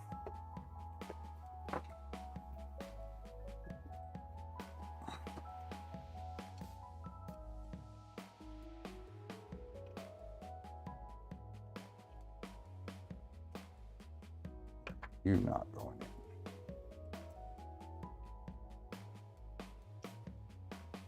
Not a great view.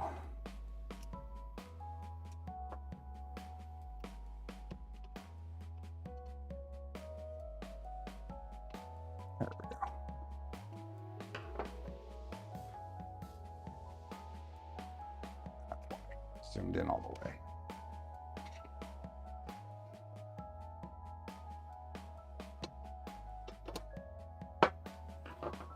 Okay. Join the parts together. 3.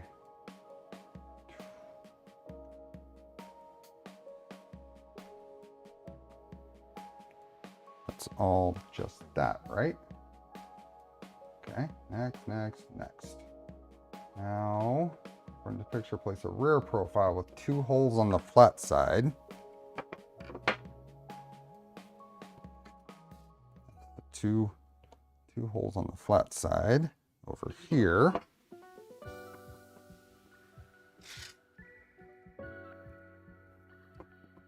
We got battle of the bed.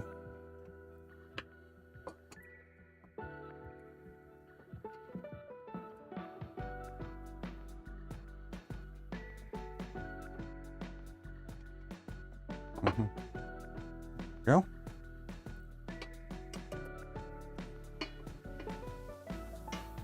A little bit of magnetic. Oh, they're going for it. They're going for it. And then we put the last one in.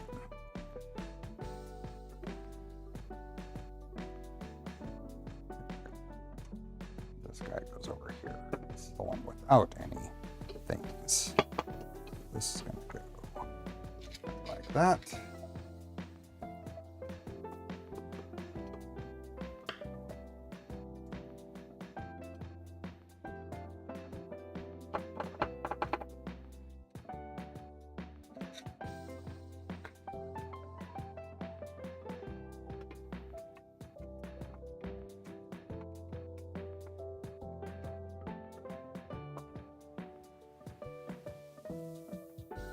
One part of it. Next, got that. Now we are going to insert the spacer pin into hole in the front profile, push firmly, use the same procedure for the second pin. Next, just gonna take these guys in here.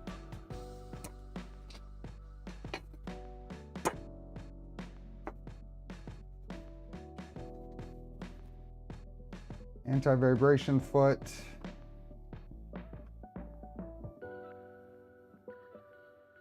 And some screws. So place the bottom frame according to this picture. Peel off the protective layer from the anti-vibration feet and stick them on each corner of the frame. Align them to the outer edge of the profile. Okay. So that was, just saw those. Where were those? Where were those? Which, do you grow any fruits or vegetables? No. My wife would love to. My wife would love to. We just don't have the setup to do it.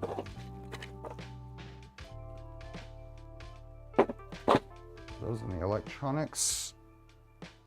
Where's that box?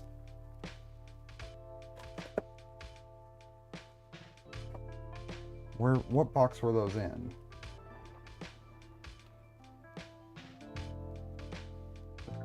Electronics and chamber parts package. Electronics and fasteners.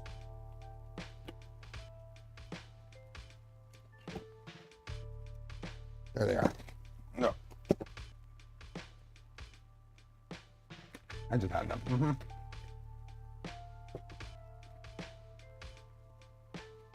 Anti-vibration feet. Oh, so these guys are gonna go like that. I guess that's all. Make sure everything is settled where it needs to be. And we are going to clean these spots because I've had my grubby fingerprints all over them.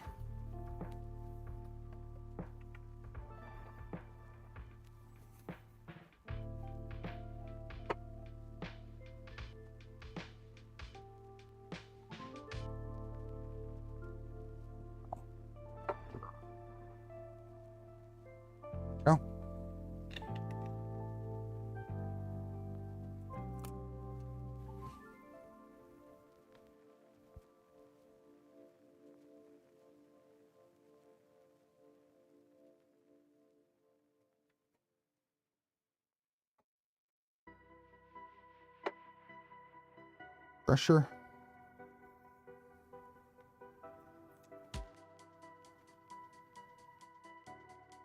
We want to do all of them.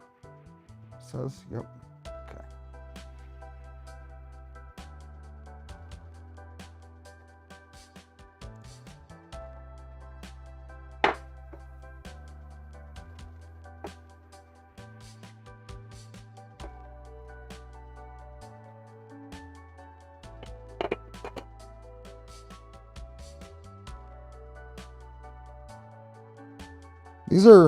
These are very different feet than the fully assembled one came with. Fully assembled one came with feet that went the whole length of 2 sides.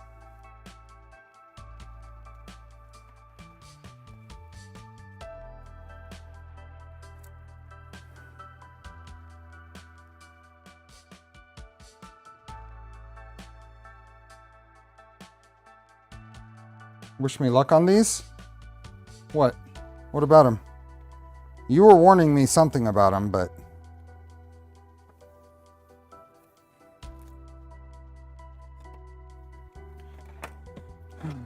Okay. Where were we? Right there. Stick the anti-vibration feet in each corner. Turn the bottom frame upside down, the front profile facing me. Front profile, so that's the front profile facing me. Mine had a VHB. The strips are worse from what I've heard. The corner ones shake less. And that makes sense. Glue is weak and they peel off easily when trying to move the printer. I'll have to be careful then. This is the revised version, I see. Attach the rear of the bottom panel assembly to the rear side of the bottom frame. Ensure that the front side of the bottom panel assembly with 2 motors aligns with the front profile. Place all the motor cables inside the center area of the bottom. Slowly and carefully lower the bottom panel. Make sure no part of the bottom panel assembly extends. Double check that no cables are pinched. Basically putting all that in there to align with that and set down. And then we're going to do some screws probably. Let's do this. You had to put VHB on yours is what I mean.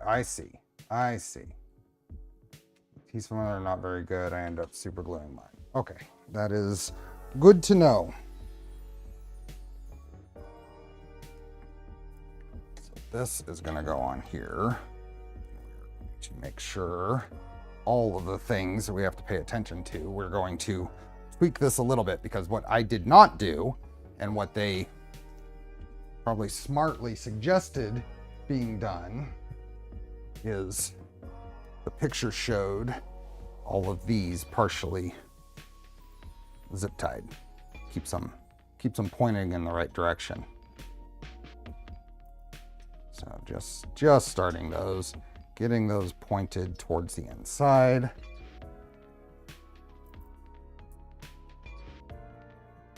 Just like that. It's to the other side. Make sure I don't bang on the lead screws and bend them.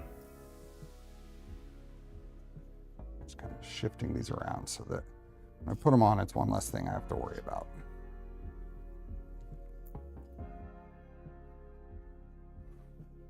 Okay. This back over here. Now, these go on here.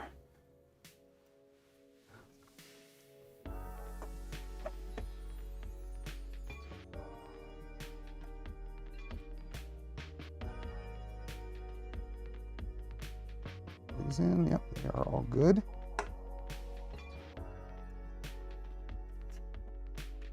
Okay. A bit. Does it go to the outside? Or does it go to the inside? Looks like it goes.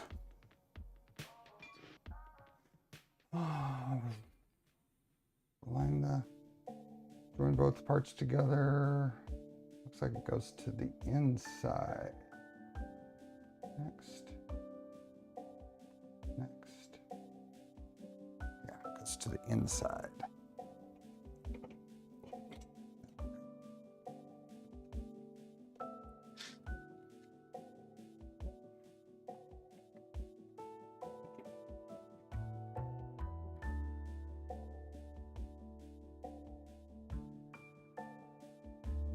view here.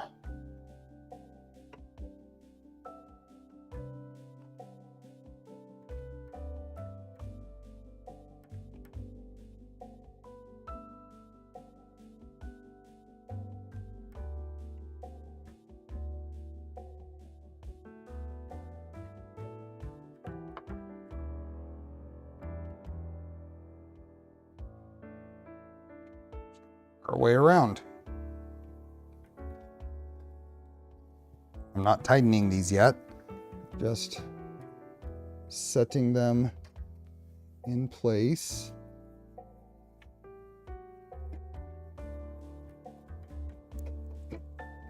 Okay. There you go. Making sure we're very careful not to cross thread.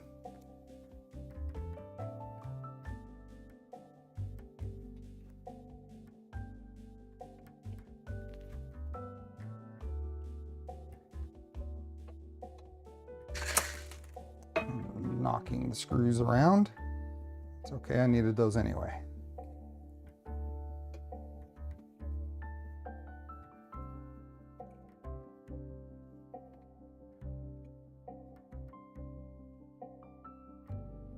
Just shifting things around until it threads in correctly.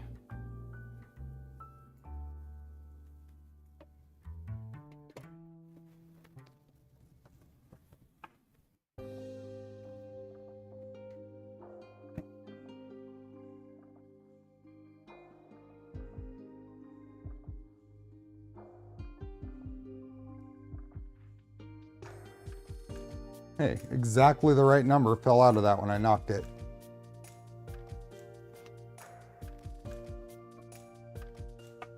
That one lined right up, so that's a good sign.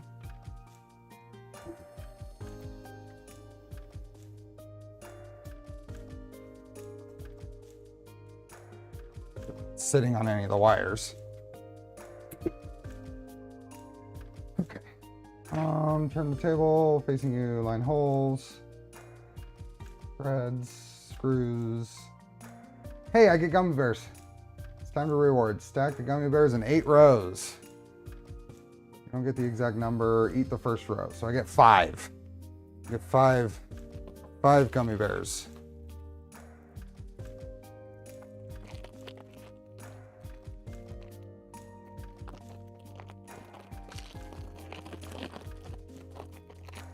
Ooh, these are soft.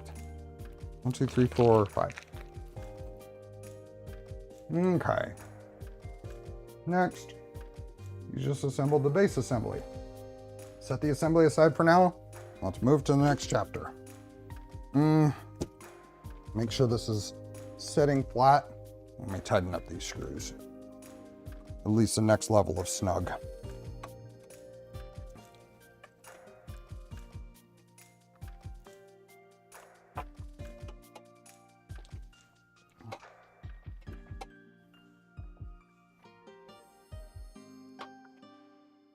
Too much math for building a printer. I agree. I think we need an XL size bin bucket of Haribos, and then you just grab a handful. Grab a handful at each milestone. Okay, this goes somewhere. Goes there.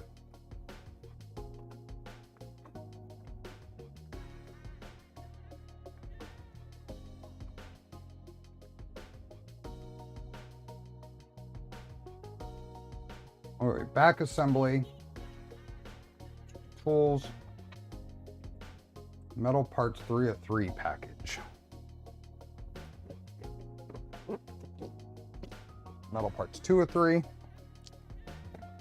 metal parts 3 of 3.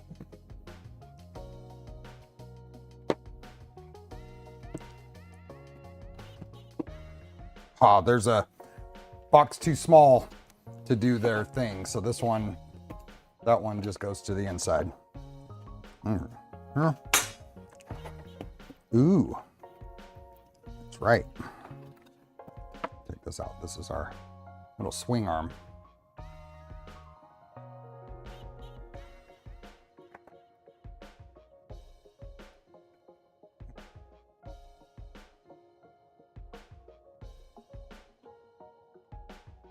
this guy. And that looks to be the x-axis. I'm gonna just leave that out. So I'm just gonna toss this box. It's not special, so it just gets tossed.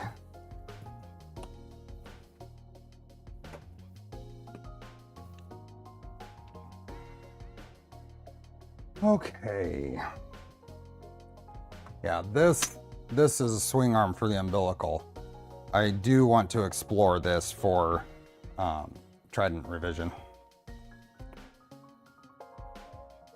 Okay, we need grommets from the electronics and fasteners package. This guy.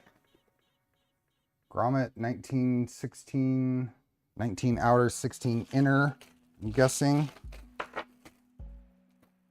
Fasteners. What's that? We have got grommets. Here we are. So 1916 rubber cable grommet. How long until cat sees if it fits and sits? Well, the cats have fought in the box next to me. Cable grommets. There are two different ones, 13.5 and 10. One ceiling plug. So what do we have here? We've got 6 of these. I need 2. Yep. Okay. There's others. And then this is the ceiling plug. Okay. There are spares. So those 2, and then thermal pad here.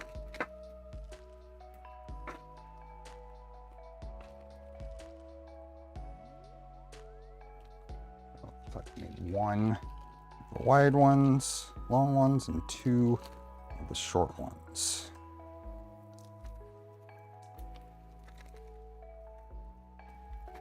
Then 3x6 screws and zip ties. So zip ties, 4 zip ties.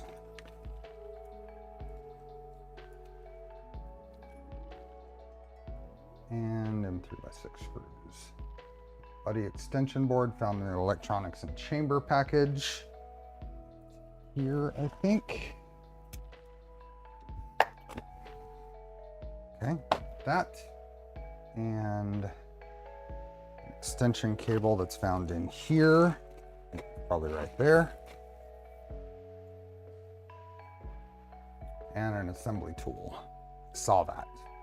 Printed this stuff. So, like they say, where to find the parts, digging through 15 boxes to find a little piece. Yeah, I'm liking that too. Little assembly tool. Neat little multi-purpose tool. This is similar to the one they had before for zip ties in the Mark IV, but they've added, I think, this bearing stack and stuff.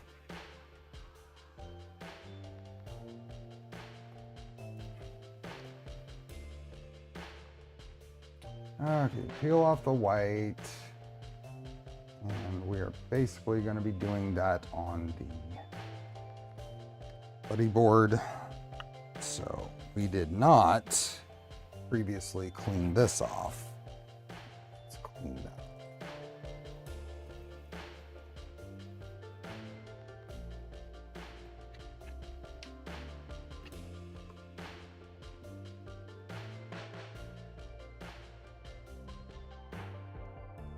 Current concepts in manufacturing often utilize industrial glues and processes to assemble products. This is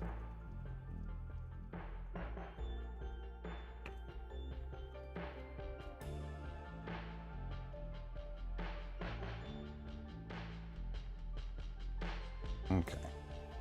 Those are nice and clean. And we peel off the white spots. Dry it. Go. Okay.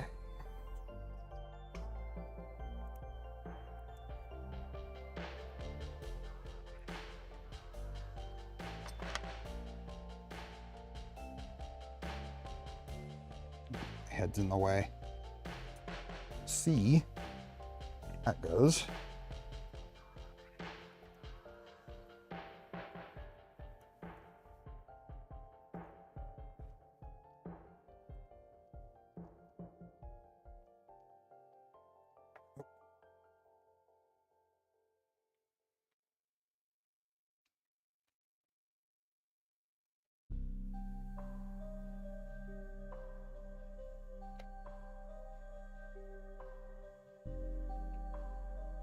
Hey, JNP, how are you?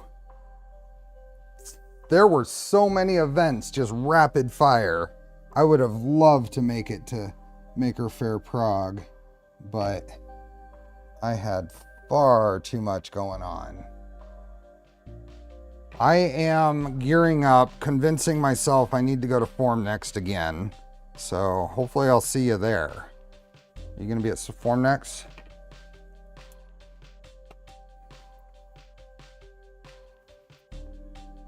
Anybody here who isn't aware, JNP is the brain behind the Leviathan controller. Had the honor of meeting him at Formnext last year in person, but we've chatted quite a bit. See us on Formnext, awesome. Next, and then we're gonna peel those off and we're gonna get this into the controller. Center the holes on the board. And then M3x6s here. Well, I'm off to work tomorrow and it's 11:30. Take care, Tactical Printing. Thanks for stopping by. Okay, we are gonna go here and this is gonna go in like that. Peel off all of these. Nice time with you at Formnext. I wasn't necessarily planning on doing Formnext when I was thinking about the year's stuff, but then when Smurf got moved to next year, it got a little more appealing. Let's go in from this side so we don't have to. Hey Ray, how are you? How is the remodeling going? I hear you're gonna visit here pretty soon.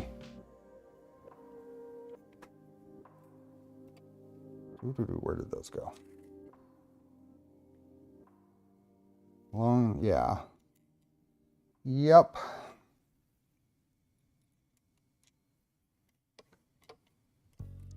There's a little bit of tension on here. I'm trying to pull it into place. Just to get these started. There we are. This coming weekend.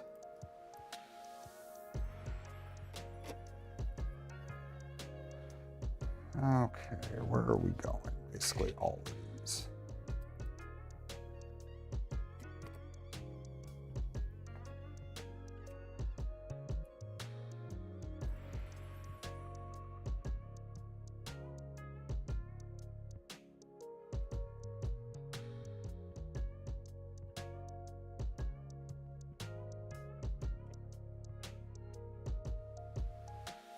Six are all. They're all started, so I'll just snug them down.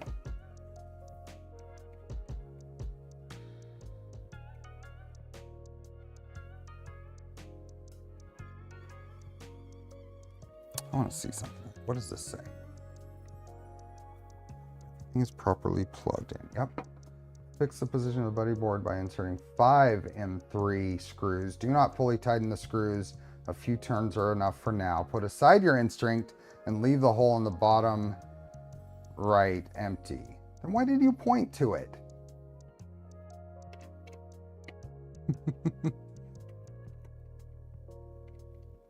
Okay, take that one out. The rest of them are in. I'm not going to fully tighten them, but we will get them down to touching.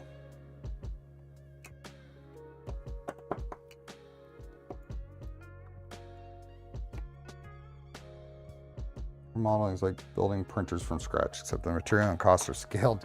Yes. Okay.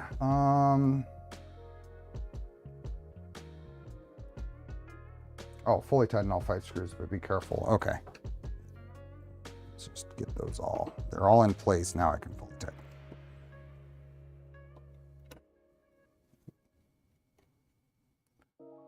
Good day, night. See you, Deanna. Need a half-hour sleep before working tonight. I would love if I could get away with half-hour sleep. I could get so much done. Okay, now we're gonna put the buddy board extension. So this is exciting. This is new. New.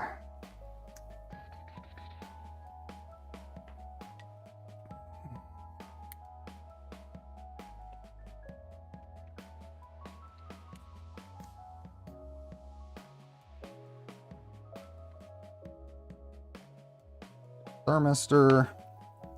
Yeah, here is the new bit. Got an NFC set.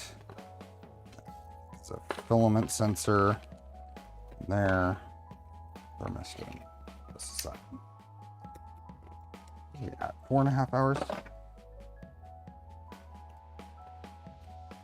So this is the new board that adds all the extra I/O that we need. Has its own USB port. What does that have on there for a? There's some STM32H503. STM32H503, I think is what that says.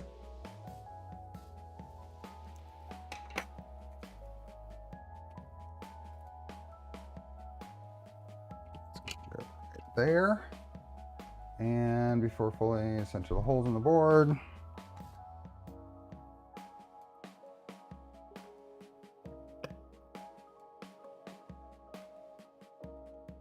Sounds like April's home.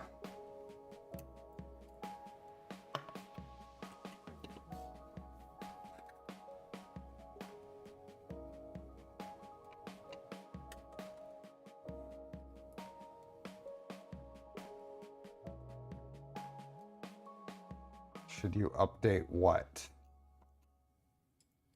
I would not update. If you're talking about your printer, you should not update it unless something isn't working. If it is working, leave it alone.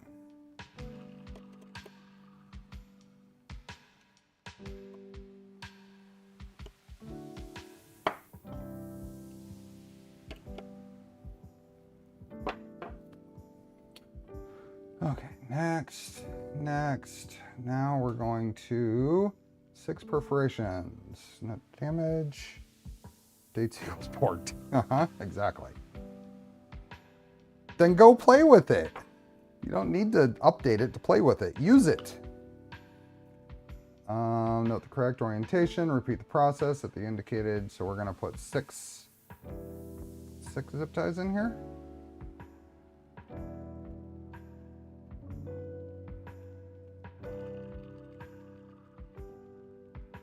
Oh, okay. It didn't say. I thought it might have said how many zip ties we needed for this step. I only got 4 out. Okay. Actually, this says a man with 34 some printers. The problem is, Bill, I know Ray. Ray should use his printer without updating it.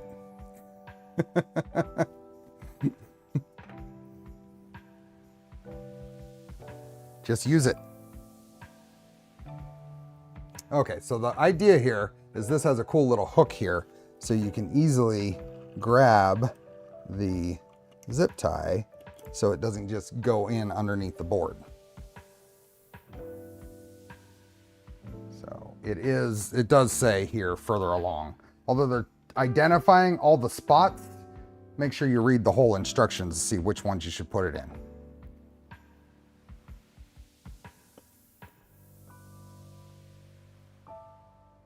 Put that like that. But updates are available, so updates are required. No. You see, the problem is that when printer gets borked, who gets called?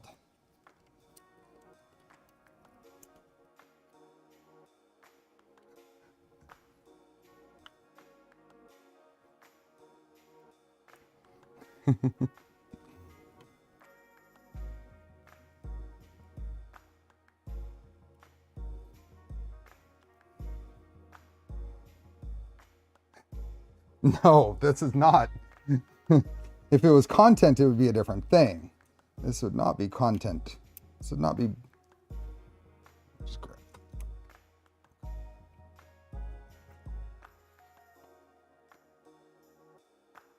No comment. Because I'm right. Okay, those guys in there. Next, plug the buddy extension connector with the free red cable to the buddy extension board. Leave the red cable free for now. Plug the other end. So we're gonna plug that guy in right there. So we've got to plug in here.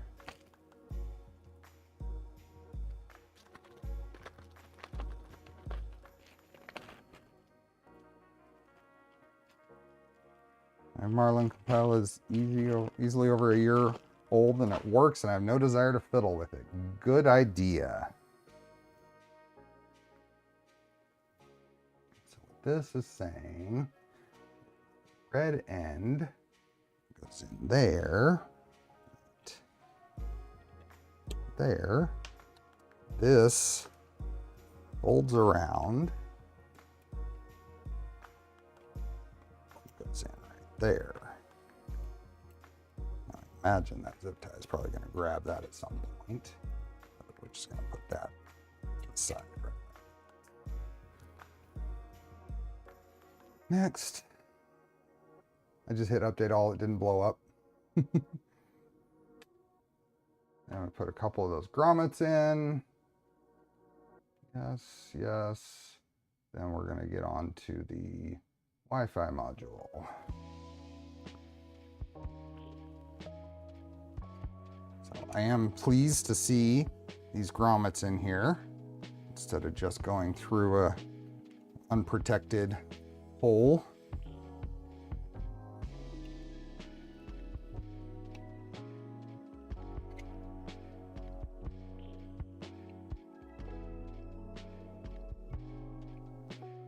Okay. Then we need the Wi-Fi module and a printed part. Is that in here? No. Where are you? Printed part, printed part. Could be this one. This one? Yep.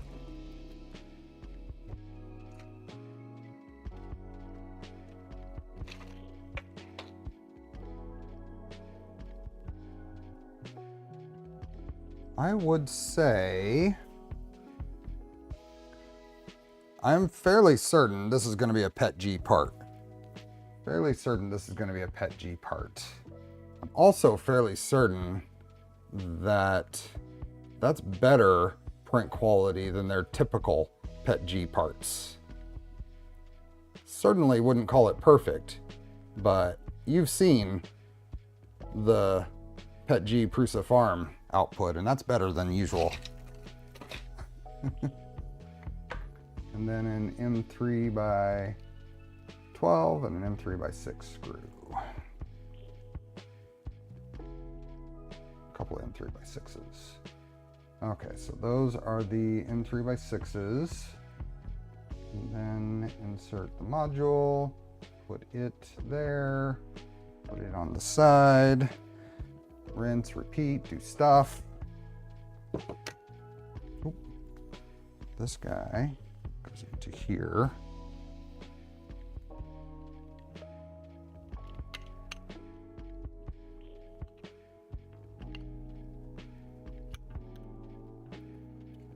That is going to need that M3 by 12.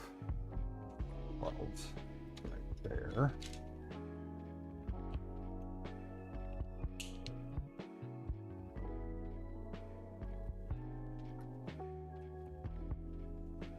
Prusa says PETG. Yeah. But that is markedly better than their typical PETG. So that's good to see.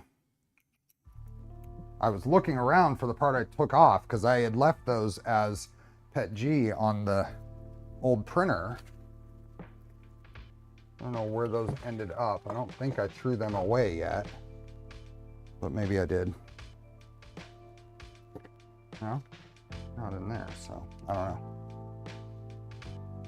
So this is gonna go right on here.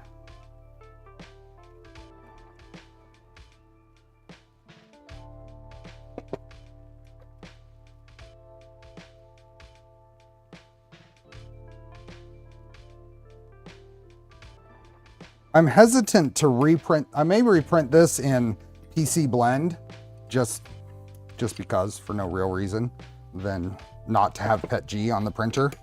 But I'm hesitant to do it in the PC CF. I don't know if that would interfere with the signals, with the withies. I need a couple of 3x6s there, just threaded in.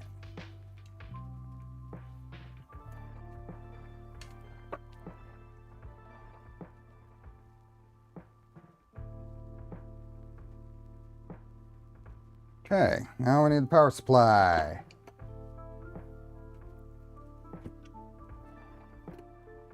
Power supply and M4x6 screws and power panic cable.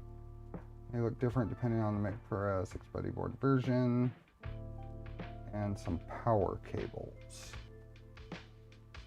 I learn more by helping others through the knot hole of getting their printer running than just building my own. It's like, try this crazy puzzle. The thing you miss is the 2-hour drive between me and Ray. Okay, we need that. Now, were we supposed to use the power cables that came from... I suspect we are, maybe not. Here's power cables. Heat bed power. That's heat bed power. I think we're supposed to use the other ones, the ones that came with then. Okay. So that's those, and then we have power cables over here. Here we go. So we have our power cables and our power panic cable from the old printer. See ya, Scott.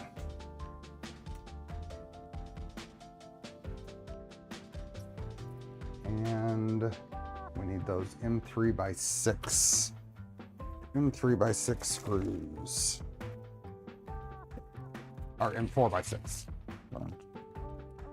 Threes,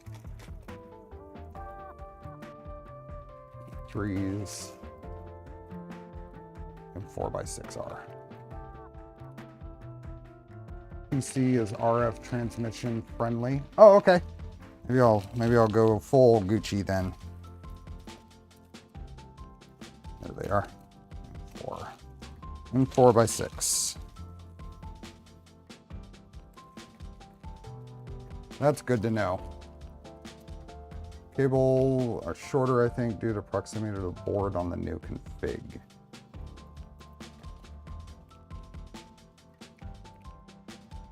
Only need 2 of these. One of these is a spare. Just toss it over there. Okay. Next, we're going to put those on the side. Do not remove them. 3 to 4 turns is enough. Going to loosen all 4 power terminals. And we're going to figure all that stuff out. So.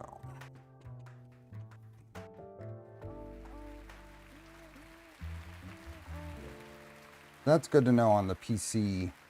Or PC or CF? So polycarbonate should be, but is the carbon fiber fill likely to have any impact on the signal quality? Some dust there.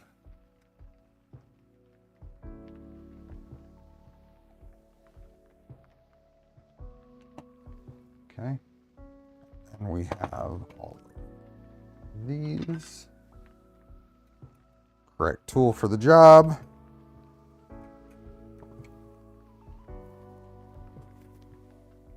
Now we have these guys. We want that side.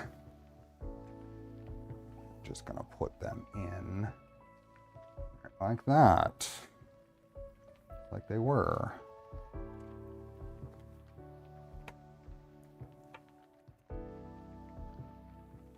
This is exactly how they were. This is where they kind of fall into place from the Mark IV.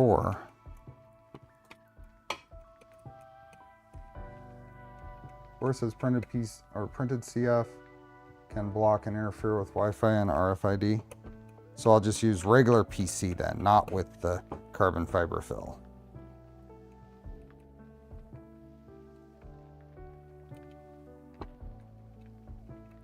Who's Cora?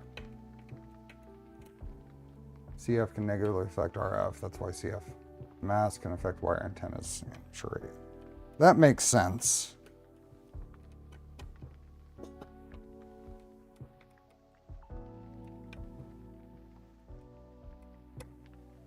Go. Those in just like they came.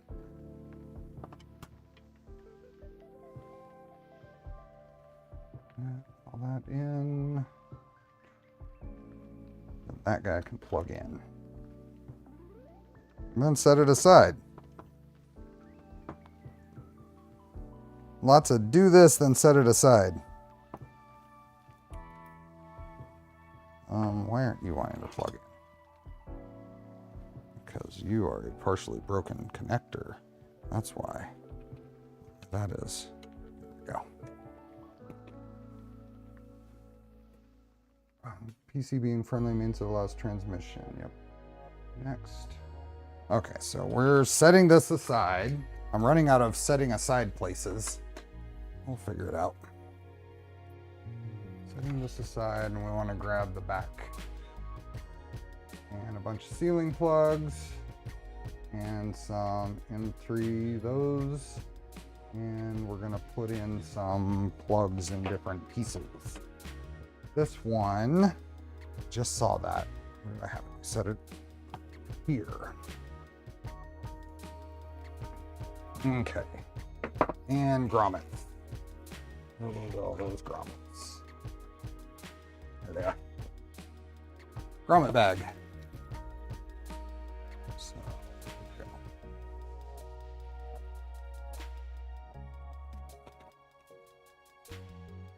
go. Barry, I was thinking, as we were doing this, I was thinking, you know, I've probably done PCCF on the other Mark IV.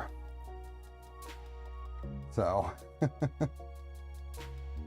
okay, these should be pretty easy. I mean, the hole sizes are distinct. There is a position the back panel. Insert the ceiling plug into the center hole. That goes there. Ceiling plug. Looks like it comes in from the back.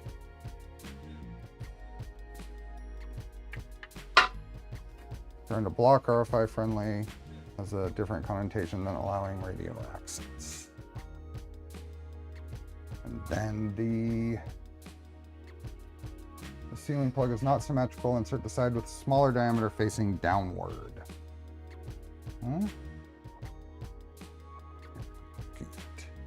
This. That looks. Okay. Insert one small grommet to the left circle. Insert one small grommet into the oval hole. Which, oh, the oval hole in the top, I see. Okay. And then insert large grommets into the sides. So we've got a hole there that gets another small grommet.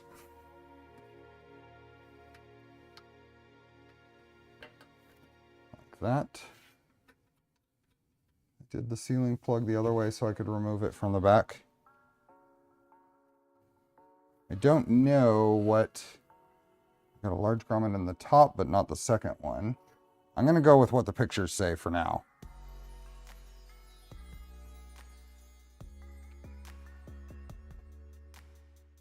See you, Greenbeard.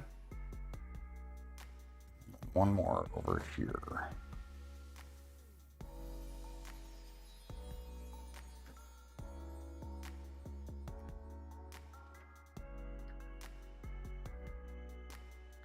see, but it's in there.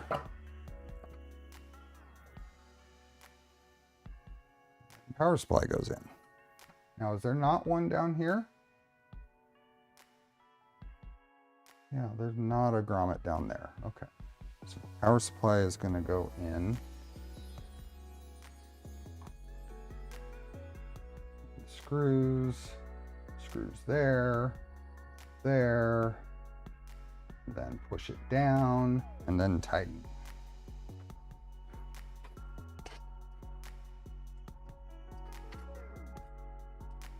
These guys go down here.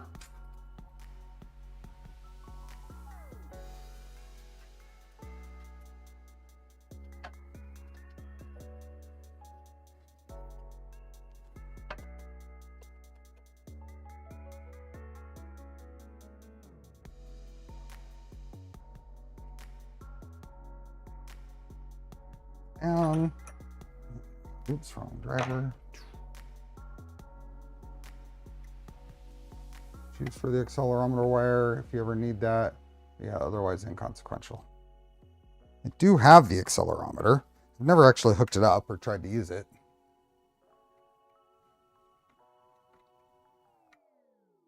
The full kit doesn't have the wires going down, so that's probably why there's no grommet below the PSU. Interesting. Where do the wires go on the full kit? Oh, it's because these are longer? Is that why? Are these longer? So they're using that as a way of... Is there any reason... So let's do it. There is a spare of these. Let's just put a grommet on this. If it's wrong, we'll remove it. We can slide the grommet up here after the fact. Yeah, I agree with the suboptimal statement. Stick this here so I can get a better angle at this. Yep. Comes back up through a much larger hole that these grommets don't fit in. I'm guessing it goes up through there. So we'll put a grommet where we can.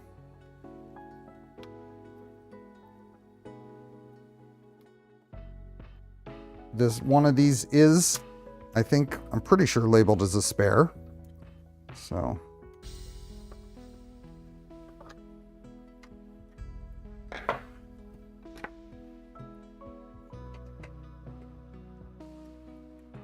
Moving this, letting this move out of the way because I can't quite get that grommet all the way on there from this side. Just making sure it's all nice and even. There we go. Now we can put this back on.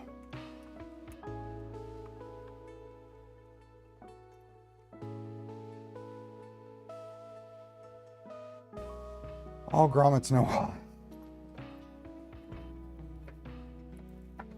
no Wallace left behind.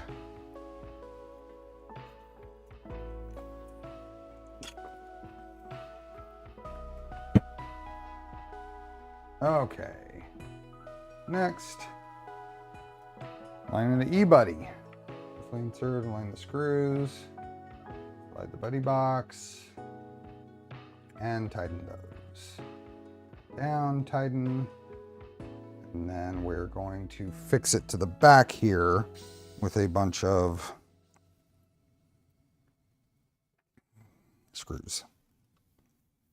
So let's go this view. There we go.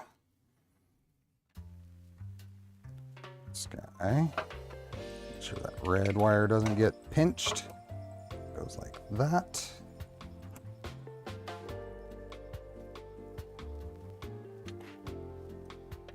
Torx, torx, torx. There's the torx. Oh, it's not torx. Ooh, that was close. Torx.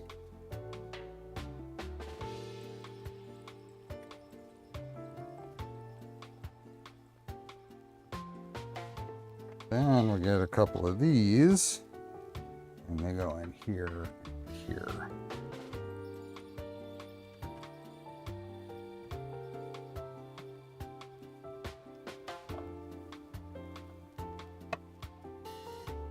Don't they go in there?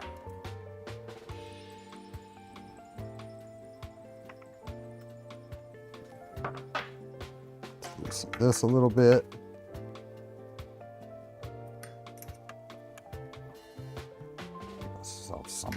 Some playroom. Let's just do that. Slide that up out of the way, and then we'll slide it down onto this. Because that is tight. There we go.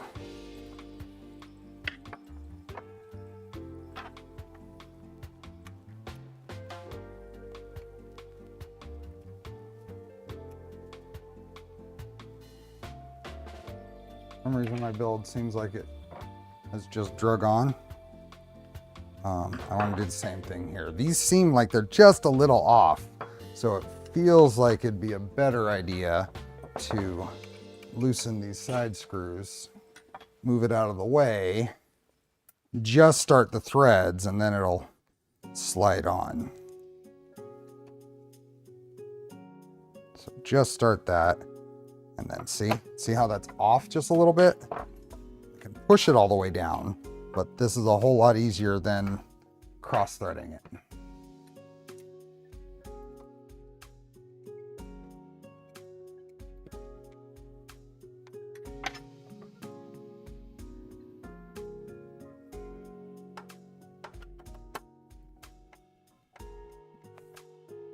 There.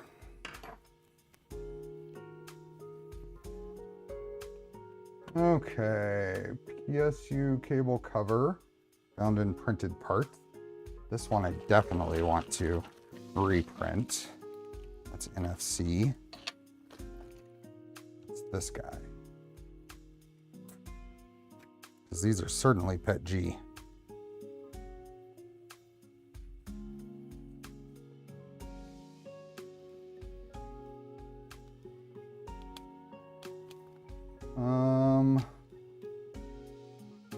PSU cable, PSU nut.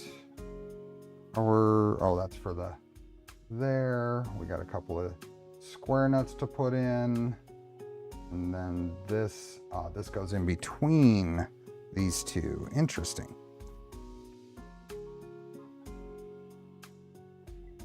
Interesting. So what is that doing? Secure the cover. Is this where the wires would go if it wasn't an upgrade? Huh.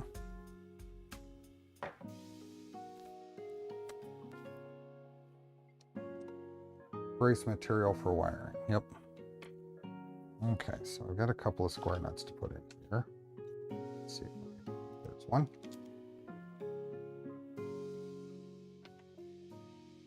Shorter cable would run that way. Ba-ding.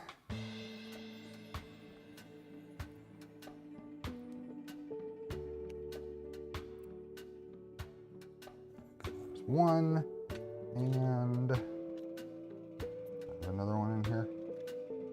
Should have. Yep, there we are.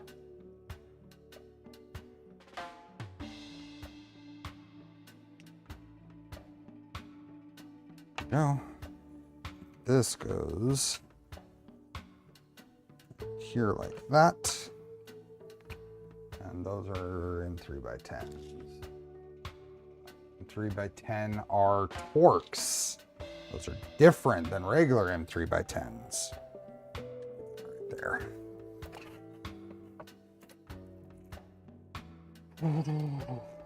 M3x10 RT black.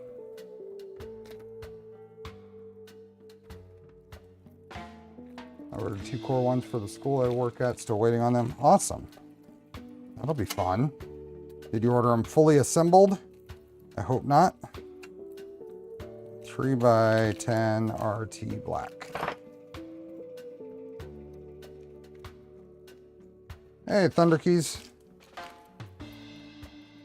Since these are, here, let's put this over here. Put those in there.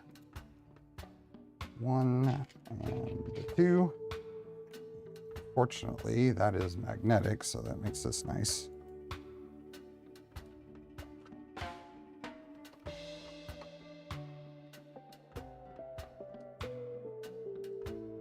You got pre-built? Well, fine.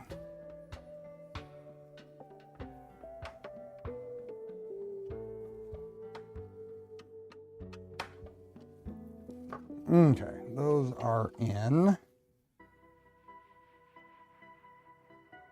Fan grill. Let's see that. Oh, there it is. Fan grill and thermistor. I saw that. So here's fan grill.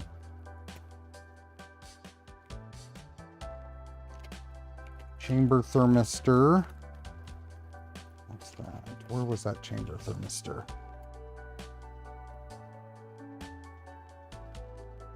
Saw that somewhere. I set it somewhere. It's in the chamber thermistor was in the electronic and chamber parts package. Electronic and chamber parts. But I thought I set that off somewhere else. Dumb. It's up along here somewhere, isn't it? There.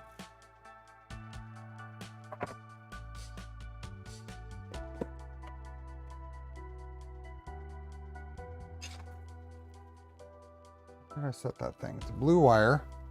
It shouldn't be. Ah, there it is. There it is. If you have the accelerometer, you may want to install the patch cable between the Wi-Fi module and the main board. I only have one. I don't know which I need it for. I wasn't going to install it though. Okay, so that, a zip tie, and some M3x30s. Probably have some over here.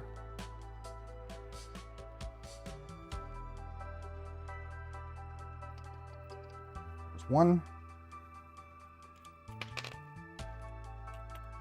One M3x30.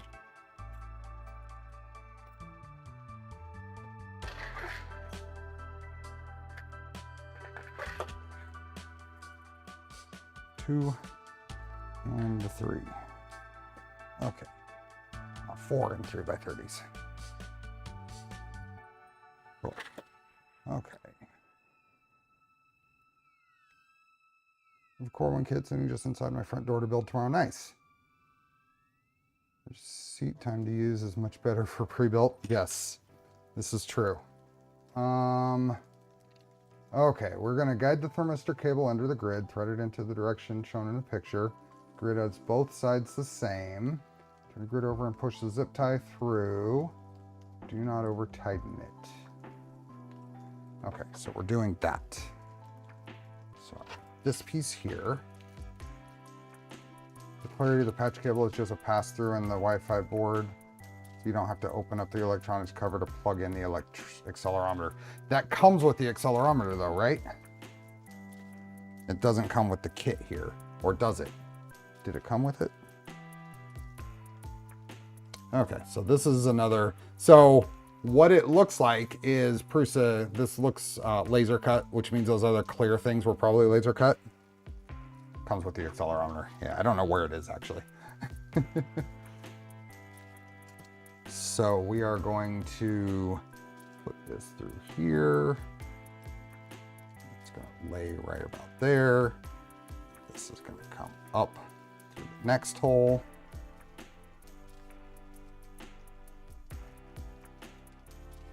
And then in through the final hole. So that'll set like that. Put a wire brake on my V2.4 extruder motor. That's not fun.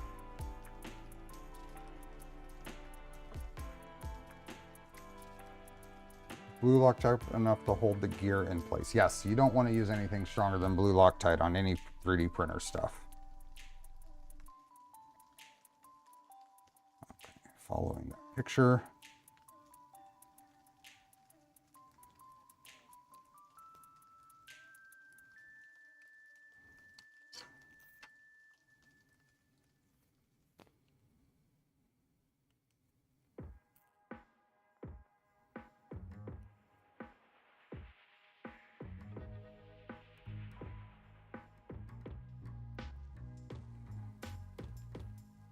There we go. Not tight, just enough to where this doesn't come apart.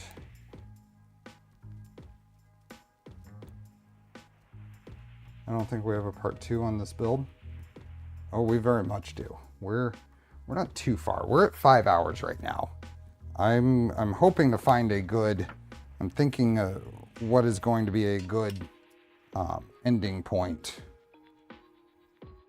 Might be the next gummies or something. Okay, so that's done. We're going to place and orient the back according to the picture. The grid cutouts must be facing you. Attach both fans to the grid in the back panel. Side of the fan without the sticker must be facing up. Okay, just set this aside. Set this down here. All of this stuff is just kind of sitting there. And then this turns over, facing me.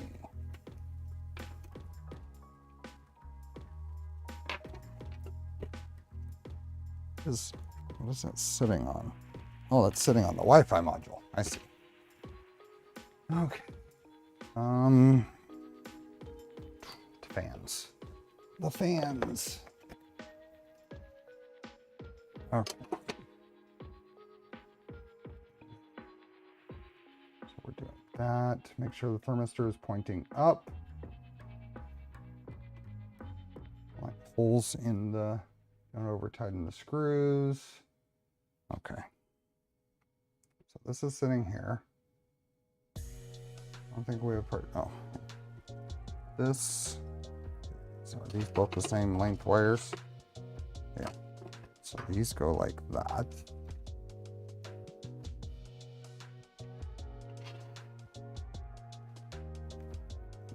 This thing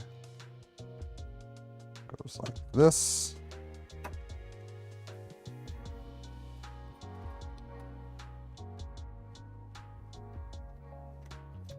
Four screws go through the middle.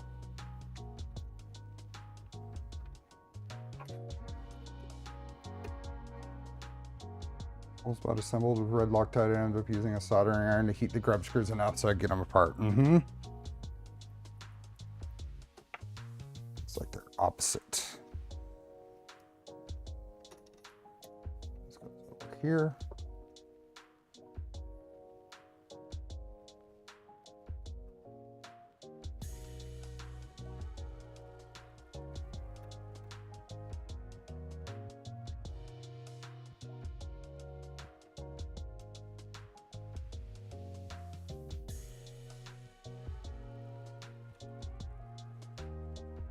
Sure all this is lined up before I snug these.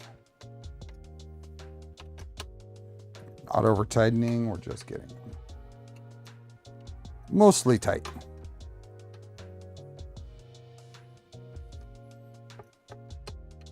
Friend is only mostly tight, not all the way tight.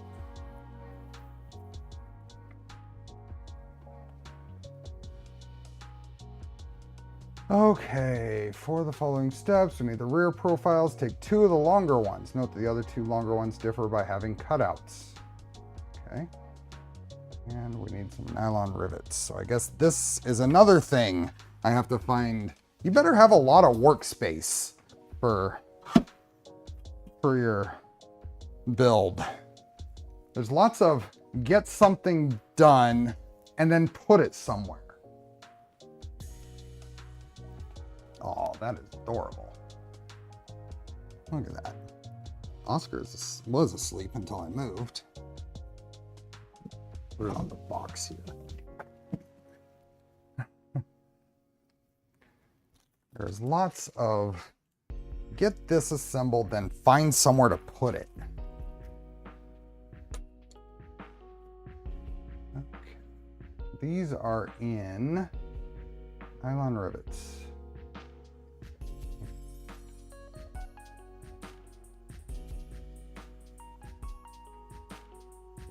That stuff, short screws. Okay, so we get this back. Oops. Then reload.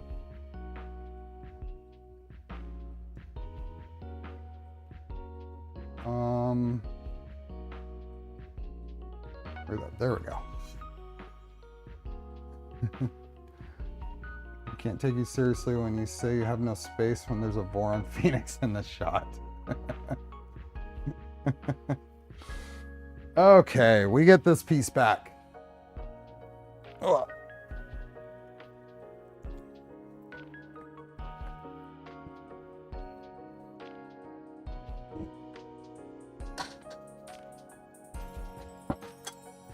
And a rag to kind of wipe the cat hair away.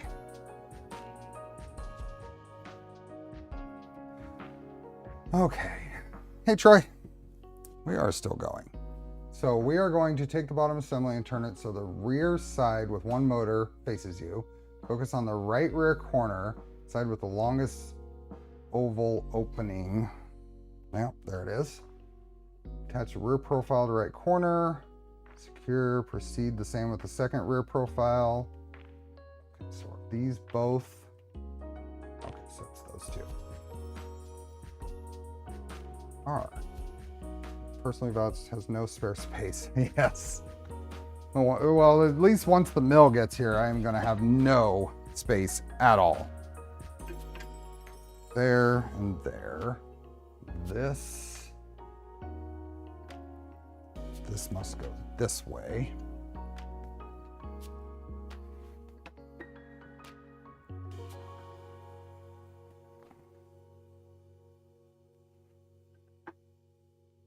Let's go right like that. A couple of these.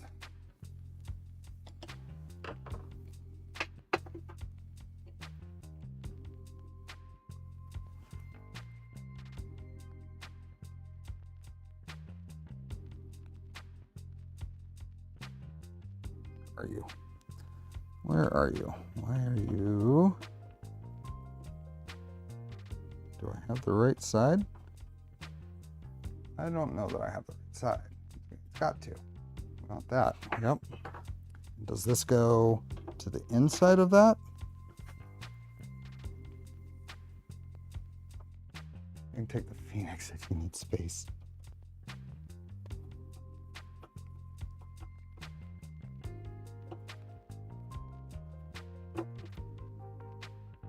Okay, I'm going to loosen these a little bit, just in case I can get just a little bit of upward movement there. Heard some horror stories of a hole that wasn't threaded when it arrived. Might want to check that. It's not a bad idea. I'm gonna kind of loosen these a little bit.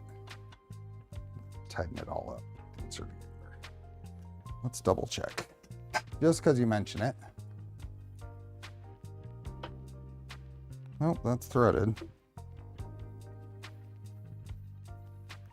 I'm also being super careful not to cross thread stuff. Sleep it's down and you're still. Did you really get enough sleep?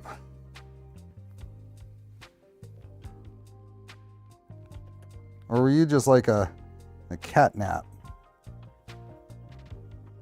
Okay, that is there.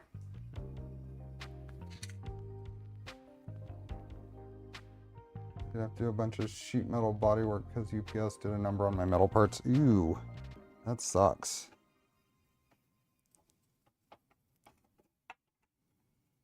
There we go. Okay. That can tighten. That can tighten. That can tighten. They're all there. Then we'll repeat for this side. Good night, JMP. Thanks for hanging out.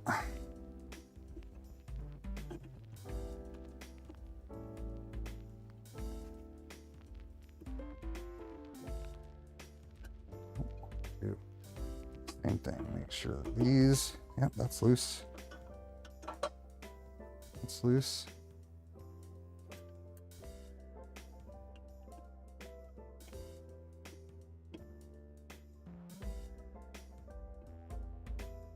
Yeah. Not tight until we got them all in. What is this? Derek. Oh, see you, Derek. Didn't see you say bye.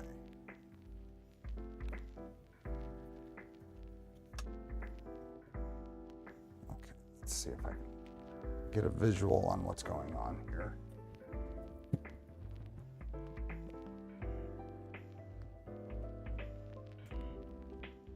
Oh, it's right there. I don't know why it doesn't just thread in. There we go.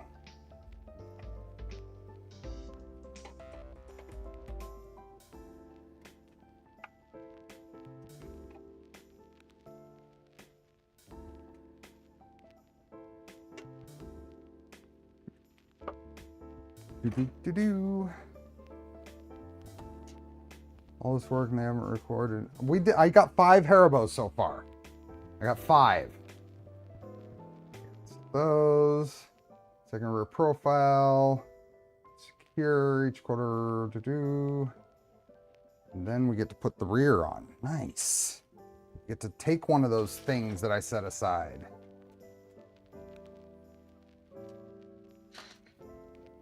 Slightly lift the back assembly and gently place it on the base assembly and rear profiles.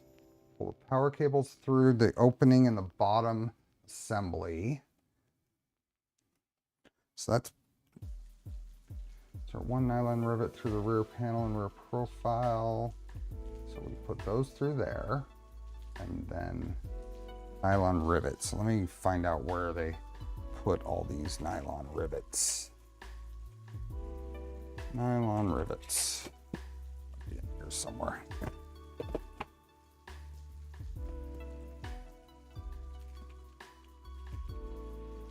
Nylon rivets.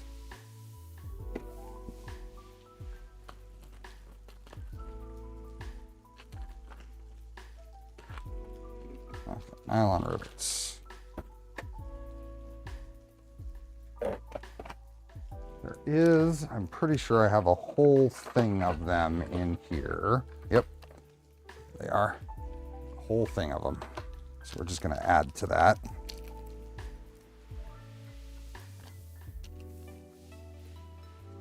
I need a couple of these. Just set them down here.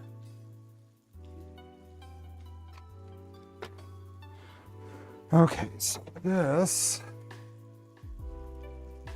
here, these go through this hole. Be very careful not to pinch any of that.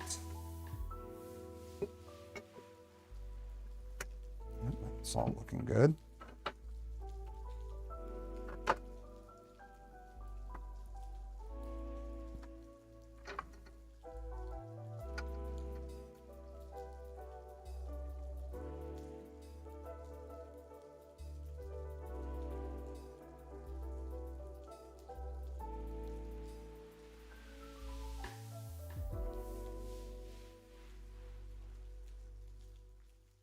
Right there, we put a rivet. Okay.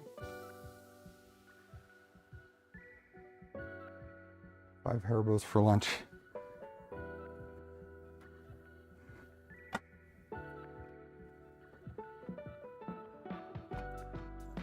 Together like that. To make sure that these are all coming straight through. Yep, they're all good. Hit a button.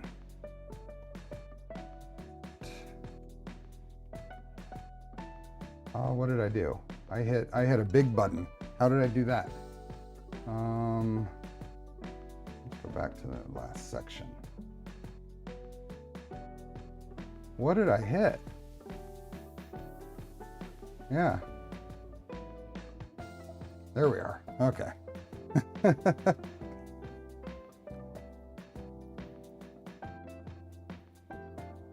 Next.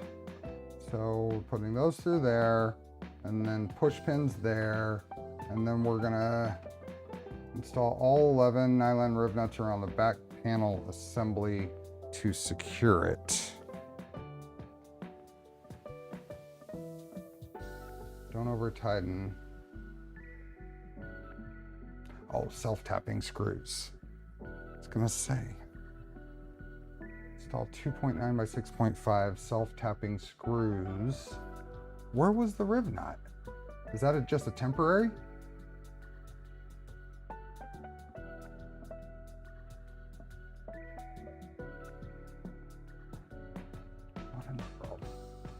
I am all over on, that goes there.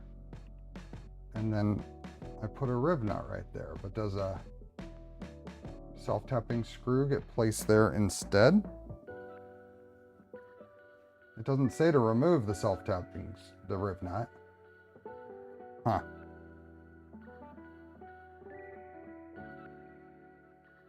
Oh, blue. Oh, there it is. Okay. Install all 11. Okay. Sorry. It's probably close to being done time. It's probably awfully close. Yellow is riv nuts. Yep.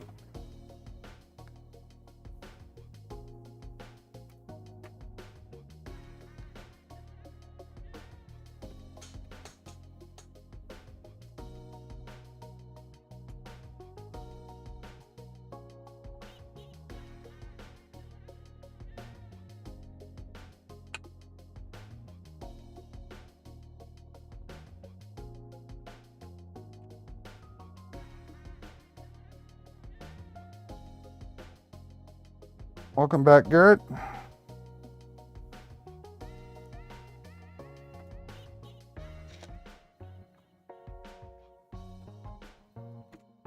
And one more. Mush brain. Yep. Yep, that's okay. That's why you guys are here. Keep me on track. What's going on?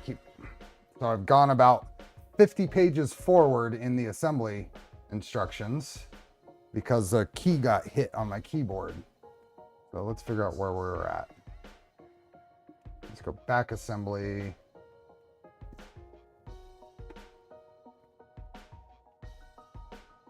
Contents. Back panel. PSU cover. Securing the back panel. There we are. And then that guy. I need a 2.9 self-tapping screw. 2.9 self-tapping screw.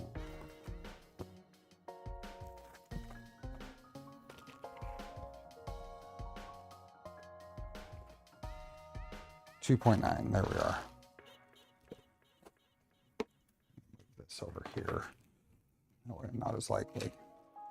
Okay, 2.9 self-tapping screw. That's this guy. 2.9 self-tapping screw with a spare.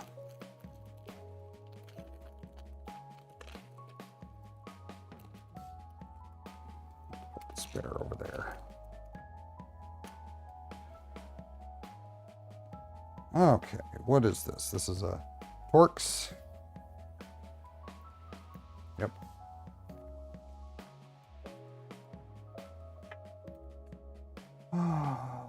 Was one stepper driver with a splitter board. Correct. It doesn't have true 3-point leveling. That is right here.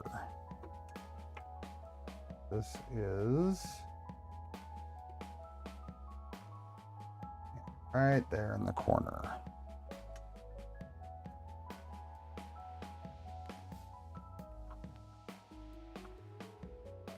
Go. One screw there.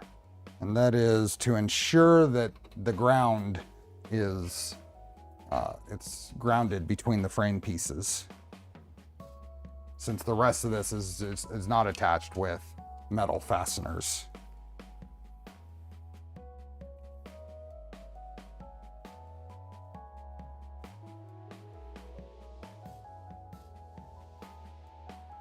Okay, next.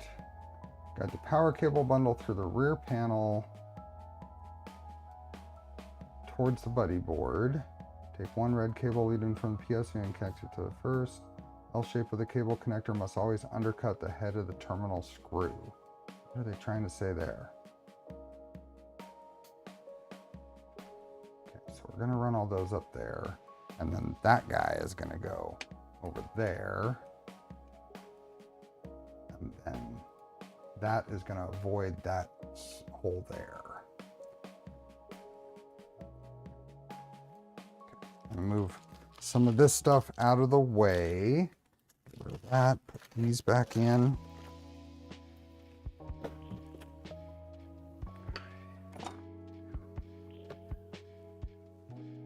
So we have all of this. Take this now. I think we're just going to get it out of the way so we don't pinch it. Set this down like this.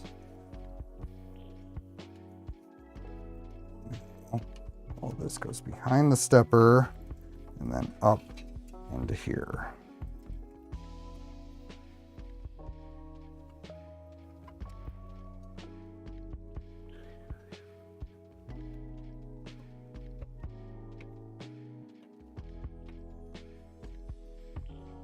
Okay, see if we can at least get a good enough look here. I'll just go under there. And then some of these are much longer than others. Here, here, here, and here. And we should have some fasteners in here that are the, yep, there they are.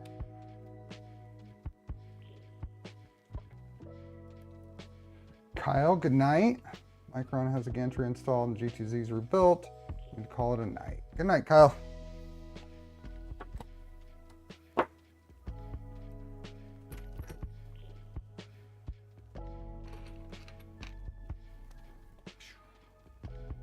I am feeling pretty good about hitting the camera angles. Okay, so this guy goes there.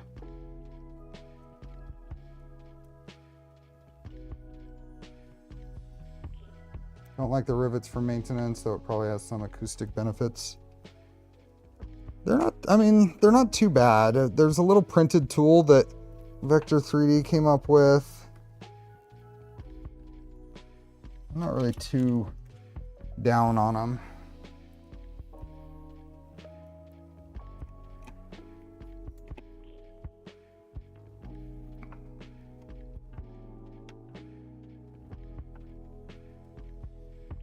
Those in there. And then this goes the other way. That around. There we go.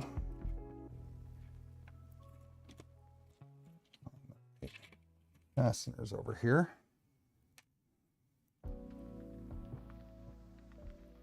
These are not quite the size for these ring terminals, so it's probably helpful to pre-thread them in.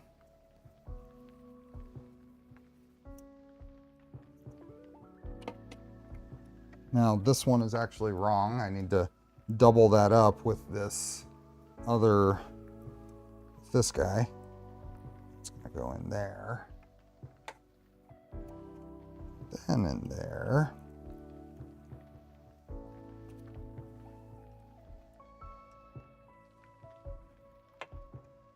This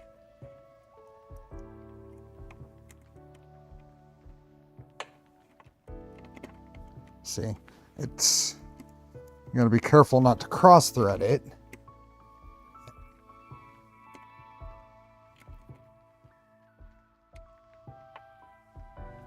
Go. Hey, Robin. You're on way behind.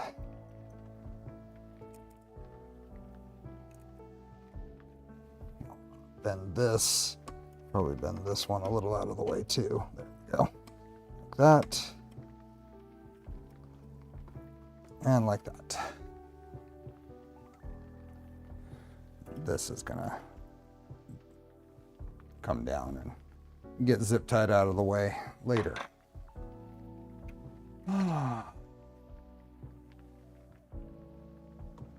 Okay. So that, and then this power panic comes up and plugs in right here. Which way does that go? Right like that. Okay. Next, splitter, the stepper splitter, little stepper splitter board. The existence of this board and being underneath the printer is why I didn't bother making sure I had the connectors for the ClickMate connectors. I'm okay with using these adapters because it's just underneath the printer. It's not gonna,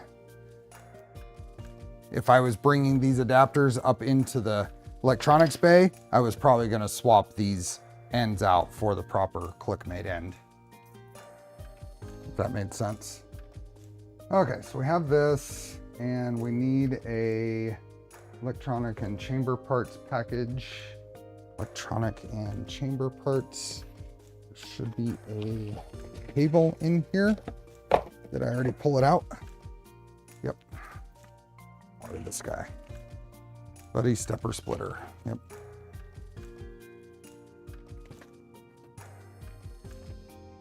This guy here.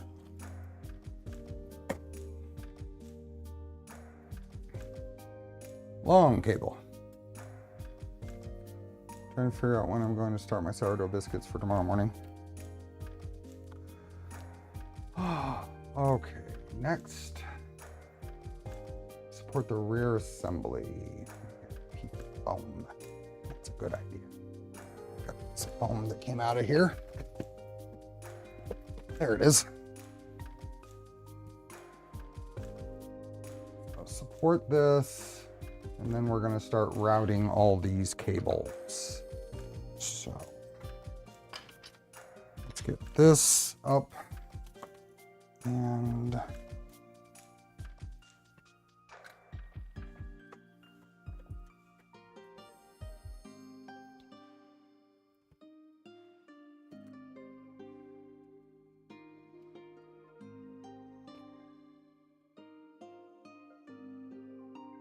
let's do that.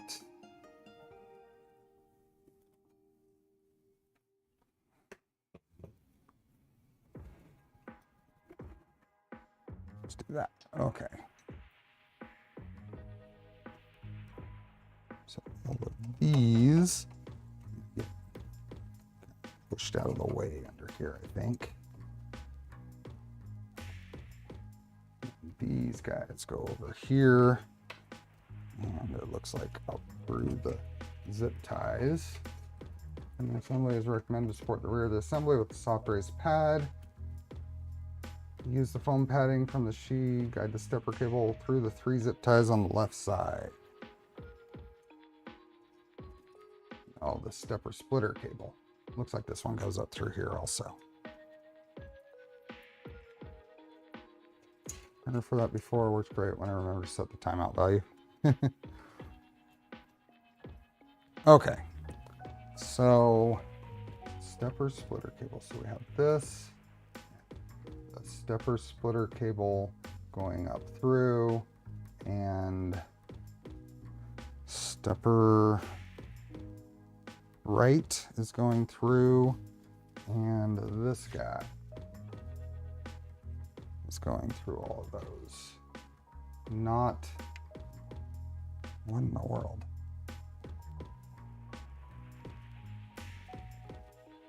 We have not that side. So that goes down there, that goes up. Okay, that's fine. Take this through here.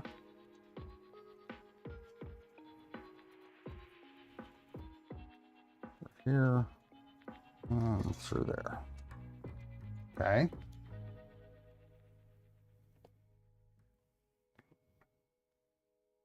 Next. Give us any. So we have this over here.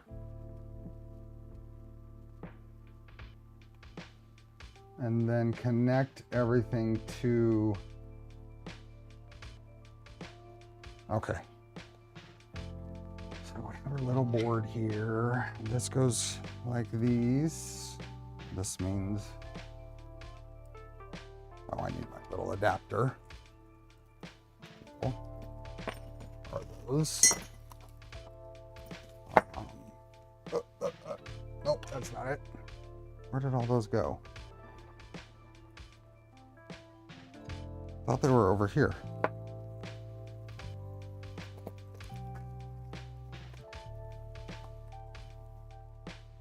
Where did my little adapter cables go? There's one. There it is. Okay, so this goes here. This goes here. This one comes around and goes here. That's the new one. This one goes there, and this goes there. And then all of this attaches somewhere. Over 5.5 hours, over 270 people still here. I'm showing 286. That's pretty incredible. Is that still showing? Yeah, it's not refreshing. That's pretty incredible.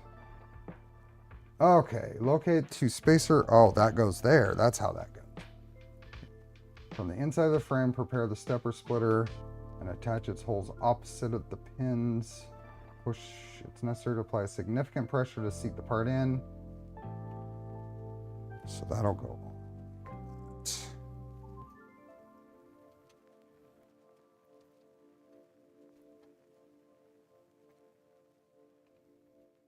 And on there. So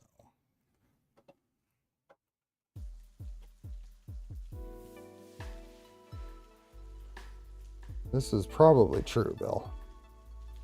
Probably very true. There's a significant amount of pressure. Make sure I am lined up. There we go. There. This feels broken. Okay. Oh, good call.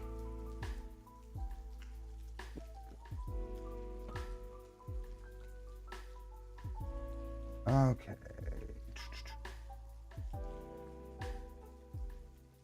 Cable. Found the electronics, and found the electronics and fastener. So this is the, looks like the main ground cable, and that's probably all in the same bag. It is not all in the same bag. Main FE cable. So we have the XLCD cable found in the electronics and fasteners package. And then the main FE cable found in the electronics and fasteners. Aha. Okay. Looking at the wrong one. So we've got this guy.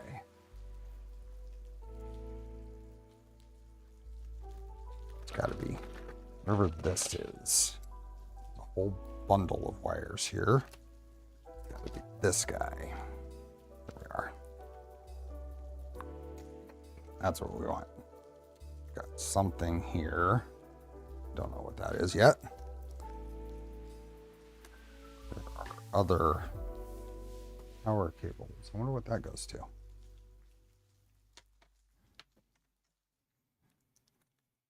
It'll tell me.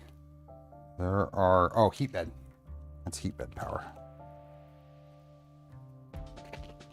And this guy is filament sensor.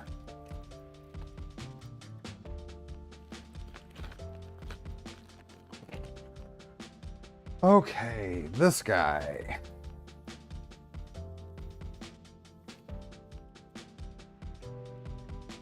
Next, so guide the stepper splitter cable through the oval hole in the electronics. So that's through there. Okay, just push that through. take the end of the XLCD cable with the QR code label. Okay.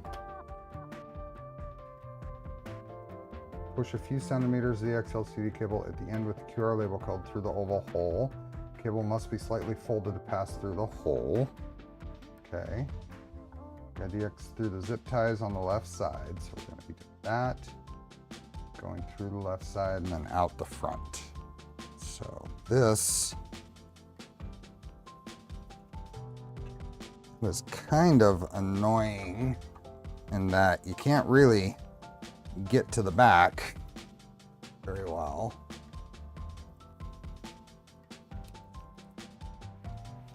Straighten all this up, take it up through the zip ties, right?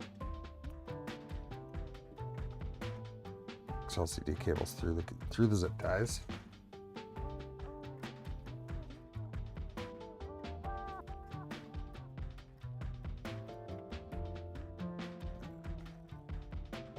Top of this and exit through here.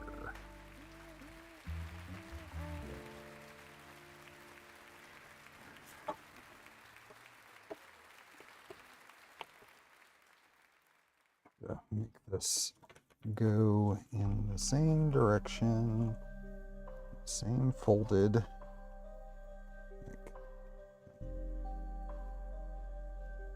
Okay, there.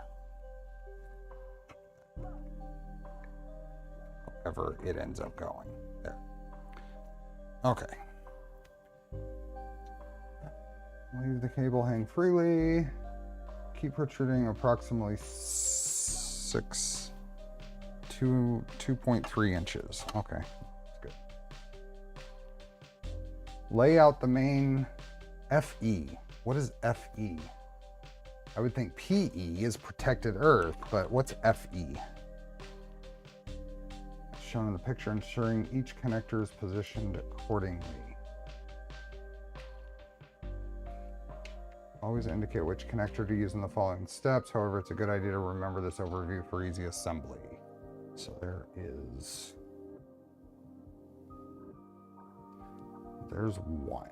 Okay, so I've got a hold of one. Functional earth, okay. So prepare the connector number 3. Okay, there's 3. That's the female connector in the middle of the cable. Locate the male connector at the bottom. Slide it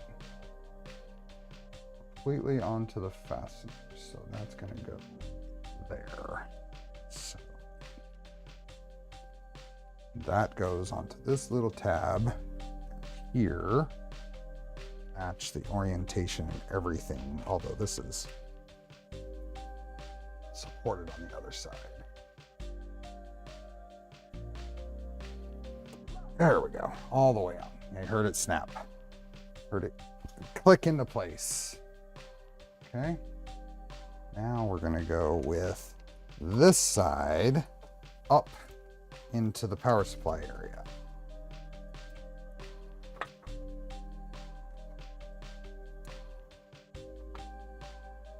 Okay. It's up into the power supply area. That's that grommet. Then we're gonna go take the connector number 1, which is this one, the long one, and guide it through the zip ties on the right side of the frame. It's through up this side. This is gonna go over to the display engine.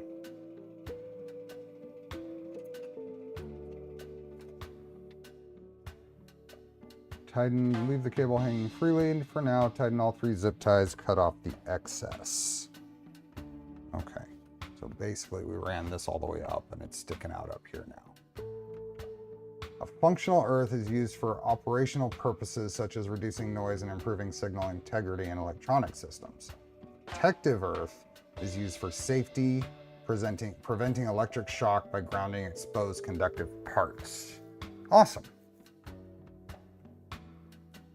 This isn't blue, this is black. But okay, going through there, we can tighten the zip ties and cut off the excess. It says make it stick out there about yay much. Where are these? I guess that doesn't make any sense to tie that to there, so.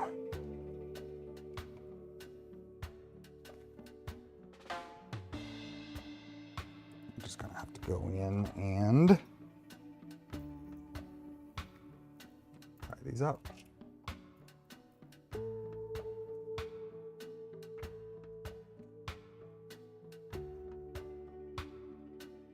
EE would be yellow striped green. That makes sense.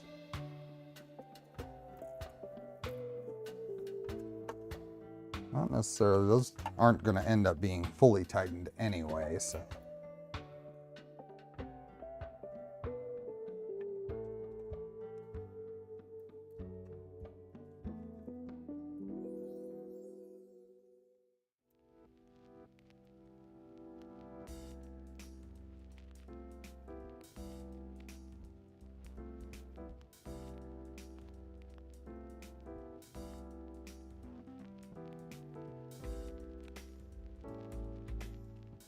Go. I'll get up in here and trim these close.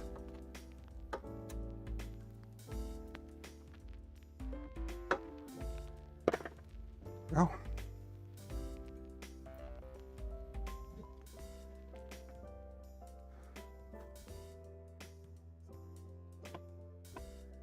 Tighten the zip ties, cut off the excess. That's sticking out there enough. That's through there and cut off. Now we want to run the other side up. Where does this one go? Tighten all three. Take the FE cable number 4 and 5, push the connectors through the leftmost hole in the bottom. Okay. Leave them free for now. Tighten all 3 zip ties on the left side of the frame. There's no need to fully tighten the zip ties. However, the cables must still be easy to move for any necessary length adjustment. That makes sense. So these guys are going to go up through here. Leave that bundled there. These are going to get just kind of loosely tightened. Just kind of holding things in place.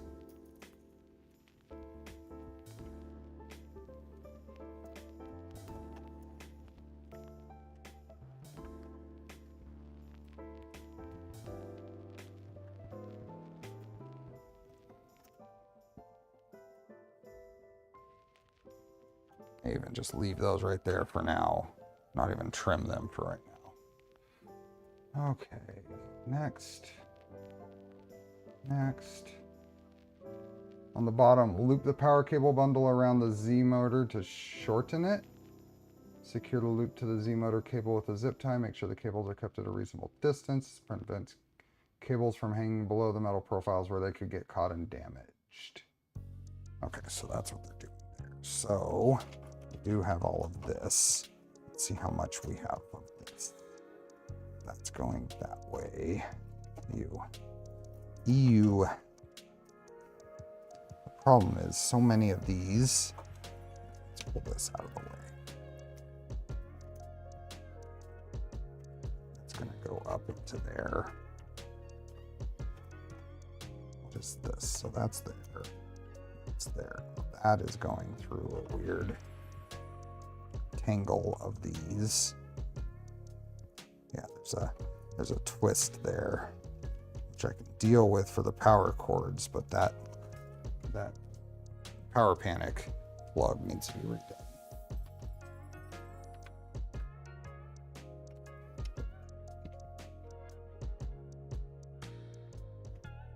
Pull this out. Untangle this. Get it going on its own path through there.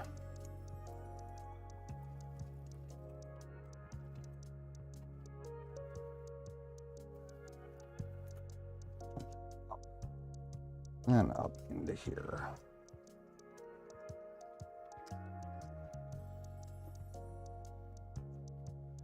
Now, this, I want us to do it over here. I want us basically to loop that around and zip tie all of that together.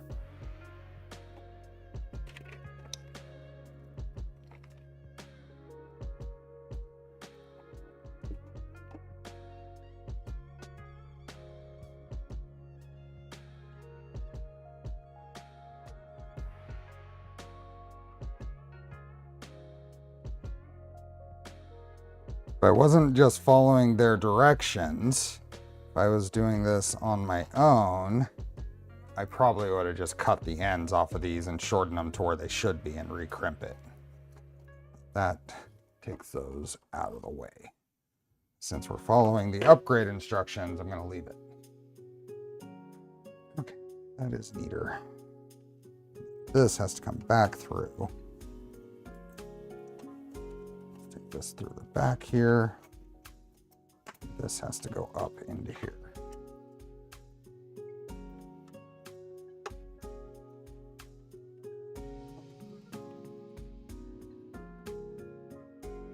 Okay. Ah.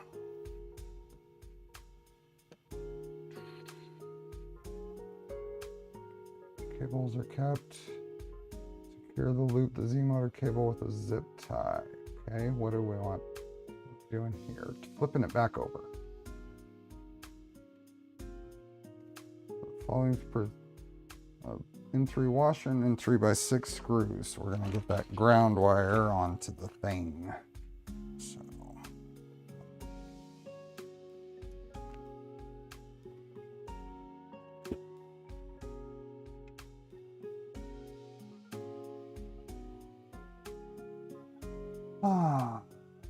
Your micro, oh, nice. Have you tried to use it yet?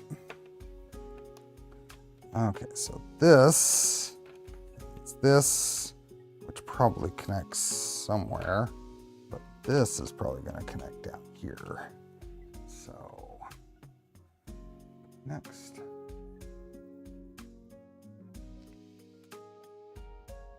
Next, yep, that's going to go right there. Have one of those washers and an N3x6 all ready to go.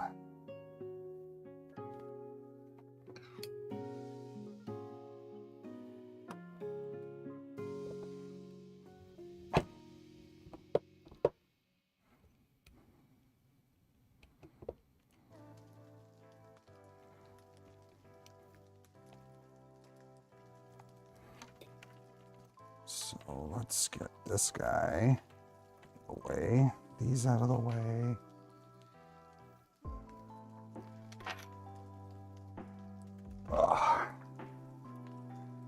This can go back there. There. This guy has to go and right there.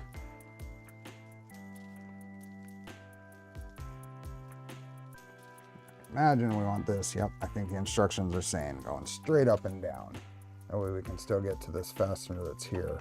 Well, that here. There we go.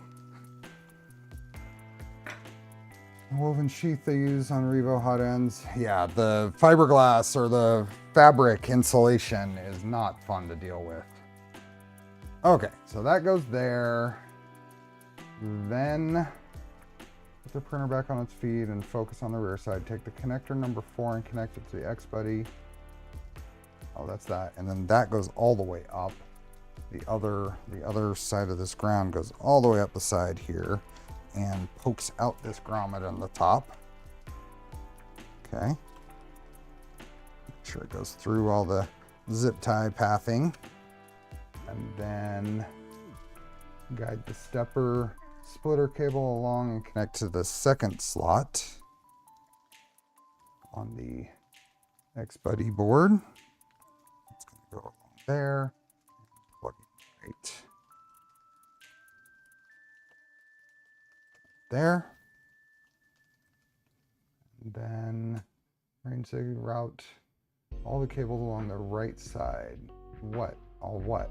Arrange the cables as shown. Okay. So that's all of these.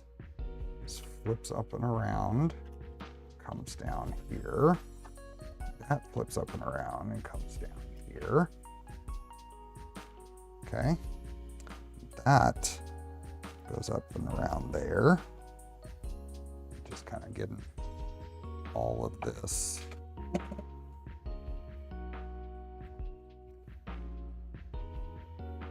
All gets in place along here, roughly. When we zip tie it, it'll look better.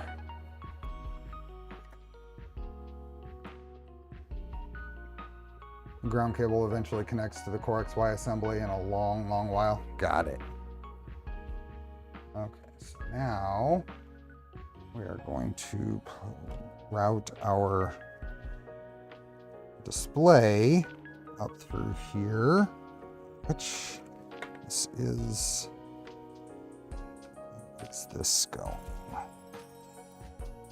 No, that is twisted somehow. Okay, I gotta figure out what's going on with this. Turn this on its back a little bit. I want to figure out what's going on with the twisting on this cable. So that goes there. That means that that is the one that's twisted. Put these out again. Pull these through.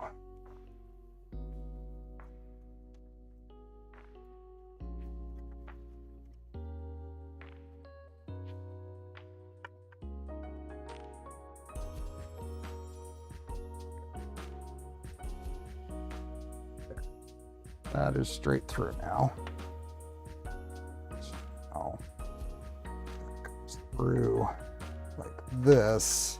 It'll stay somewhat.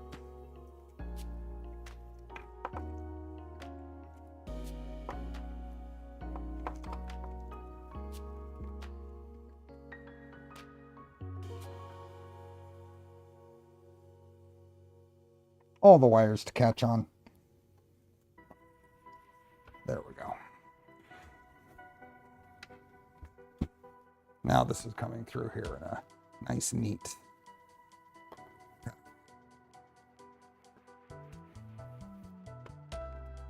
Okay. Place the XLOD over the cables and route it upwards. Connect the LCD to the slot on the right side. Secure the cable arrangement by tightening the bottom zip tie. Carefully cut off the excess length. So there.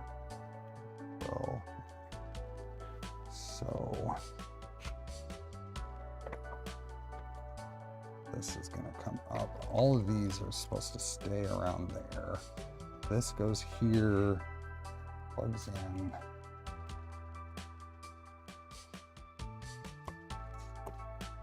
Like that. Push any excess down, but can this, maybe this can go like that.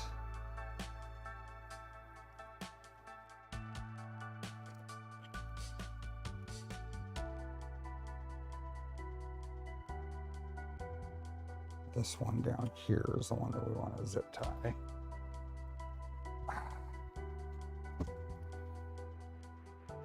I keep hitting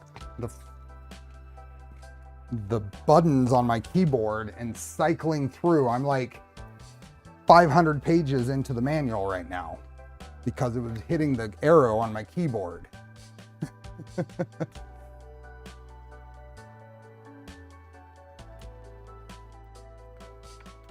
Oh.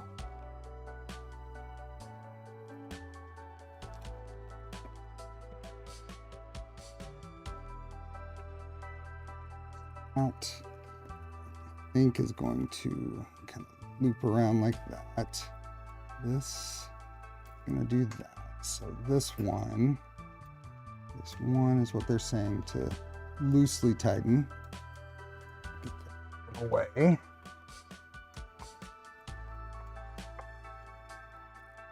And that's as much as I'm going to do. It's probably a little more than I wanted to, but that's okay.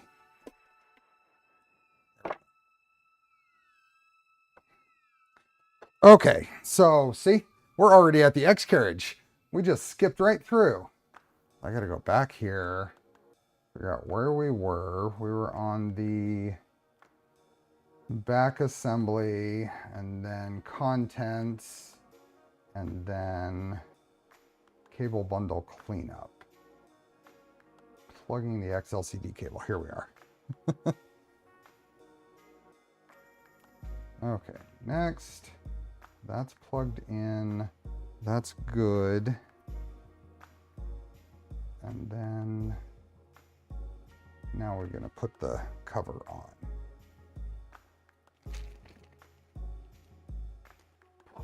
You know you have to catch the physical printer up to the manual. Now this part I can make in PCCF. A couple of M3 by 10s. Oh, this is the power supply. Okay.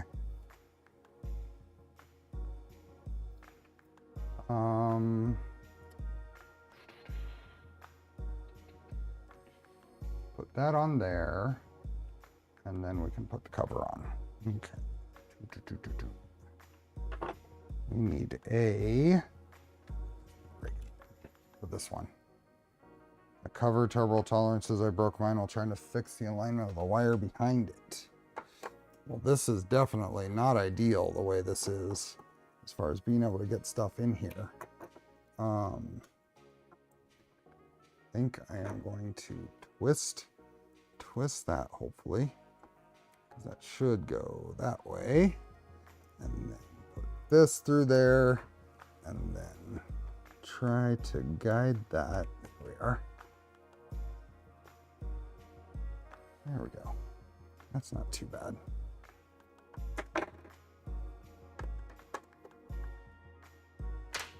Finger in there to keep it twisting. That's on. This guy goes on. You go there. That guy needs to move further that way. There we are. Get it in there, and then just make sure it's still tight.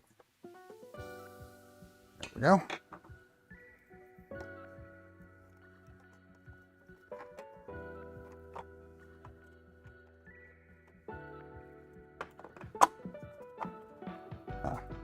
It's catching on the sticker there.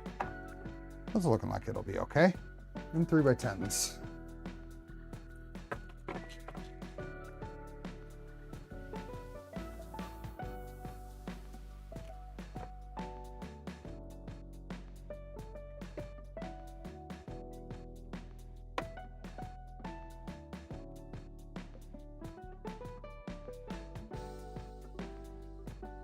Why aren't you there?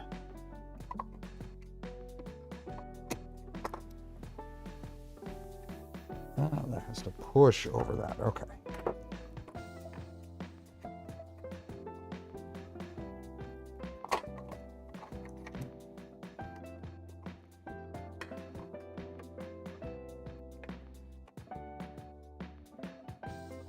I don't like how tight this is.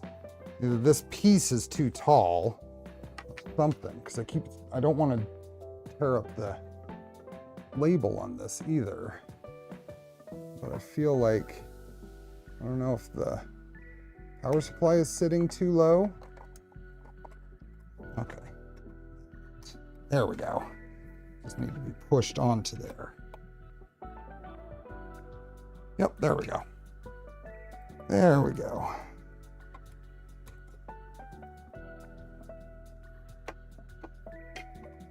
Hold on.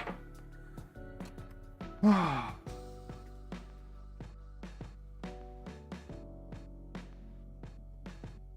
think the trick is there's a stud on this one side. You got to get that the printed part over it. Woohoo! I get 5 more gummies.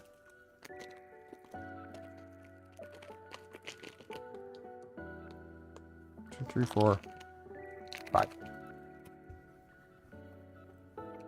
5 more gummies. Next.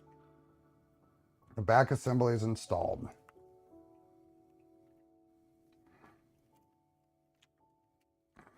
Okay.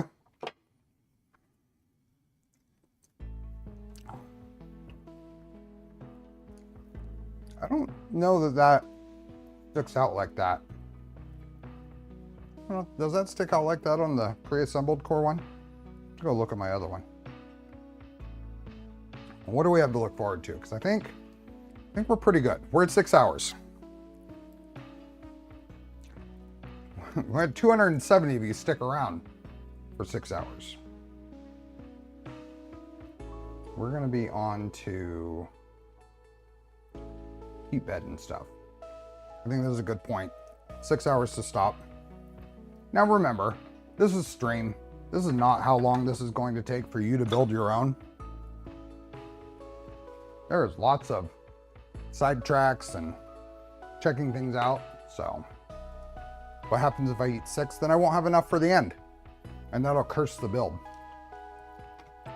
I think I am going to end up cleaning up and getting things organized to continue this next week.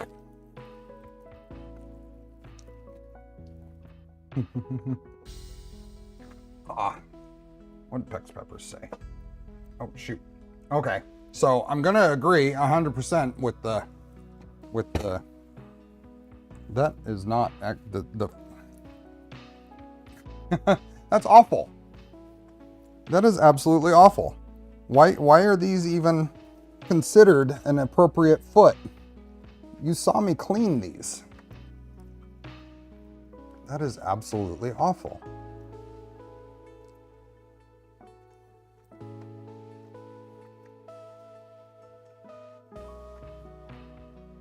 I cleaned those. I cleaned the spot.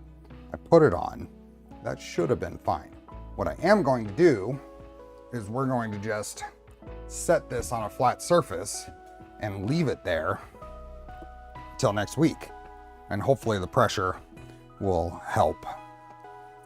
These are all sticking out. Hopefully that's enough. Eric, thanks for becoming a member.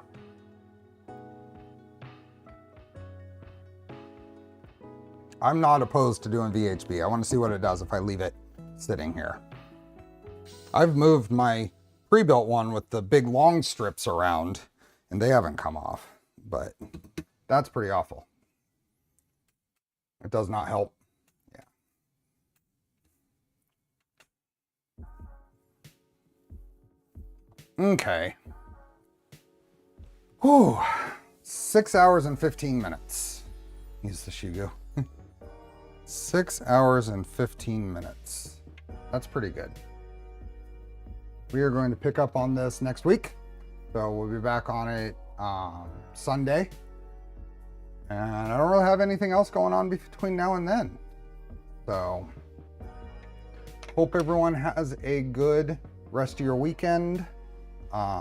If you are off tomorrow for the US Memorial Day holiday, then awesome. I am. I'll be working on shed power stuff. Otherwise, have a good week and enjoy the build. Bye. Yes, Mill arrives on Thursday. So we'll have a big something behind me for next stream.